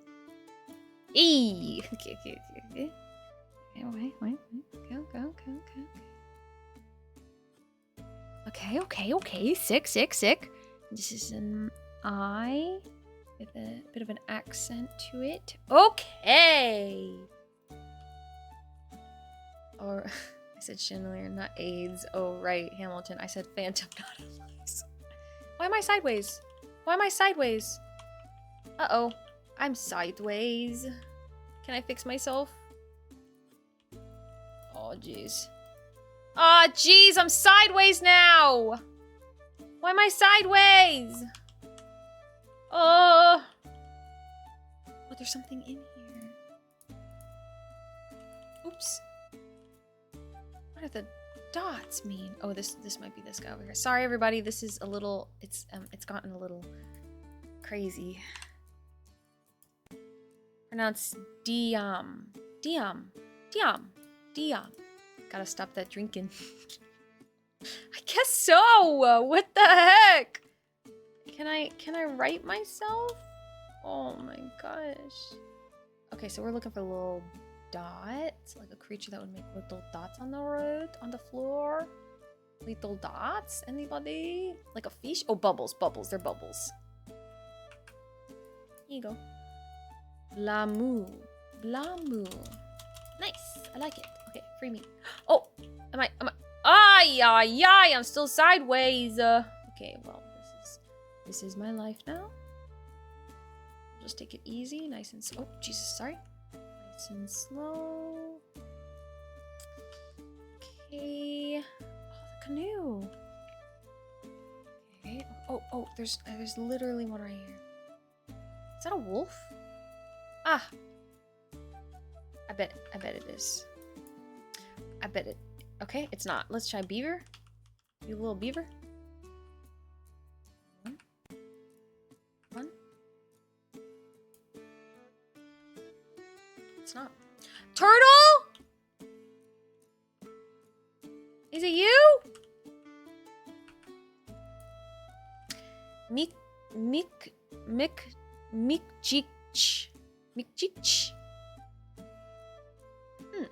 Okay, so I'm in the bed. Oh, I'm not really straightened out yet, but that's okay. Oh. Okay, so anything else? Okay, I need... Oh, I can go in the wall. Alright, anything over here? Can I open the fridge? Oh, okay. I gotta move slow because I will start to get a little bit nauseous. Cuckoo clock.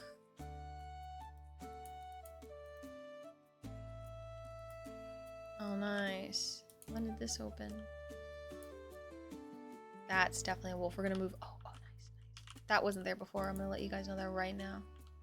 I don't care what anybody says. That wasn't there before. Okay, we're slowly moving. 3, because I'd like to get through this. Go bit. And then wolf over here. 2. Wolf. Buckdesum. And then we can go. Let's go out of here. Oh, I can't now. Okay, actually, I don't know if I can keep playing this. I'm getting nauseous, like proper nauseous. I'm starting to feel lightheaded and stuff. So, hell yeah! If you wanna continue seeing the game and playing it for yourself, you're gonna have to just download it for yourself, and hopefully you won't get sick like I just did. But it is very fun, and actually it's a really cool way to introduce yourself and introduce somebody to a language, or if you want to learn a language, to learn the language for yourself. Like, what an interesting way to do it. I always think that video games is a brilliant way to educate people in various different things, and like language is a big one. So I think that is everything that I wanted to show you guys just for today. Like I said, we will most likely explore other games in the future of this month that are either developed or published by indigenous peoples, or they speak of indigenous culture, right? And so we'll just kind of explore and see. We were given a really interesting one today by Angie, so that's super cool and super exciting. Maybe we'll take a look at that. And then I also want to play Never Alone at some point. I think that'd be really neat. On the last musical I named, Love Never Dies is the sequel to Phantom. Wait, really? I'm gonna be honest, I'm not really super cultured when it comes to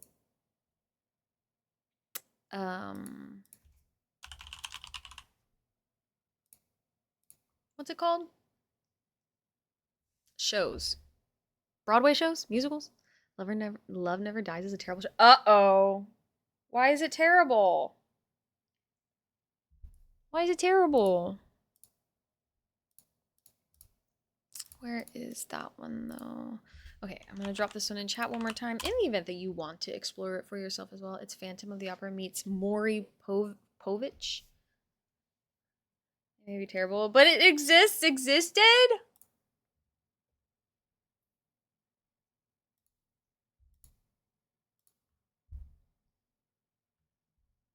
I did the North American tour. Did you actually hate it? Like, genuinely? What was so bad about it, Dee Dee? Yeah, it was so bad. Oh no. While we well, I really do a little bit of decompressing and kind of like settling back down from being a little bit nauseous, we're gonna do some light minesweepering, and we'll kind of slowly wrap up stream because that really did do a number on me. But these games that we played today were really wonderful. We played Hawk and Puma, which was, oh, you guys can't really see it right now. We played Hawk and Puma, which was kind of obviously it says, a game about Guaman Poma, who was an indigenous chronicler during the ancient Incan Empire, which was super fascinating, super fun. And because I studied the ancient Incan civilization in college, and it was one of my like focuses, and I also absolutely adored the content we explored and my professor and everything else, I like really geeked out over this. It was so rad.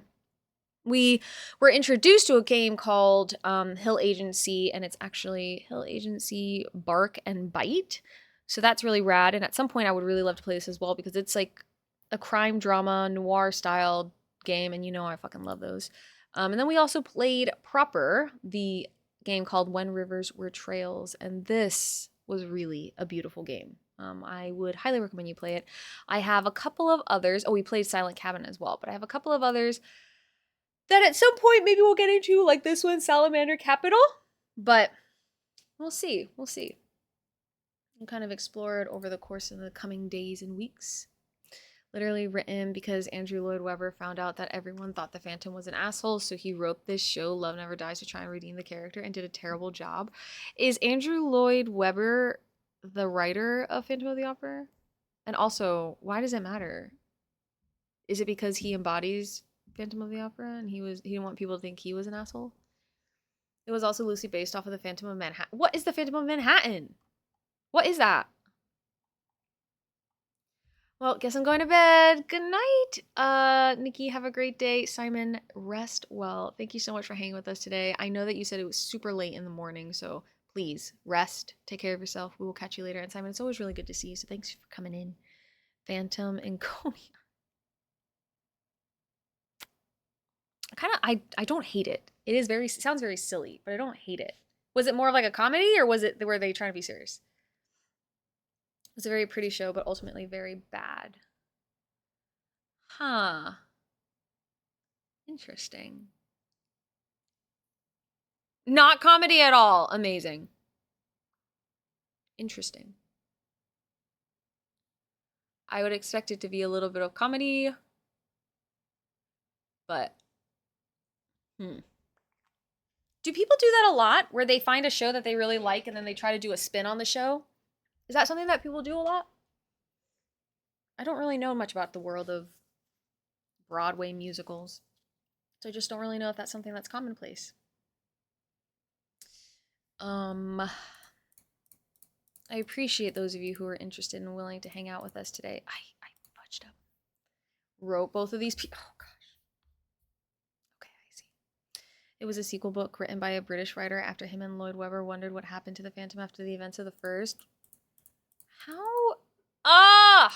I got to whatever. This is all kind of fun. I feel like I should learn more about the history of Broadway musicals, or musical making, or just musicals in a general sense, specific ones, particularly ones that people are really, really, really like big fans of. Sing for me is all I know from like Phantom of the Opera. And whenever she goes, ah, she has a really high note. You guys remember that part? Christine, is that her name?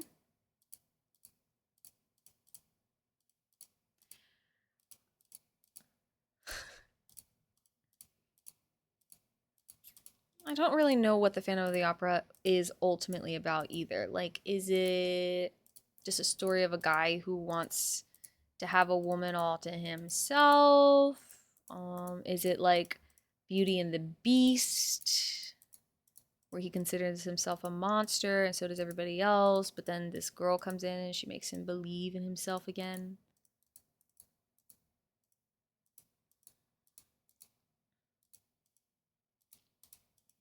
What's the deal with Phantom of the Opera? You know what I'm saying? What the heck is the deal? 2, 1, 1. Ay, ay, ay. 4. This one is gonna go here. Oh, god damn it, god damn it, god damn it. I guess. Oh. Shit.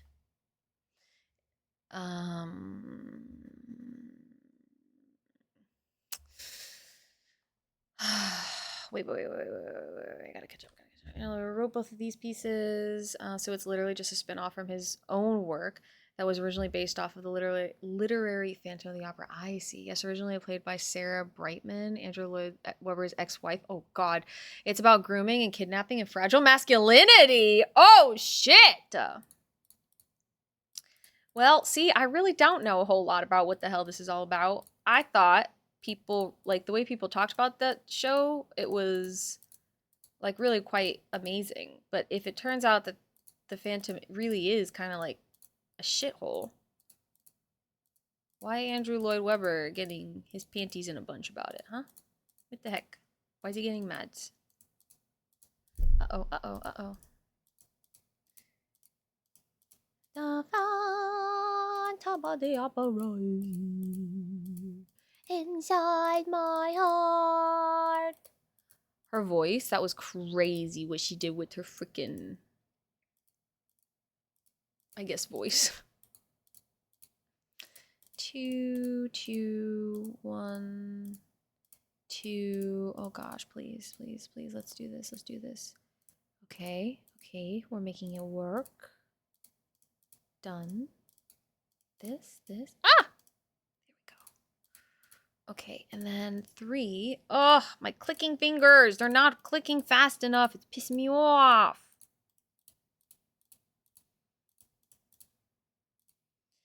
Ugh, bad fudge.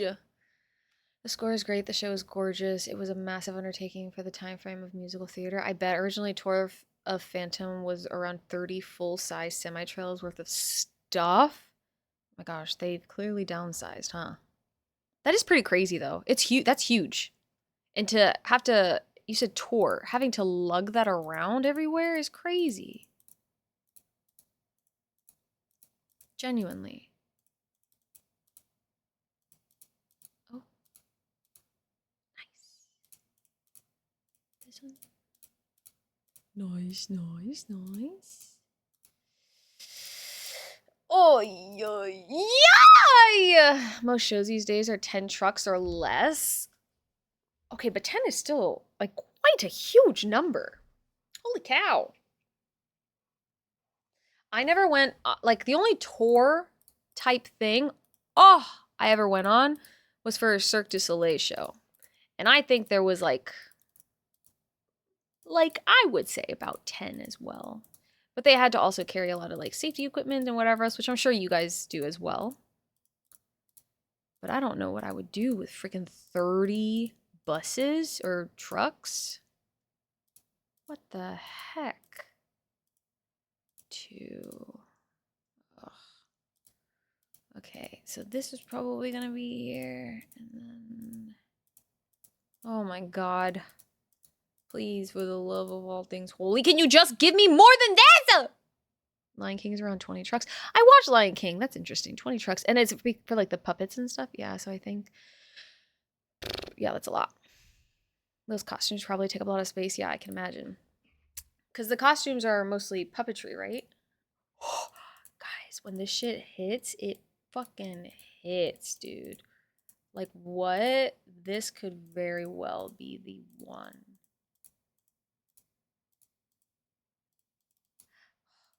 Okay, we gotta be very careful, but also not too careful because we don't want to run out of time.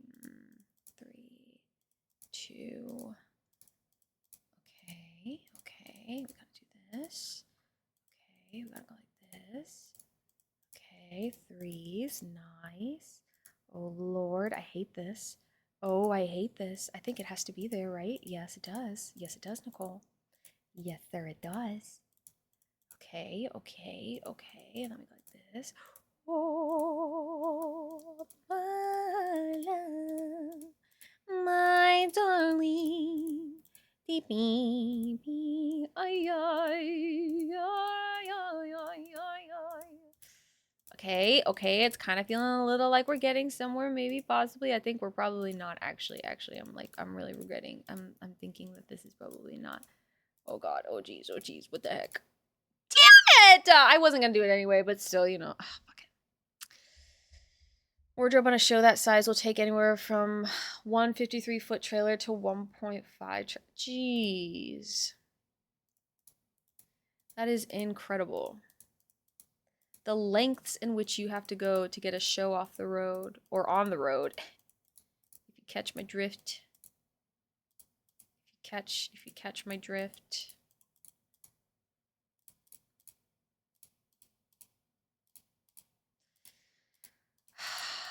I don't know if I could ever actively do a traveling show. Not anymore. When I was younger, I think I probably would have.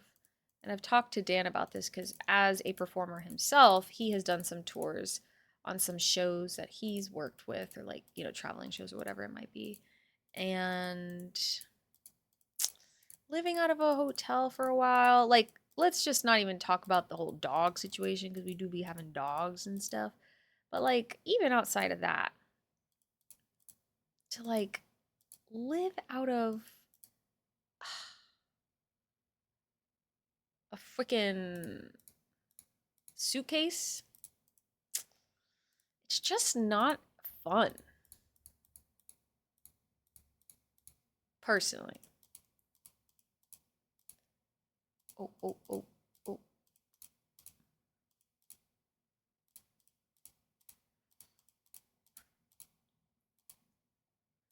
It's probably why the money has to be so good for you, Dee Dee, for it to be something that you want to do. Oh, okay, that's good. We could do this. We can handle this.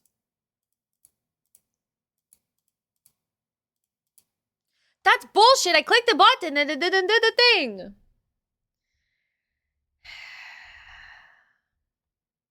All wardrobe travels in boxes that are 2 feet by 4 feet and 6 feet tall, so they either fit a 4 across or 2 across, depending on which way you turn them. Holy shit.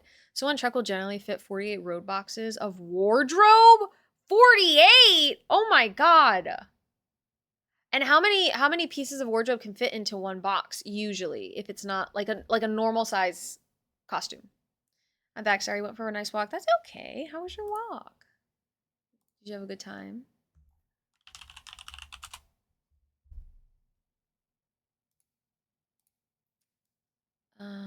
There are more people on, so let me pull them up. Look at all these beans. How fun. Oh, it's always so much fun to see how many people are streaming. All of your friends that are online, like just, oh, it's so much fun. Anyway. Oh, that's not what I meant to do. I swear, you son of a biscuit, you will do what I say. You will listen to me. Okay, ones are, okay, 3, okay. Oh gosh, oh geez.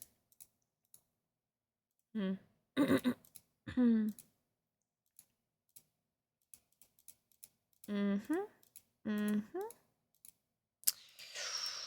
I bet it's not this, but we are gonna do this anyway. Okay, okay. I have a sneaking suspicion. Oh, no, that has to stay. See, these like accidental clicks, they will be dead to me, is what I was gonna say.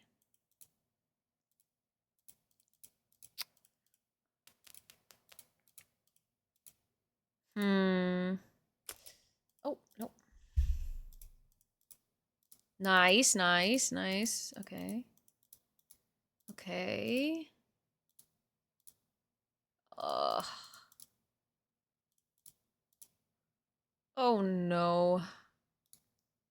nice. Never mind. That was pretty nice. That was pretty nice. Okay. This one. Okay. At this point, we're just trying to get a win under our belt. Oh, god damn it. Why do I always guess wrong? Imagine streaming on a Sunday. I couldn't. Why couldn't you? Explain yourself. Sundays are great days to stream. It's nice and chill. Like, we're just hanging out. It's a good enough day as any to stream. Zai. Alright, fam. I'm gonna go meet friends for a late lunch. Have a great rest of your day. You too, Dee Dee. Thank you so much for hanging with us and dropping so much knowledge on us, too. You enjoy yourself. And if you're back in Florida, or maybe I'll catch your show on tour. Maybe we can meet. We can hang out. Oh, nice. Okay. I like this. The tour doesn't run anywhere near. Okay, well, great. But that's okay. Maybe I'm out gavelanting elsewhere. Where there's a will, there's a way. You have fun. You enjoy yourself. Eat well.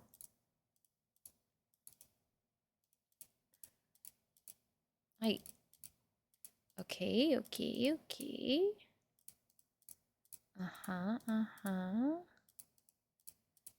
yes. I just have to, okay. Different angles. I gotta get these angles.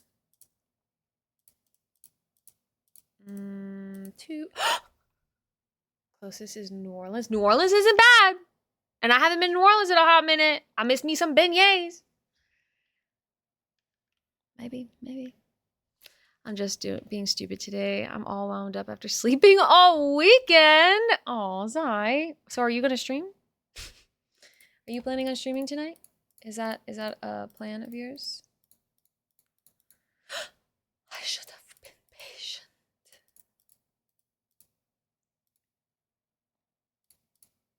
Ooh.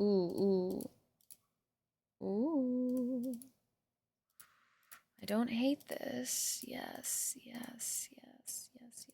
Let's try and branch out this way a little bit more. Oh, nope. That will be like that. This, and then this, and then this. Indeed. 2. 1. Okay. And then here and here. We gotta get our 1s under our belts. 2. Yeah. Oh, incredible. Incredible. This has to be here. This probably has to be. I thought it was gonna work. Probably. Especially since I have a new thing I'm starting that involves rubber ducks. I saw that, Zai. I only saw one post of you saying as much, though. Are you making sure to post it regularly so everybody knows? Because that is such a fun idea. What a fun freaking idea. Zai, I don't know. I thought we did, but I'm going to give you another shout out. Y'all need to go and follow Zai if you have not already. Thank you very much. Zai is going to be streaming, which is pretty fucking rad. Yay! I should know this week whether I have an offer, and then at that point I should decide what I'll be doing moving forward. But if I do get an offer and I'll take it, I'll probably be back in Florida in the next 2 weeks and should have about a month before I have to be on a plane. Dude, that's sick. That's bearing any needs for me to go to the scene shop for any preemptive fit-ups of scenery and workbox outfitting. Holy shit. That is amazing. Okay, that is good to know. And also, having, 2 months? That's amazing. That's a good time frame. So just keep us posted then. Because I think even Mift no, Mift is not near that. Mift is actually in the other direction. Never mind. No, you forgot. I'm way too lazy to do all the extra posts. Okay, but Zai, you should do it. Because like we talked about, you yourself want success. So you gotta tell people what you want. Because if you don't tell people what you want, they can't give it to you. I'll also be doing my Broadway stuff for the next few weeks. Oh, fair enough. Never mind. That makes sense. Yes, the walk was nice. Sorry it took a while to respond. Was getting something cold to drink. Hey, hungry? You don't need to apologize for anything, okay? I appreciate you being here. I appreciate you responding when you can. Thanks for doing so. I'm happy to hear that your walk went well. It sounds like it was nice, and I'm glad that you enjoyed it. I hope it was good for your mental health. Advocate for yourself. Advocate for yourself. Exactly. How was the great games today? They were great. They were wonderful, and I had so much fun playing with them. I did get nauseous on the last one, but mostly because the camera went askew for some reason. I'm not sure if I did something or not, but I got kind of fucked up. But it was super fun anyway. Have fun, Dee. We'll catch you later. Stream is what else are you working on, Zai? Tell me what else you're working on. What do you mean? Ah, shit. Ah, shit.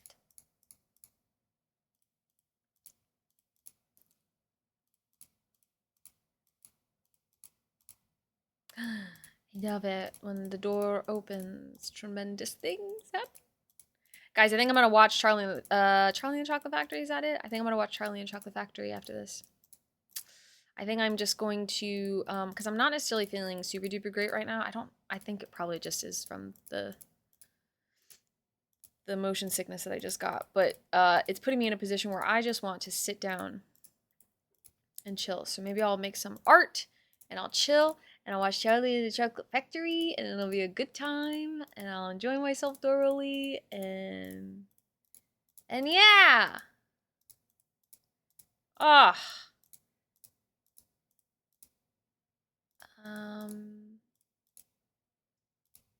Okay. This. Yay! Oh, man.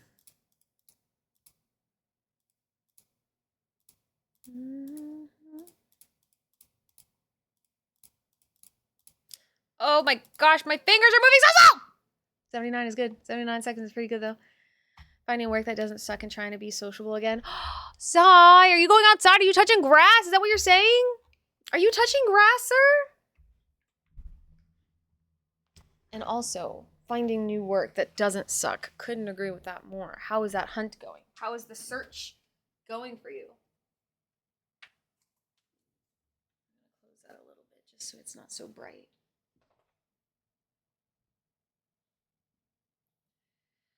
Touching grass and using apps. Hell yeah. Are they working? Are you enjoying that process? Oh, I'm proud of you, sir. That is a very difficult thing to do. One, being social in a general sense is just hard. But two,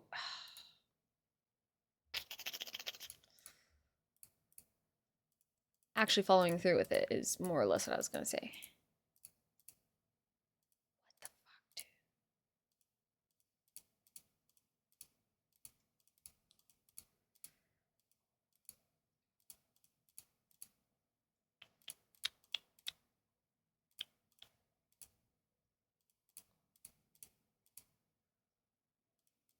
I hate it. Ugh. So far it sucks, but it is still early in the social stuff. All right, okay. That's good. You'll make progress at your own pace. And finding the right kind of people to want to hang out with is, whatever hangout might mean, can be tricky. So I get that. Oh my god. That was crazy. That was a guess. I guessed on that one. Holy cow. My body knew instinctively where to go. Amazing. Nice. Okay. Milo, just calm down. Damn it, Milo! Look what you did!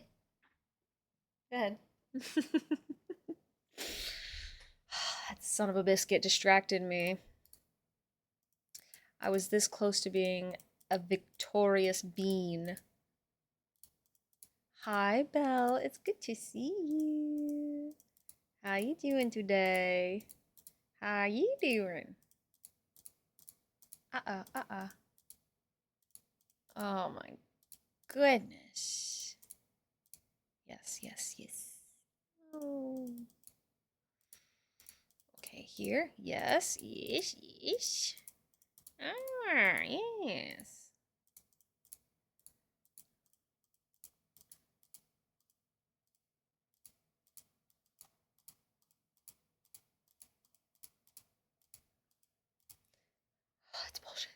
Oh, great, locked in gaming, so I could not join. That's all right. What are you gaming? Hi, Carrie, lovely. How are we doing today? Is work going well? Life going well? Thank you for paying your taxes. Okay, okay. That's fine.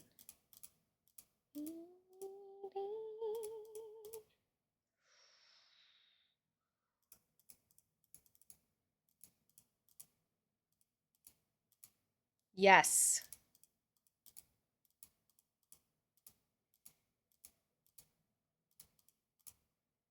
Okay. Nope, nope, nope. Almost was bad. Almost was bad, but I saved it. I used my big old brain. 3, 1. Ugh.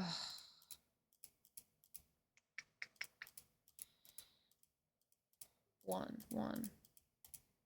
Okay, okay. Okay. 2, 2. Ah, my hip! Oh my gosh. Okay, 4, 2. This gotta be here. This gotta be here. What the heck? Oh my god. Nice. Okay. No, not nice. I have, Booty Man. I have won at least. I have, yeah. The last one I won, it was like 79 seconds or something. It was pretty impressive. Not gonna lie. Missed it, didn't I? Missed what? Also, me to you and myself. August is gonna be great. Me, after the first day of August. I'm tired, boss. Honestly, Belle, I get that. I'm also feeling a little sleepy today, but that's okay. That's okay. Because we could try again tomorrow. Life is going great. I hope all is well with you. It is so far. I'm having a very good day today, and I'm taking it as often as I can, one day at a time. So today's a good one. I'm happy to hear that it's great for you as well. Kaniki, I've been playing Knack. No, I've never heard of it. What is it? Knack is fun. I need to get the co-op trophies at some point. What's that? Yo, another Knack fan? That's based. I don't recall Knack having co-op trophies. Facts. Every day is a new day. It's true. You sure did. We just talked casually, Layla, and a couple of people are not feeling the book. So I think 4 of us will continue with it. Ooh! What book were you guys reading?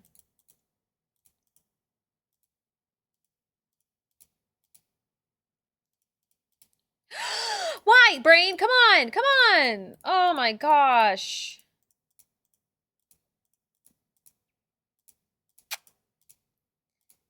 Okay, okay, okay. Yes, yes, yes, yes. It's working. I'm doing it. Okay. Okay. Careful, careful. We don't want to get too excited. Okay. I do worry about this. I think I got The Devils by Joe Abercrombie. Ooh, never heard of it. I thought that maybe I would have, but of course I haven't. And so you guys aren't, some of you aren't feeling it. Makes sense, makes sense. Not every book can be for everyone. Okay, we'll take this. This is good, this is good. Lots of ones. Ones feel nice. They feel super duper nice. Aw, yeah, dude. Aw, yeah. Okay. Yes. 2, 2.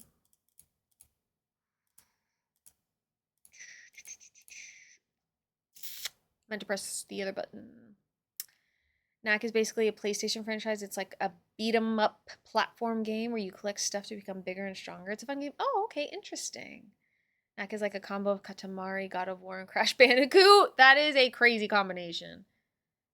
I don't know if you keep losing track of time, and as evident of today, I don't even remember any of the book I read. Oh, I've never heard of Knack before. That is very interesting.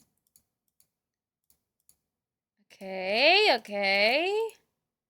See, like, this. Okay, we're gonna put our brain full on into this. For that one doesn't count, but we're going to put our brain full on into this. 2, 1, 2, 1, 3, 4, 3, 1. My brain is all the way in, guys. I'm going to just lock in here for a moment.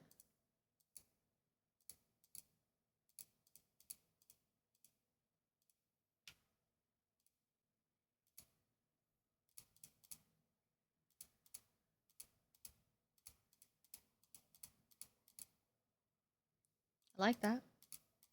I like that. It's awfully nice.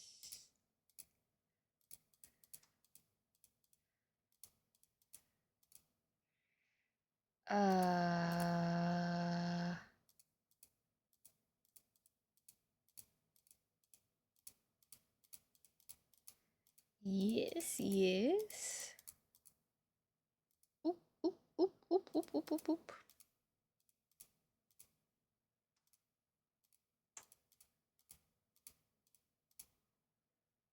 Right. This is also one. Mm-hmm.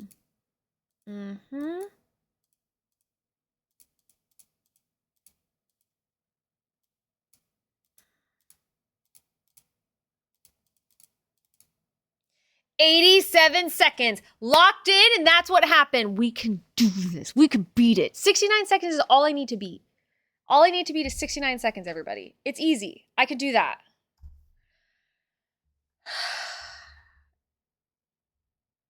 We out here, baby. We out here. We could do this. Real quick, super glad I can pop in today. I thought you'd be rating up. I know. I will be rating up very soon. I'm thinking maybe we'll play this for a little bit longer and then we'll head on out. But yeah, you did catch us, so I'm happy that you were able to get that fast mind super time. I also think that, Dan, but we're going to try it anyway. Because I think I can be that lucky. I do believe I have what they call the luck. I just have to lock in. I have to lock in so hard. Okay. Maybe it's a posture thing too. I want the platinum. I like to torture myself in games, like how I'm going for a shiny living dex. Whoa. Isn't that something Ace also really tries to push for? I think Ace has also talked about that.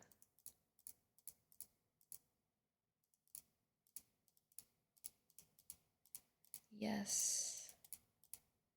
Yes. Okay. Uh-huh. Uh-huh. Uh-huh. Okay, okay, okay.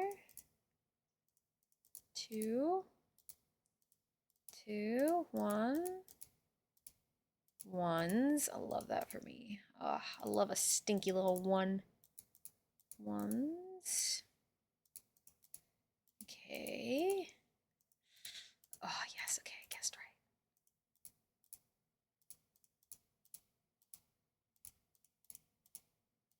Nope. This one. 3. Let's do this. Uh-huh. Uh-huh. Okay. Okay. Okay. Okay. Okay. Okay. Okay. See, I'm ready. It's too slow. I found that campaign 6 times. Shake my head. I think so. I remember talking to him about it during a Shiny Race stream we did together. Yes. You won? Damn, that's crazy. What were you guys hunting for? I definitely say that Knack 2 is a much optimizing, easier game. Blessed for that, to be honest. Hell yeah. Thank you, Carrie. We could do this. I believe in me. If you guys believe in me too, there's nothing we can't accomplish. Oh, shit. Okay. Oh, god dang it.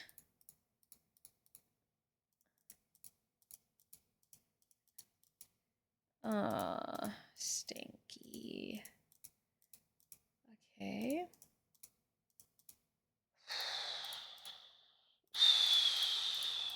Remember that one time that we got like half the map covered?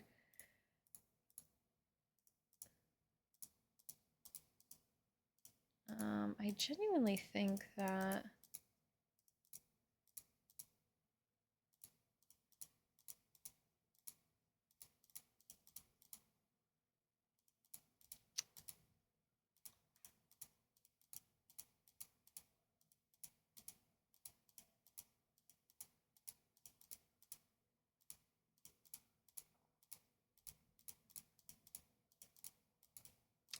Okay. Come on, Nicole. You got this. I believe in you with all my heart. You could do this. You could do anything you set your mind to. All you gotta do is believe in yourself. Gotta believe. Gotta believe. Just gotta believe. I think I'm already kind of like way behind where I need to be. Oh, I shouldn't have even looked at the time because I wasn't! Damn it. I won 3 out of 2. It was down to the wire. Dude, that's actually crazy. Be real quick, Nikki. I'm low-key right now because literally first day of August, second of my Twitch buds told me they don't want to talk about... Oh, Belle, I'm sorry. Was it too difficult for them to discuss? I had a randomizer that would spin for each of us when one of us got the shiny. We spun again! That's sick, actually. That sounds like such a fun time. I have never found a shiny in one of those video games, which is frustrating for me because I really want to. Now, on one hand, I completely understand why. I've told them before and I'm completely cool with it because otherwise I will become a black hole of DB information. And they get great peeps that I've been with for a hot while. Oh. But on the other hand, damn, I can't about one of my favorite things to one of my coolest buds out there. Wait, so they just don't want to hear it anymore? Like they just don't want to talk about it? It's not like something they're interested in? Hi, Fanatic. Yeah, I know. I looked at the damn time. Okay, what the hell? 2, 1, 1, 1, 2, 1, 1, 1, 1, 1, 1. But overall, it sucks. I do completely get it. Okay. Well, I mean...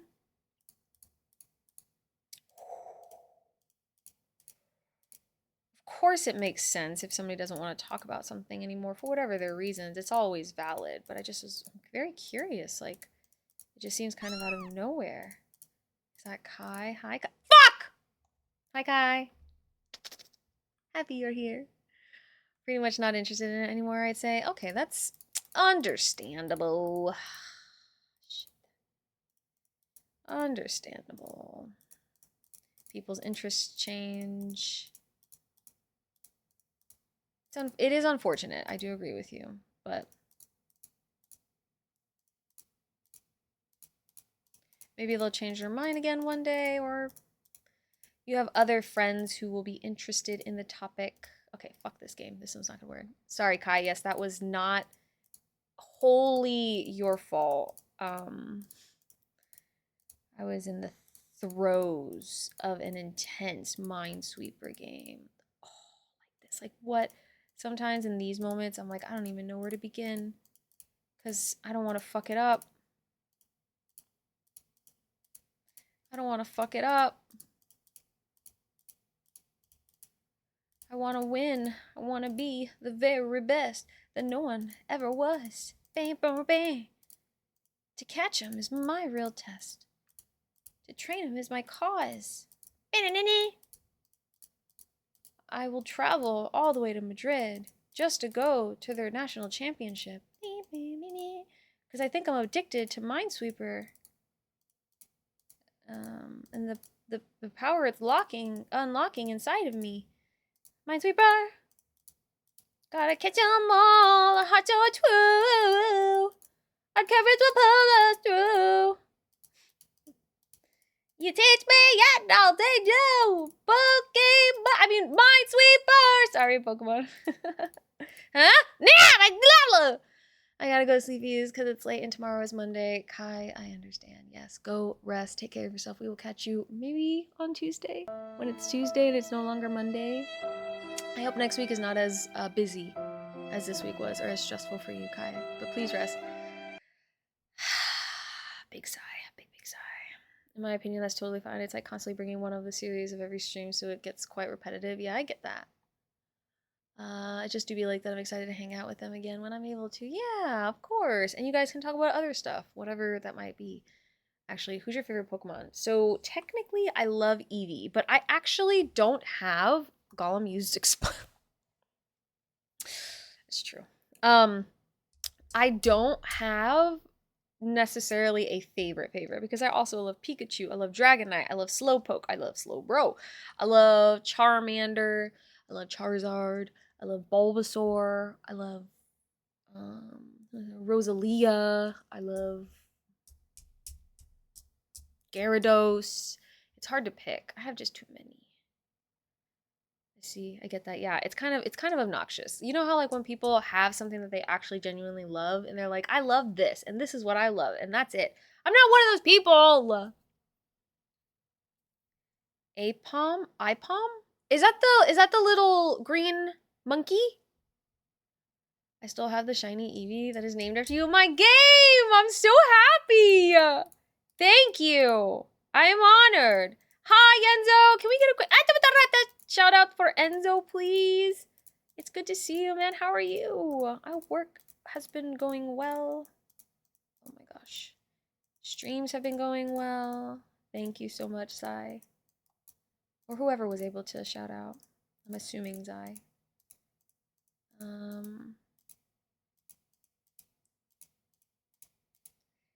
Oi. Okay. We'll keep doing a little bit more of this and then we'll wrap it up. Wrap it right the frick up. Nice. We'll take that. Hell yeah! Hell yeah, indeed. Oh my gosh. Okay, this one over here. Oh. Okay, yes. Okay. Yes. Okay.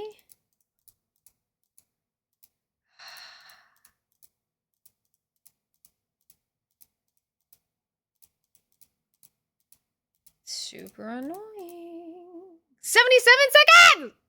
Hi, Belle! We appreciate you, buddies! The purple monkey. Okay, but it is the monkey. Why did I think it...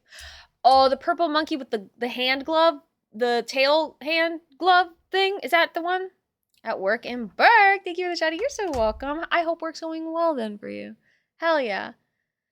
It's good to see you. I like the Scyther line and the Bisharp line. I don't know who Bisharp is, but I do like the Scyther line as well.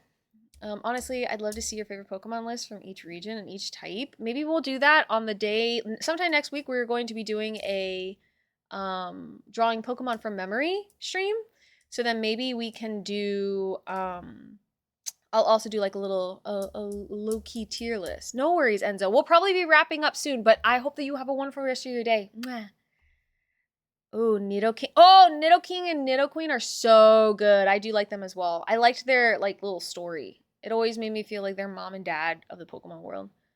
All Pokemon stream. I love it. Yep, it'll be all Pokemon stream. Scyther is my favorite Pokemon. It evolved form I dislike. I don't remember what the Scyther evolution is.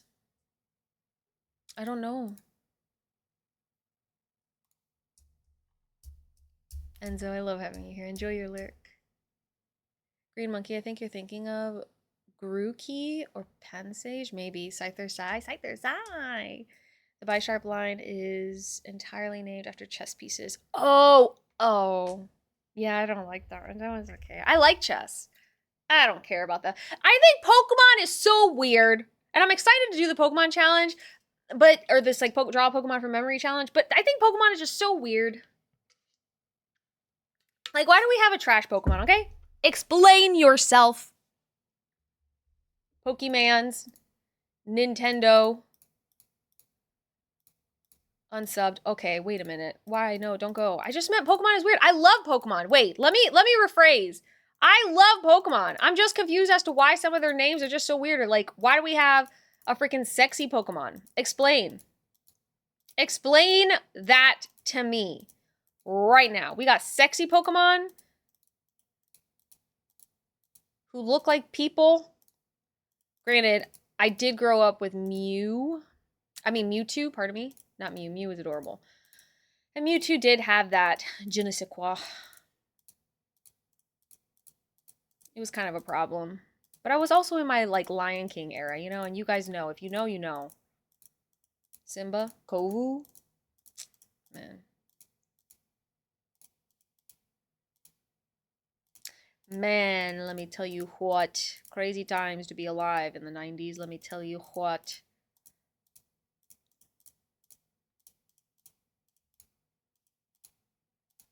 You weren't a real 90s baby if you weren't in love with Max's girlfriend.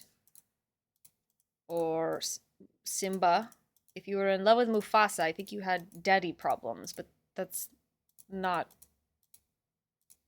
for me to say, really. That's just my opinion.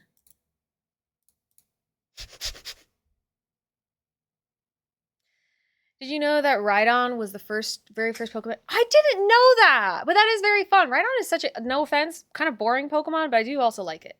Hey, variety is the spice of life, Nikki, is true. Lady, you're on the internet, Rule 34, people are fucking weird. I mean, that's true. Roxanne? Yeah, Roxanne!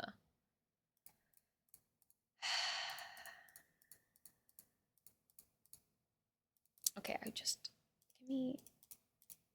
give me something. I deserve something, okay?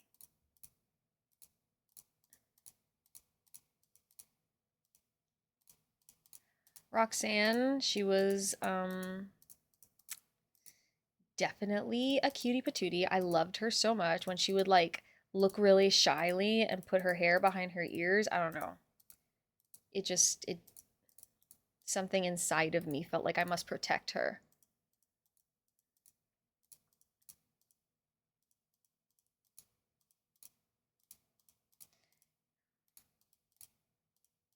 Oh my god.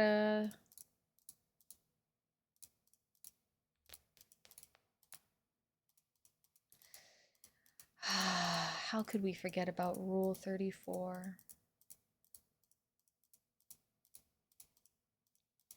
Let me win, please. Game, you have to understand. You have to understand. I want to beat my boyfriend, okay? In this video game, called Minesweeper Life. Fuck. That was a good one. I gotta be chill. Gotta use my knocking. Okay, nice. We'll take it. I'll take it. Thank you so much, Minesweeper gods. Appreciate you guys. All right. Okay. We can work with this. Hold on. Okay.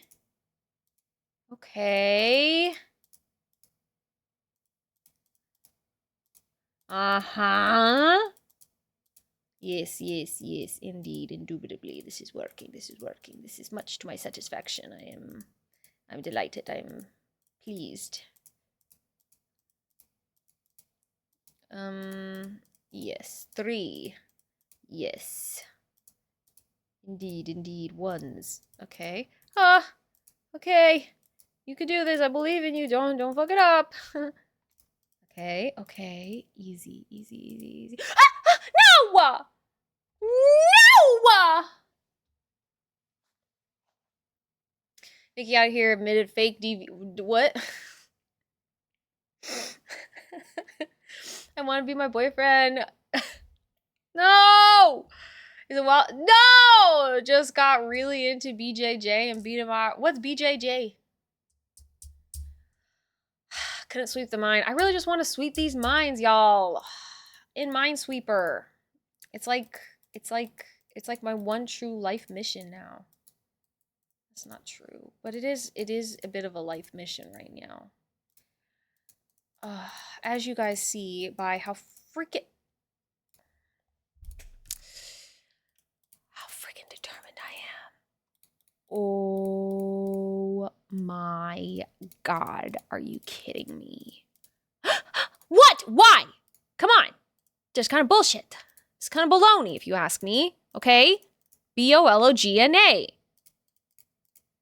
Like, what the heck are you talking about when you say this stuff to me? Let me win. Oh my god, please. Okay. Wait. This is good. Okay. Oh. That's not good. That's not a good corner. That is not a good corner. Nikkihurray. Oh, Brazilian Jiu-Jitsu. You're right. Yes. Boyfriend beating Jiu-Jitsu. No, I just want to beat him in Minecraft because I got 6, you guys know the lore, but I'm going to tell you the lore anyway. I got 6 seconds, okay? One fine afternoon, Kaskia came all up in here and was like, you know what I'm here for? I'm ready for the Nikki Minesweeper arc. And I was like, whoa, bet, I can do that. Let me go ahead. I've not seen that game in a hot minute. And so then I was like, yeah. And I did it. I started playing. And from there, Dan saw me playing, and Dan got real invested in it. And instead of just giving me something, he decided he wanted to take it for himself. And so then he showed off his minesweeping abilities, which, to be honest, to be very fair, he is very good at this game. Still pisses me off. And so then we started a competition, a very healthy, normal, average, friendly neighborhood competition, where he got like 17, and then I got 16, and then he got 15, and then I got 14, until finally I rolled up on his ass and I said, boy, get 6 seconds on beginner level. Okay, so on beginner level, which is like, you know, it's impressive for somebody who literally never, ever, ever completed a Minesweeper up until like a couple weeks ago when I did it for stream. Impressive. But then I did that, and he's like, I'm not going to be able to beat that. So then he had to show me up and be like, I'm going to beat you at freaking intermediate. And sure as shit, he has been. And now we're here, me bitching about wanting to win. And Dan nowhere to be seen, living his best life, having beaten me at life of minesweeping. And this is my villain arc. This is what it looks like. You guys want to know what a Nikki villain arc looks like? You're having it. You're experiencing it right now in real time. Like, I already fucked up. I already fucked up. In Minecraft. Double lore. Double lore! 40 indigenous peoples are officially recognized in Russia as indigenous small-numbered peoples and are listed in the Unified Register of the Indigenous Small-Numbered Peoples. Wait! Alex, what is that from? That is amazing. Hi, Nikki. Hope you're good. Bank! I'm doing well. How are you doing today? It's good to see you. Imagine having a healthy competition in your relationship. Imagine. That's because all Dans in this community are OP. Honestly, it is kind of, that is what my experience has been thus far. And oh, the server's going down for maintenance? No, please. I'm not ready. I can't. No, I need more time. You can't do this to me. Maintenance? What do you need to maintain? All you gotta do, no. Oh dear. 4 hours? I think I have enough time. Never mind. I think we're good. I think I was just being a little bit dramatic.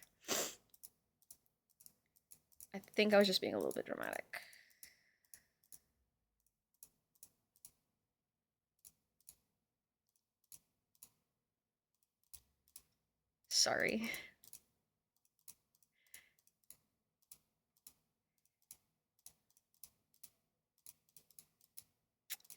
Come on, man. Okay. Oh, stinky.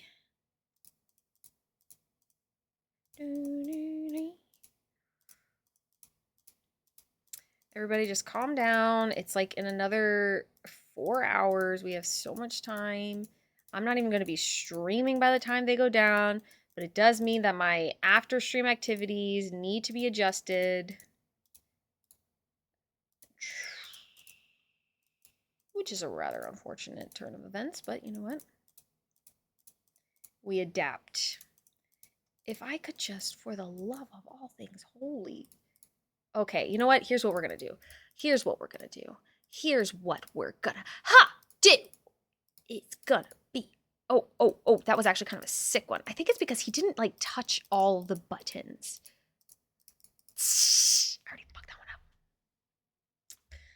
Servers are trying to maintain Dan's lead for real. I'm making baguettes and playing ranked Magic. The Gathering, rough day. Honestly, that sounds like a very difficult time. I'm sorry for your hardships right now, bank. Could you bring some baguettes this way, though? Because I want one. Classic quote, you either die a hero or live long enough to see yourself become a villain. It's me. I'm becoming the villain of my own story. So it's kind of great. Servers are trying to maintain Dan's lead. Oh my god. Nikki overreacting over here? Yeah. That's from the wiki page from the ethnic minorities of Russia. It's a bunch of different language families too. Interesting. Turkic, Mongolic, Uralic, Caucasian, Iranian, etc. Dude, that is crazy. Also, I did see that freaking comment. What the hell are wrong? What's wrong with people? You don't get that shit for a free bit? You want feet? You drop $2,000 on stream. Maybe you get feet. But to the charity of choice that I'm talking about, not to the Cranius_Gigantus raided the stream with 10 viewers. Cool. I was gonna call you Craney! Grady! Welcome in! Thank you so much for the raid! How was your stream? What were you guys up to? Should I make some chicken burgers for lunch? Some pizza pockets? Chicken burgers, do it! Let me catch up. As long as you're good with sourdough French bread, I'm really... Oh, yes, I am. Every villain is a hero in their own eyes. It's true. That's me. Chimlip and Anti-Snowman feet. Somebody came in here asking for feet pics, but, like, again, you don't get that shit for free. You drop dollars on the charity, maybe you get a little toe or some shit, you know? It depends on how much. Just kidding. I'm totally just kidding. Cranius lasted 30 seconds. Charity, if you will. Grady, 30... Wait, in Dark Souls 2? Grady! I've given feet for free. Okay, but see, Grady, and that is where you done fucked up. You done fucked up. I think we did just do this, but I'm gonna do it again. Please go and follow Cranius Gigantus if you have not already. Grady is wonderful. You don't give free feet out. You don't. You don't. Because then it's on the internet forever and everybody sees it forever. You just don't do it. I messed up, okay? It's okay. It's fine. Honestly, though, how much foot did you give? Because maybe there's an angle that you didn't give. And that is where you can really, like, you'll profit, right? If there's an angle of foot that you didn't show, then that is the angle you need to hyper focus on. Were you, I think I put my toe in my mouth. Okay, yeah, I think you might just be done. You might just be done. Your feet are out there. You're not making a business off of your feet anymore, unfortunately. Grady, you're screwed. Man, I think you're screwed, unfortunately. Oh shit, Grady, thank you so much. I have a job. And here you could have been making freaking dollars off of your toes, but instead now you have to go and work a day job. They can't find me. Don't worry, they won't find you. Do you know how many feet are on the internet? Too many, if you ask me. Too many. Pickley's here. I know. I love Pickley. Okay, but if you did actually play, what did everybody say that you played? Jabber, welcome in. Lasted 30 seconds. So in Dark Souls 2, I am proud of you. Good job for lasting at least 30 seconds in that game. That game, I have never even stuck my toe into that because it couldn't be me. I do not like Dark Souls games. I cannot play them myself. I like watching other people play them. But yes, please, Grady, everybody go raid and run, do what you need to do. Stretch your legs, drink your water. Whatever that might look like after stream care. If you are going to stick around, even if it's just for a few minutes, we only really have a few minutes left together. Because I'm going to end stream. Let me introduce myself. Hi, my name is Nikki. I'm a variety streamer. I play games, I make art, and I chat. And usually on Sundays, we talk about life through an anthropological lens because I am an anthropology student and I like both teaching and learning. So we do a lot of knowledge sharing here. If that's something that you're interested in, we'd love to have you come through and hang out with us. It is pretty serious. So it's, you know, we embrace some laughter and whatnot, but we do try to take our content pretty seriously. So Sundays are usually for that. But Grady, to that point, we had ended our serious topics of conversation. So you guys are totally fine. Thank you for trusting me with your community today. Thank you for raiding into the space. I appreciate you. And again, everyone, please go follow Grady if you have not already. Grady is so much fun. He is literally chaos and so high energy. And as you heard, there was like a toe in the mouth incident. So I think that's pretty cool, pretty fun. Would recommend. But he's also just a really rad human and very smart. Very, very smart. I still and forever will consider you a scientist. So you're a scientist in my brain forever. But yes, my toes should not be my selling point. I would say, I agree. But what if, would you want me to talk about the piss stuff more or less? Because there is that element that we could explore further. Nope. Okay, great. But yes, really, really wonderful human. So Grady's toes are the middle ground. Yeah, that's where we can come to it. I'll take the toes. Thanks. Okay. Ay. Definitely 100% would recommend if you guys have not already. And I think honestly, this is a good enough spot for us to sort of wrap things up. As much as unless you guys, hold on, wait, Grady and friends, let me show you my killer, like devastating skill set in Minecraft.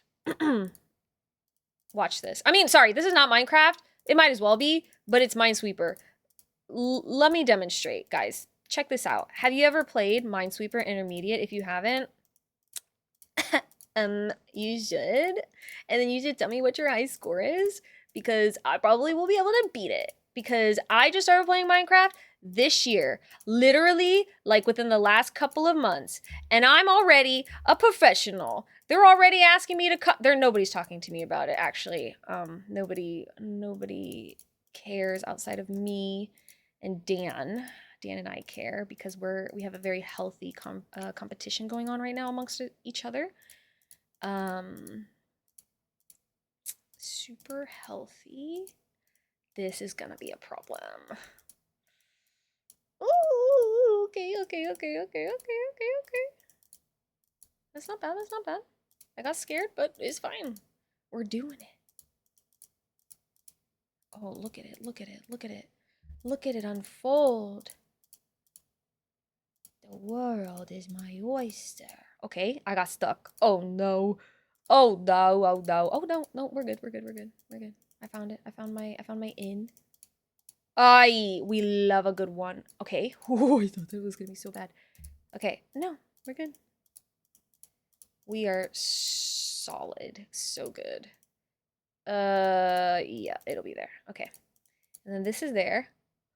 Wait, 95 seconds? That's a lot longer than I was expecting. I thought I was doing really well. But anyway, 95 seconds. Beat that, okay? Have you ever played Minesweeper in Minecraft? No? Is there a Minesweeper in Minecraft? Really? I didn't know. But anyway, we love Minesweeper here. It's kind of a new thing. Also on Wednesdays, we talk about, well, some Wednesdays we'll do Wrestling Wednesdays where I become more informed about everybody's special interests as it relates to wrestling content. So let's go ahead and wrap up stream, shall we?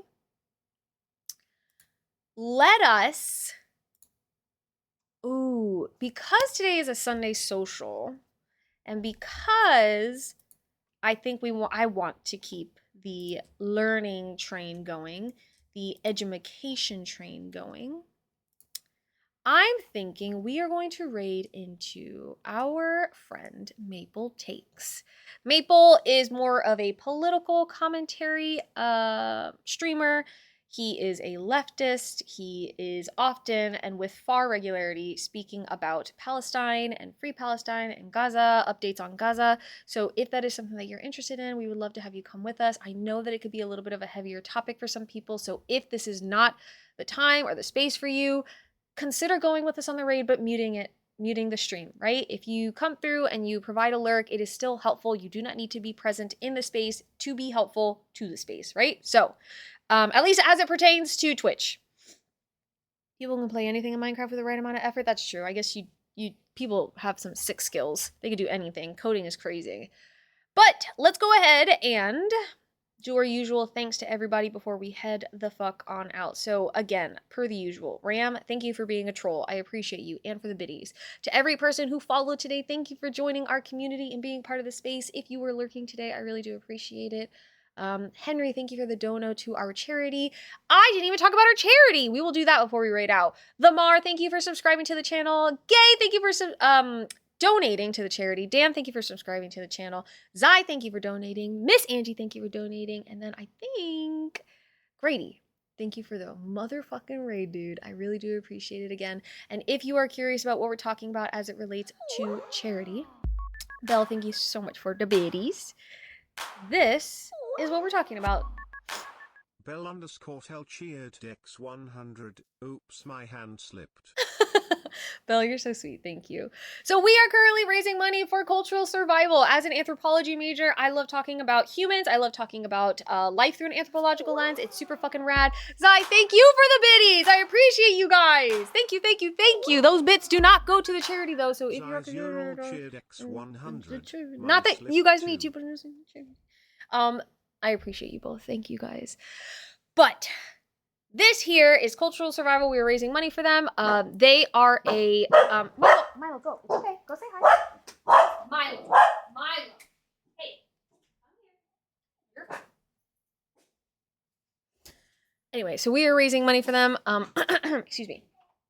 They are an Indigenous-led nonprofit organization that works towards elevating Indigenous voices, as well as supporting them through advocacy and politics. So they're doing a lot of work. They've been doing this for roughly 53 years or so. So they've been putting in a lot of work over time, and their organization just seems like a very transparent and like activist forward, action forward organization. So we are raising money. We are at $257.32 out of $3,000, which is a crazy amount of money to try and raise, but we have the entire month, August 1st through the 26th, to try and make our way through it. So if at any point donating becomes accessible to you, we would love to have you do so. If it's never accessible to you, I completely understand. Please take care of yourself first, but you can share this initiative with others. The most accessible way of helping somebody without having to drop all the monies in the world is to share, right? And so you can share this content on your own social media. You can talk about it on your own channels.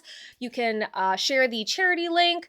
You can do all sorts of things for free, right? It's the same thing that I have been trying to say about supporting your favorite streamers. Lurk in their spaces. Give them that extra view because it'll help them in the long run, right? Whether it's ad revenue or just towards their goal for partnership or whatever it is, right? So just, you can do stuff for free if you want, but if it is accessible to you and you can donate, we are currently at, we will be drawing Pokemon from memory next week, and we are going to be doing Is Nikki Smarter Than a Fifth Grader? And we're really close to a Nikki Gotzona cosplay that will also be happening throughout the entire month. All these incentives will happen and be fulfilled through the month, so thank you. I really need to donate fully sometime soon. It's okay, Belle. And it's not an obligation.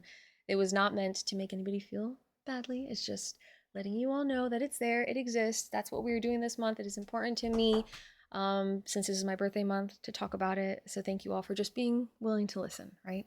I appreciate all of you for all of the support all of the time. We are going to be raiding into Maple Takes, like I said. So, socials, Discord, Wade, and Raid 2. If either one of those messages speaks to you, please consider grabbing them for this raid.